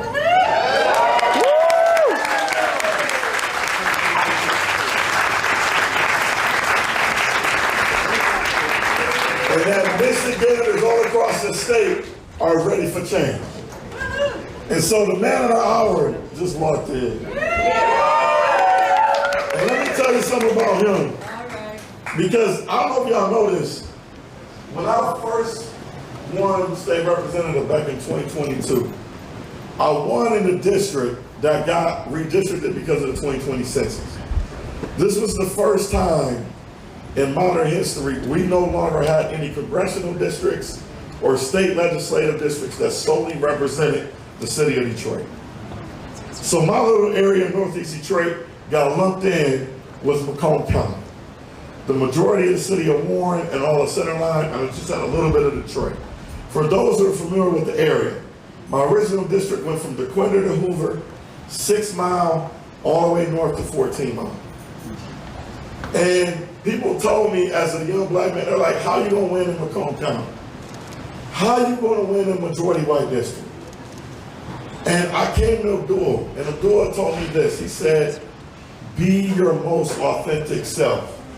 You know how do you do that? Just be yourself. You don't have to change anything. When you're talking to inner city Detroit, when you're talking to suburbanites in Macomb County, let them know your vision for what you want to do in order to improve their quality of life. That's this man who gave me that advice. And by the grace of God, we ended up winning every single precinct in the primary.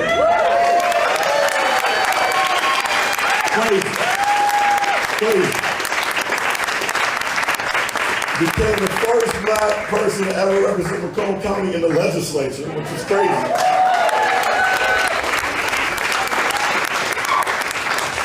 And the first black man to ever represent the majority white district. It was unbelievable.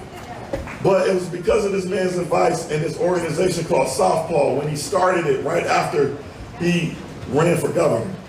And he wanted to literally invest in the next generation of leaders. And so without this man, I would not be here standing in front of you today.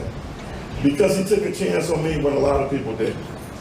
And so I'm just so honored and grateful to introduce our next U.S. Senator. Don't make some noise for Dr. Abdul.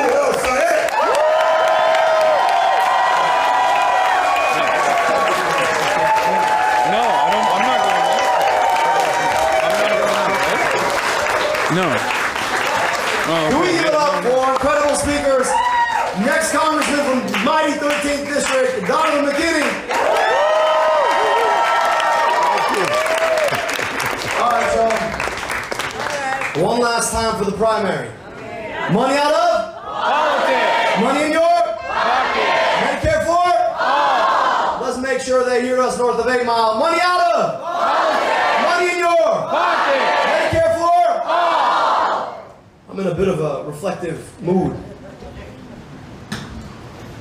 We kicked this campaign off back in April of 2025. And before that, I ran for governor back in 2018. And it's fitting that 2026 is the 250th anniversary of the founding of this country. Both a birthday and a commemoration. This is the last speech I'm going to give for the primary. God willing, there will be many, many more for the general. But this is the last one for the primary. And it's a moment to reflect, and as I've been able to share conversations with my teammates, folks who were there on day one when we kicked off this campaign, I've been thinking a lot about the emotions of that time and the emotions of this one. Before there were walls of cameras, before we had full rooms, we would go out there and talk to like 5 people at a time, 10 people at a time, who would ever show up. We'd set up a whole bunch of chairs and 5 people showed up and they all sat in the back.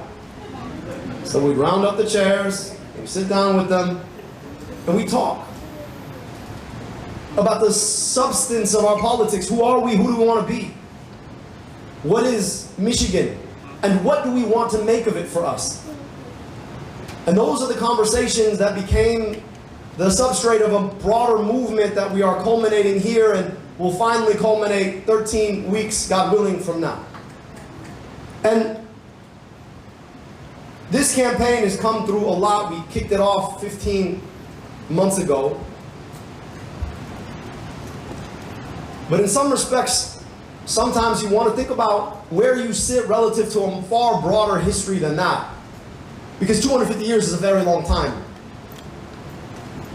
And in reflecting on our 250th anniversary, it is impossible not to also reflect on the many, many mistakes, moral failures that this country has made. Founded on the removal of a whole people. Founded on the idea that we could compromise on whether or not people, as a function of the color of their skin, could be enslaved by other people. Founded under the idea that all people are created equal, all men, but that only meant certain men and not women. And over time in our history, our country, as it grew, there were people who recognized that they could no longer make peace with those compromises. And they would start in rooms, very small ones, in conversations about a burning question that they had in their hearts. Why are we okay with the idea that some people could be owned by others? Why are we okay with the idea that in this country it should matter your sex or gender to get to have a stake in the future of this country? Why are we okay with the idea that some people should have fewer rights than other people?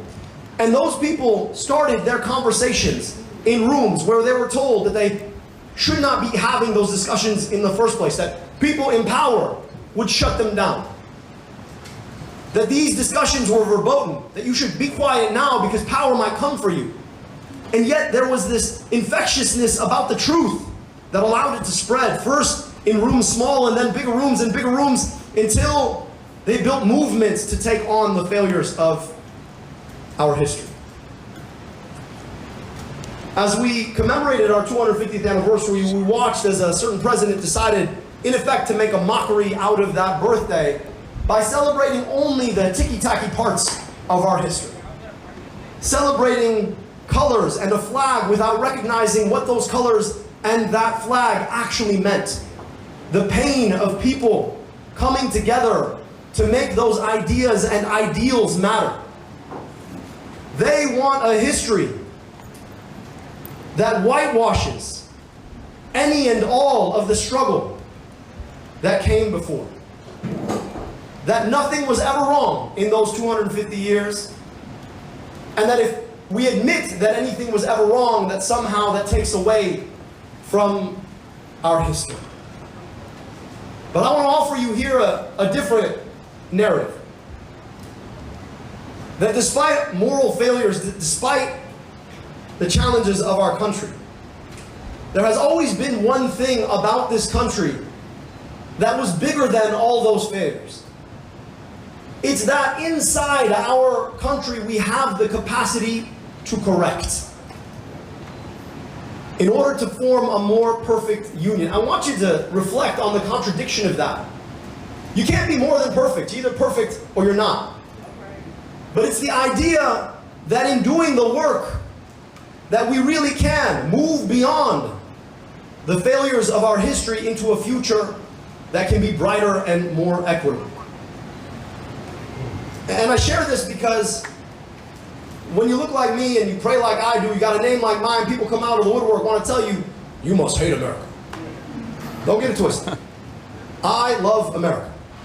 And I love America because I know exactly what my life should have been but for the accident of history that allowed me to be born in America. I got to go to amazing public schools. I got vaccinated against diseases that killed an aunt and uncle I never got to meet in Egypt. I got to go to an amazing public university, and I got my medical education paid for by a federal agency. And yet, kids growing up 15 minutes away from me never got those same opportunities despite the fact that their families had been here far longer than mine. I love America because I believe that America ought to be better. And if you love something, then you demand it does what it needs to do to be better tomorrow than it was yesterday. To love America isn't to love an empty depiction of a perfect 250 years. It's to love the work that people did to make it better tomorrow, to perfect it, a more perfect union. That's what loving America means. And I say this because we find ourselves in a moment of historical inequality. Yes, we've come through slavery, through Jim Crow, and yet the stains of it remain. You don't have to go too far from here to see schools that have been disinvested in look like they did 50 years ago. And you know, you go a little bit further and you see schools that were built just last year. The difference?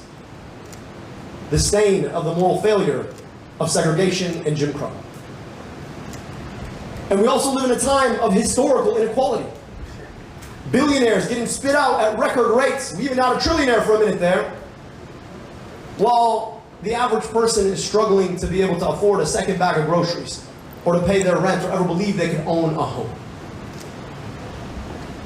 And so the question for us is, what do we do in this moment of our 250th anniversary? What is it about our past that motivates the kind of future we want to build? And what does that look like? And as I reflect on the last 15 months, I reflect on people coming together believing that we really could have a politics bigger than what they said we could have. A politics bigger than a record amount of spending. What I'm told is going to be $80 million to try and pick a U.S. senator that represents the interests of corporations or special interests rather than the interests of Michiganders. But folks came together and built something together, practicing the work of democracy, the work of correcting. And in this moment, I can't help but reflect on what I see in front of me here. Because at the end of the day, when they tell us what we cannot have and should not fight for, when they tell us we cannot have guaranteed health care, when they tell us that you cannot beat the power of their money, what I see in this room is the culmination of people coming together to have conversations about who we are and who we want to be. To have come together to build a movement that says that actually our democracy, the very same democracy that we inherited, the democracy that corrected our challenges for the last 250 years, that is the tool that we have in front of us to correct the challenges for the next 250. So as frustrated as we might be about the errors of the past and the failures of the past, the question for us is not about the last 250. The question for us is about what we do with the next 250.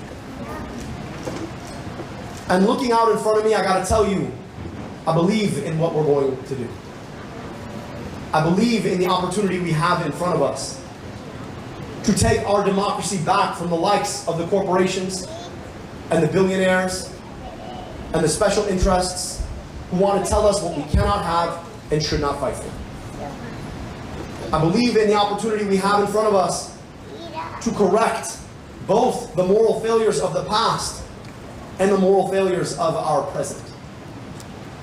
And I believe in that because over the last 15 months, I've watched people come together believing in a set of ideals about what this country ought to be, what it owes its children, whether they grow up in a community like this one here in Detroit, or they're growing up in a community in the hinterlands in a place like Harrisville.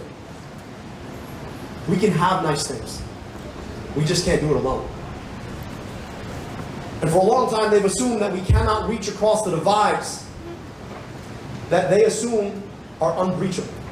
Divides of race, of faith, of gender identity, sexual orientation, of geography, to build together what we can only hold together. Which is the essence of that democratic idea that brings us here today. Tomorrow we're going to vote. And once those last votes are counted, we'll have once again exercised that right of ours, that beautiful right of ours, our democracy by which we correct. The work is not over. We don't know what the votes will say, although I feel pretty good about it.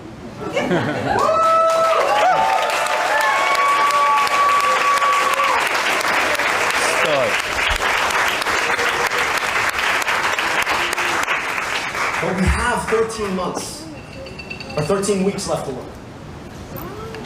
We will not have won a U.S. Senate seat tomorrow should the votes come in the way we want. Ours is the work of correcting. Ours is the work of continuously building a bigger movement. A movement that started with a few whispers in a room of 5 people that grew to be 10,000 strong, knocking nearly 10,000 doors a day. Our job is to remember that should we believe in America and all that it promises, we are doing the work of correcting. The thing we commemorate in this 250th anniversary of ours is the thing that we're actively doing together, and nothing could be more important. So for the next 13 weeks, I'm going to ask you to stand up and continue to do all that we can to hold this U.S. Senate seat, and more importantly, don't hold it for Democrats. Don't hold it for me. Hold it for the promise of a future where we really can take on the challenges we face today and solve them. Hold it because we deserve guaranteed health care in the richest, most powerful country in the world. Hold it because we deserve to know that the taxes we pay are going to be invested in our schools or paving our roads rather than dropping bombs on other people and their kids doing genocide in apartheid.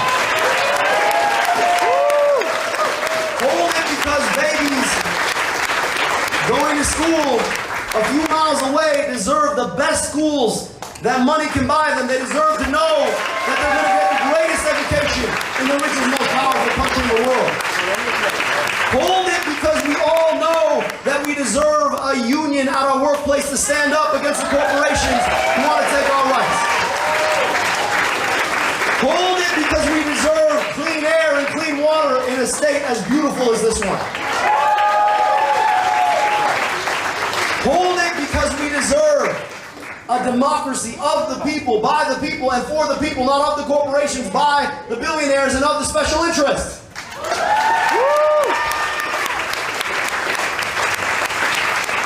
Hold it because we are all we've ever needed. This movement of ours has proven that it can come through $80 million of spending in lies because we're willing to hold with us the truth. We're willing to do that thing that democracy is built on, which is having the conversations eye to eye with your neighbor about who we are and who we want to be, what we want for our America. You can't buy that. You can't buy inspiration. You can't buy people deciding to be a part of something. You can't buy hope. You can't buy belief. And so what we've got is worth way more than their 80 million. They can burn their money all they want because ours is the democracy that will do the work of correcting for the past 250 years and for the future if we are willing to show up for it. And all my friends, I'm telling you, you have shown up for it. We have shown up for it in rooms big and small, and we're going to continue to show up for the next 13 weeks. And I cannot tell you how grateful I am. Thank you so much.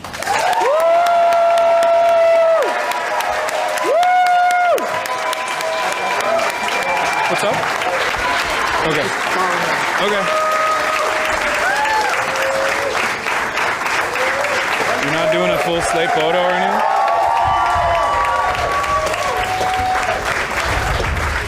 Thank you so much, everyone. Please stay standing or seated for just a moment.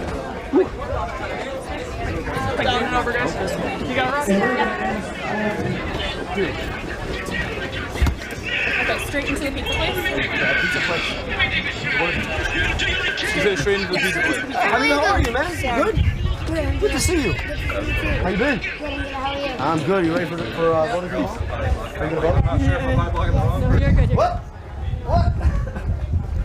Good to see you, man. You know who that is, right? So That's my son. Mm-hmm. Oh, yeah. Can you take a step back, please? Thank you. We can just go we can go downstairs. You can go down there, yeah. Press will be down there, so we might try to interview you, but go ahead. Okay. Straight down the That's fine. stairs, and then we'll meet you down there in a minute when we're all set up. Yeah, got it. Good shit, son. We should You inadvertently worked as a stage manager for us right there. Yeah. I was body blocking. Oh. I got you. Oh. Got it. Okay. All right. Is there a more private location we can stay at? Yeah, the downstairs. Where we just were. Green room? Yeah. Oh, I thought you said. Press there. It's fine. Whatever. Can you bring us there, Vincent? Yeah, I got you. Yeah, back to green room. You got to get your lens cap. No, we don't. Oh, cool. Cool. Thank you. Hi. What's up? Yeah, he's my friend here. That was a great speech. I don't know if you listened. Oh, no. I mean, Okay, Denver team. Nice. My goat. What's good? What's good? Everybody's here. All the stars are here. Yeah, we gotta keep going. Everything. Yeah, I know. Hasan Piker. My friend. Thank you so much for being here. You're like one of those first good signs, you know? Thank you so much. Thank you so much. Appreciate you, man. Thank you. All right, guys, we gotta move. Of course, my pleasure. I'll do the work. Thank you.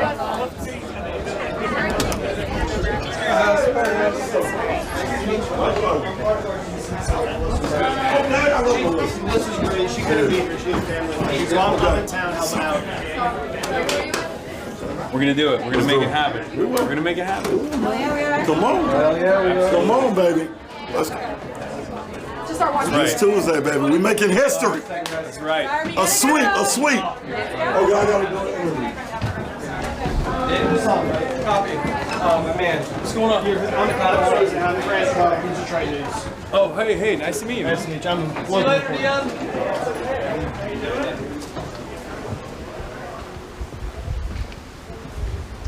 Get your lens cap. Where's your lens cap? I got it. Oh, you got it? Abdul team found it. Came to me. Impeccable. They're great. Damn, what are they doing?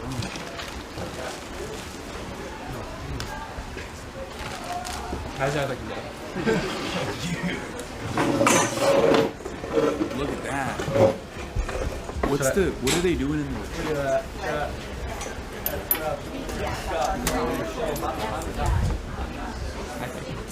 Talk to me? Oh, okay. That's funny.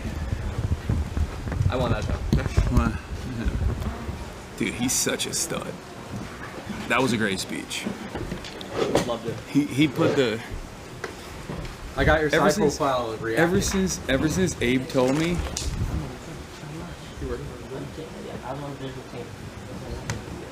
This guy ran a bunch of great left campaigns in Virginia. Hell yeah. What's good, brother? Comrade. Nice to meet you. Hasan. I would love to have you in Virginia next cycle. So hopefully there will be. Because I know it seems like there will be more excitement. Because Norfolk, man, you got fancy contract. Norfolk, Northern Virginia. I'm telling you, I know it's like Lockheed Martin territory. Yeah.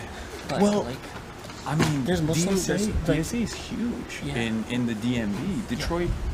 I mean, not Detroit. Sorry, the larger like DC DSA is all of the DMV. Yeah. And it's got like, I mean, it's one of the largest chapters. And there's also a huge Muslim American population, like Loudoun County, like one of the largest Muslim American population, like communities is. You're live, by the way, just so you know. Oh, sorry. I'm just making sure. Oh, I thought you said I'm loud. No, you're live. You're on stream. Hey, chat. You're so loud. No, I would never say that. That's great. Well, it wasn't much quieter in this room before we got here, so. It's got a library. Yeah, I was campaign manager for a Palestinian American state senate candidate. He was a delegate in Ibrahim and the establishment just came after him like they had. Of course. All these endorsers go after like Mark Warner, etc. Anyways. No, I was about to dig in. No, I'm just kidding. Hi. Yes. How are you? Did you get to go to your movie market? What? I did not get to go, but it's okay. It's okay. Will it be bothersome if we're... I've literally never stopped campaigning. I've been canvassing nonstop. Yeah, we appreciate you a lot. Yeah, of course. Is it going to be bothersome if we're like... No. Okay, cool. I think you could probably use it for reporters. Bro, it's so funny. I don't think we have it. It's so funny. Do you think people are going to know what's going on in Michigan? It makes me very excited, like the level of interest in this race, because I was there in the ground floor when, weirdly enough, no one was paying attention. It was like a sleepy ass Senate run. And it was like, yeah, there's the left candidate. Sure. Yeah. Third place, and he now, won't make it. But what this is, it's also just like, I think it was like, maybe 3 weeks ago that it was like the media had this, oh shit, like politics as we know it is about to flip, and this is where it's happening. I mean, you've seen it too in the press that on like Rep Rabb and Dr. H relative to Mela, like they're starting to realize, oh wait, these primaries are earthquakes. That's why Donnie had unique insight into what was going on, because we've been friends for almost a decade at this point. So he got unprecedented early access to like the beginning stages of this movement, which is, Near like when he did the Dr. Mike video and stuff, I remember.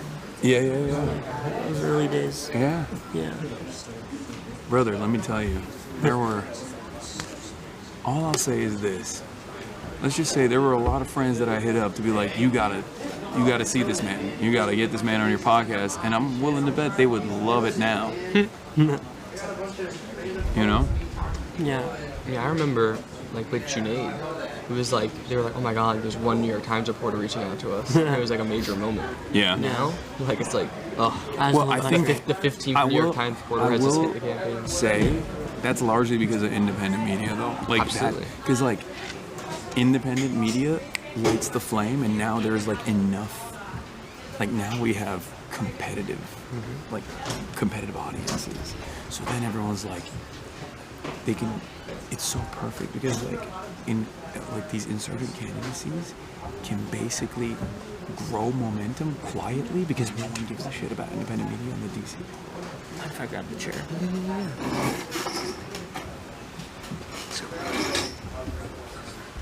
Oh, there he is. Oh, we're whispering because they're doing a press scrum.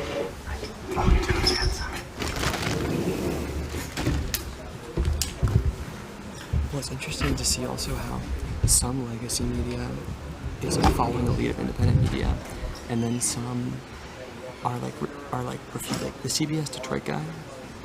He refused. He said absolutely not. Absolutely not. We can't be platforming guys like this. We can't be platforming guys like this because it's CBS Detroit that gives the platform for sure. I saw that. I saw him go. And poor Danae. How can you say no to Danae? She's so sweet. She's like, yeah, they were trying to field, like, to see if there was people that were waiting to interview, and the local news guy, the CBS Detroit guy, was like Danae, offended. sweet Danae. You guys know Danae. Offended. Absolutely not. Which is funny because, like, from our perspective, we were doing him a favor. Yeah. I'm like, it's fine. It's like, dude, you have like 121 Twitter followers. You're about to get your clip. All right. Well, yeah. You know what? He's afraid of corporate parent CBS. Yeah. I think the policy from mainstream outlets is like, talk about me, never to me. I can't believe. You bet.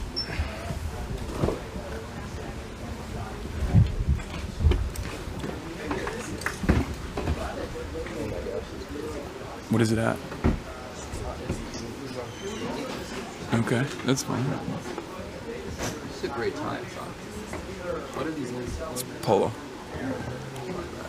Tomorrow's the big day. We're gonna have the best tie for last. The one that they gave me in Wisconsin, a fan gave me an indigenous bead one, yeah. I know about that. I'm so amused by the tournament these weeks are taking because my mom is sending me tweets from Audrey, that's her name. She's like, look at you. It's just crazy, you know. So funny.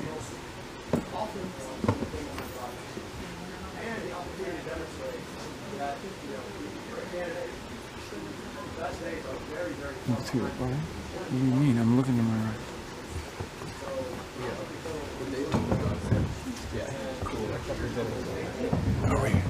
Are we about to run out of juice? One battery, and what's left in it is about half that. Oh, that's fine. Yeah, we'll be good. What if that printed? About 3 hours max. Oh, you're good. Probably closer to 2.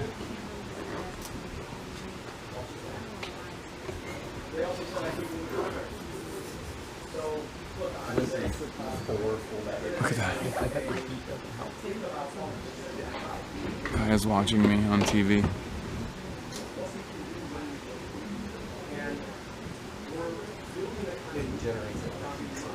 Yeah. I showed them all the right orders. I showed them all the right orders. And if they think they can beat that with, 80 million more in 30-second ads, then go ahead and try. But, I just think that we have an opportunity to continue to build this movement. We've got 13 weeks left to work. And I'm running against a guy who is the worst iteration of both versions of the Republican Party. He carries all of the baggage of the neocon era, and he carries all the baggage of the MAGA. He is as corporate as it gets. He helped to architect an opioid epidemic that killed 600,000 Michiganders. He literally sponsored and introduced the legislation that kicked it off. He voted to raise prescription drug prices I don't know how many times. He's out here talking about how excited he is to work with the military-industrial complex, which, by the way, is the reason we're at a war we have no business fighting, and our gas prices are $5 a gallon. Also, you know, it's funny because he demonizes EVs but drives one. He's a walking hypocrisy. So I really just can't wait to tee off on him, and it's going to be a really fun 13 weeks. Hands, go here. Chris Jensen from MS Now. You just suggested that money is not the biggest impediment should you win the primary tomorrow. So what is? What's the biggest challenge for you if you're going to beat Mike Rogers? Time, but also, you know, he's been at this now for what 13 months unopposed, and I think he's gotten lazy, and I think he doesn't know how politics works in 2026. I mean, the guy lost in 2024 when Trump was on the ballot. That's a good chat.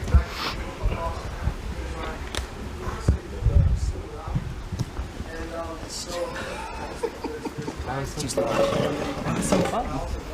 Show me how to use the Zoom. Yeah. This is like, I feel like my arms are now done, and that was about 1 minute and 30 seconds. You didn't have the backpack, though. And now I see why you're always like, you can lean it. You can put it down, dude. Yeah. Because it's a lot.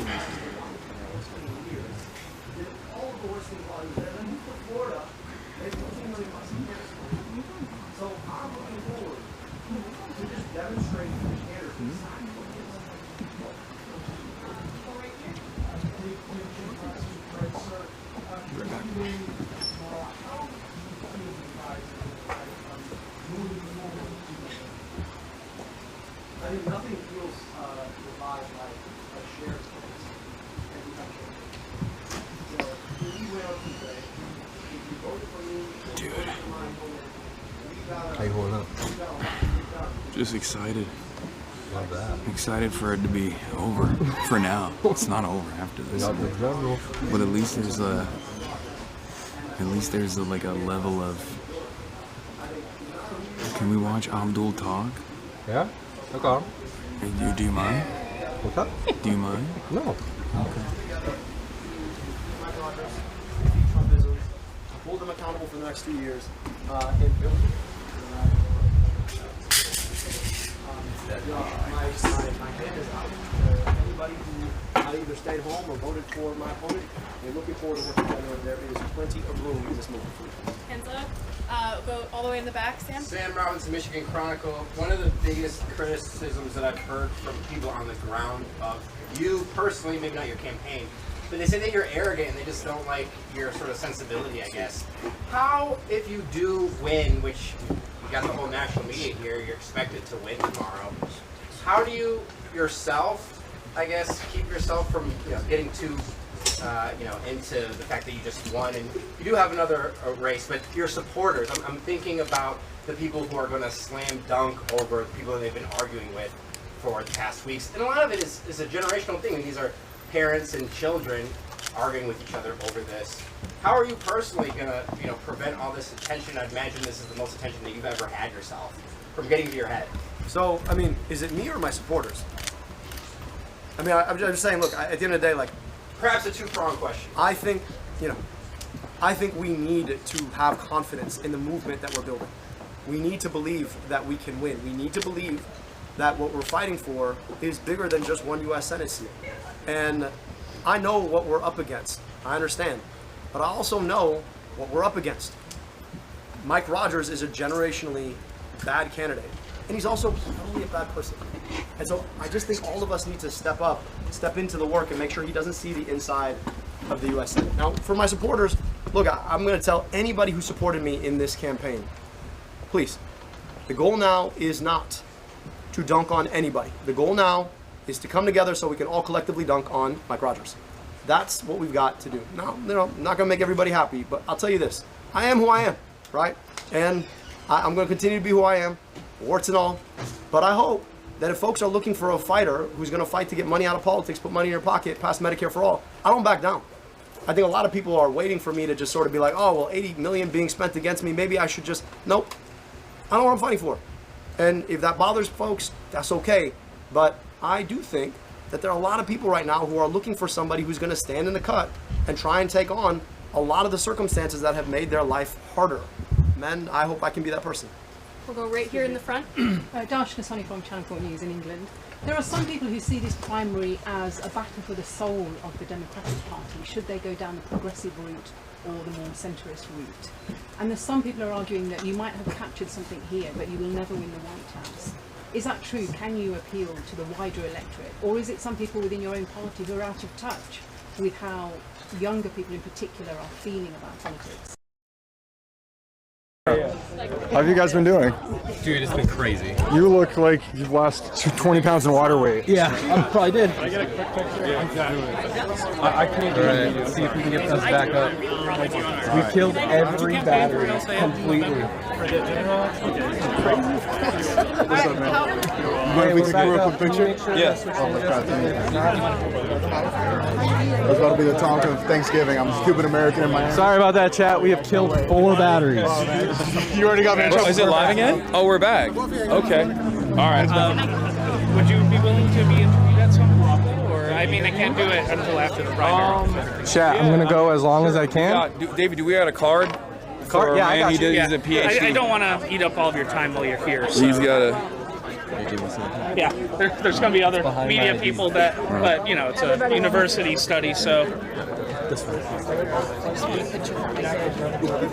I actually want the same thing too. This is yours. That's mine. Okay. Sounds good. Thank you so much, No and good to see you. I think we can take pictures for our kids. Sorry, Jeff. He's gonna say that. Come with me. You know, I can't. There's so many different media outlets that want to do interviews. I can't like do it. I know. We are though the only Arab network here. Oh wow. بس انا بصور انا ما اعرفش انا ما اعرفش هو مين يعني بس like seriously You too. Thanks for being here. Yeah. ما تدري ما تصور I'm sorry. Come back too. Yeah. Oh, I'll be back. No, you're fine. One more. All 3 of us. All right. Who are you with? Yeah. Al Arabi Right. TV. It's an Arabic we should, network. Okay, we where should at? mobilize. Who are you with? Simon. Okay. Wait, I'm so sorry. Oh. Where'd he go? You looking for Simon? What? Yeah. Simon! Love to do an What's good, mate? Oh, thank you so much. Okay, so I think you went out and came back in. What? You went to Wisconsin, right? Yeah. I went in for the day. And then I came back. Keep it up, man. I'm heading out. Yeah, I'll see that. Have him on your podcast.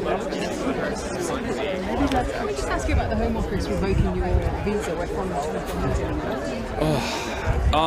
Yeah, it's a sad state of affairs that the Labour government did such an undemocratic thing. But I guess that's the state of the world now. That's the state of liberal democracy now. I didn't have a problem going into the country under Tory leadership, which, you know, clearly I'm at bigger odds with. They've said that your presence in the UK wouldn't be conducive to the public good. Do you think that would harm the last time? No. No, I don't think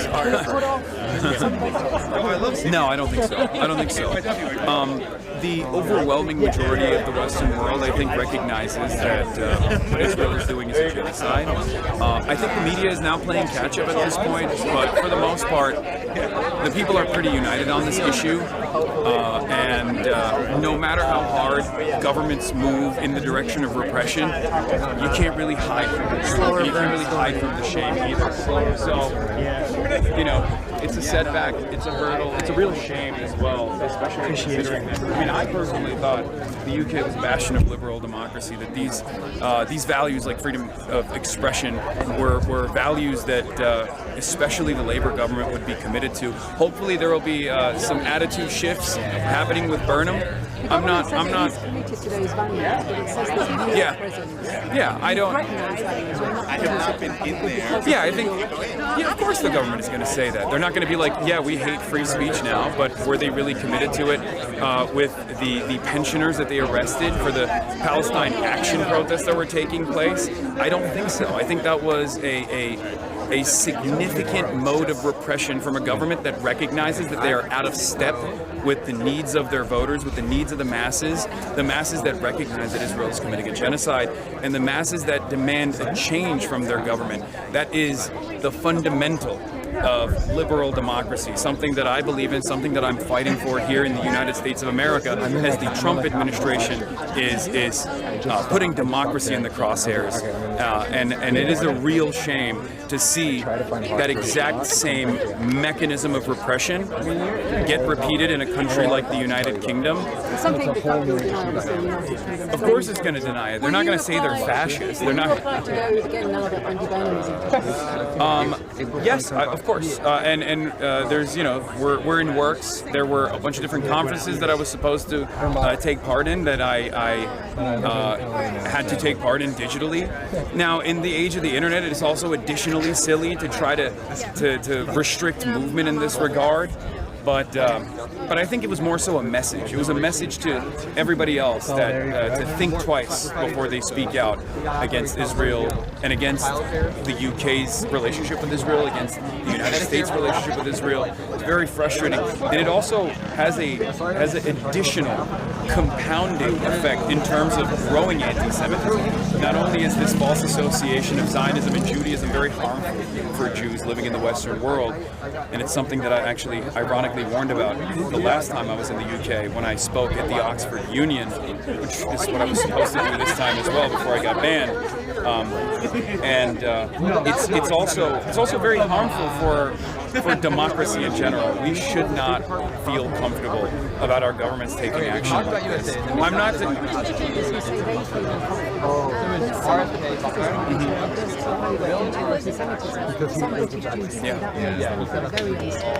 Yeah, no, I totally understand that.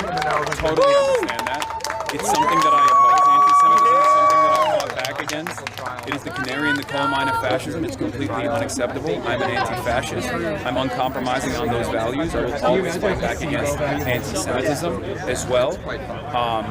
The fear can sometimes be very valid, and sometimes I think the fear steps into the territory of defending the nation-state of Israel and its actions.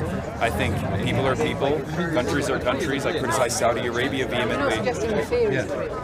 No, of course not. Of course not. And I do think that there is a legitimate reason for it as well. I think there is it's not a secret that anti-Semitism has historically exploded in times of Israel's sieges in Gaza, and this time being the most consequential one, the most violent one, has also led to an increase in anti-Semitism. We believe that is partially born out of this false association between Judaism and Zionism, a false association between the nation-state of Israel and Jews living in the Western world, Jews all around the world. We oppose that, and we will continue fighting back against that, no matter what people say. No, it's many younger especially are feeling issues tonight.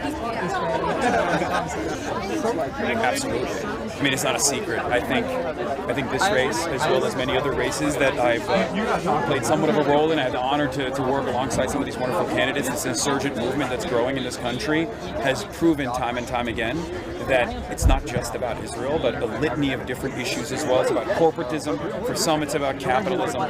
But for many, it's about corruption and a lack of interest from our politicians to address some of these economic pains that people are experiencing. I mean, after all, this is exactly what Donald Trump ran on as well. He said he was going to fix the prices, and yet prices remain quite high. There's a real affordability crisis in this country. He said he was going to run on a peace ticket, that he was going to be the peace president, and yet he has started countless wars and only continues to leave the world in a state of disarray. A lot of people are very frustrated by that. It's not just the Democrats either. There are a lot of independents who are frustrated by this too, and there are a lot of Republicans who are frustrated by this too.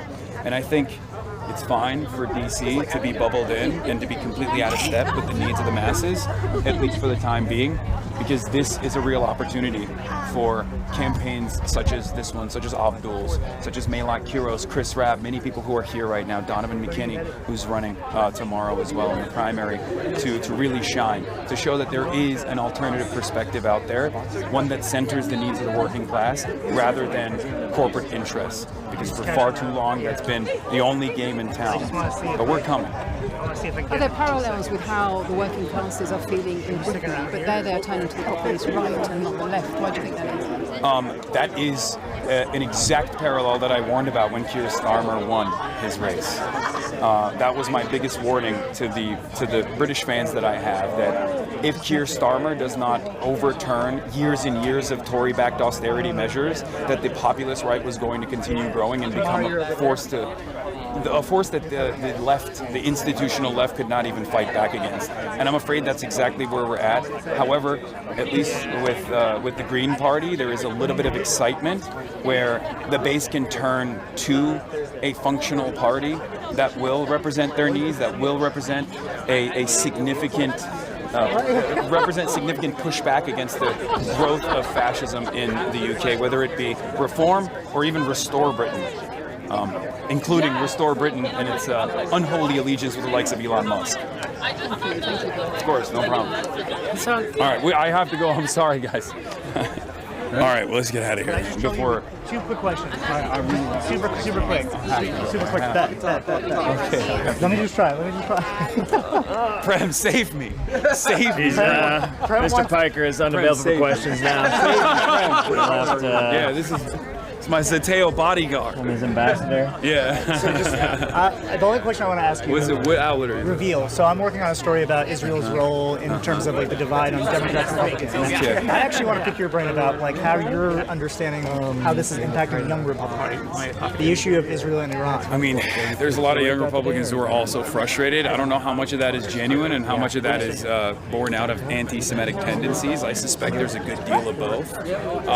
But ultimately, this is a bipartisan problem. This is a bipartisan problem, and neither party's elites are actually choosing to solve it. But the reality is Democrats are the only opportunity, as we've seen so far with the Thomas Massie defeat in the primaries, Democrats are the only opportunity in this country to critically examine and re-examine our relationship with Israel. How would you describe these primaries when it comes to the issue of Israel?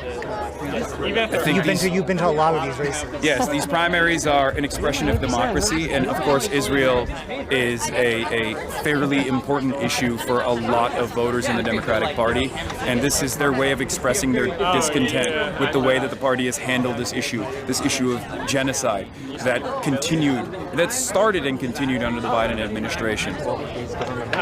I told you 2 questions here. All right. Vincent's about to beat us, man. Okay. This is not normal, and it's for everybody who tunes in, really, but I hope you guys appreciate it, because this is like a fairly unique behind-the-scenes experience that you get to have on a fairly important, nationally, if not internationally significant race, and you can see with the excitement from the press, and hopefully you can feel it at home. PBS is sponsored by you, the viewers, for you, the viewers. Tomorrow's news today.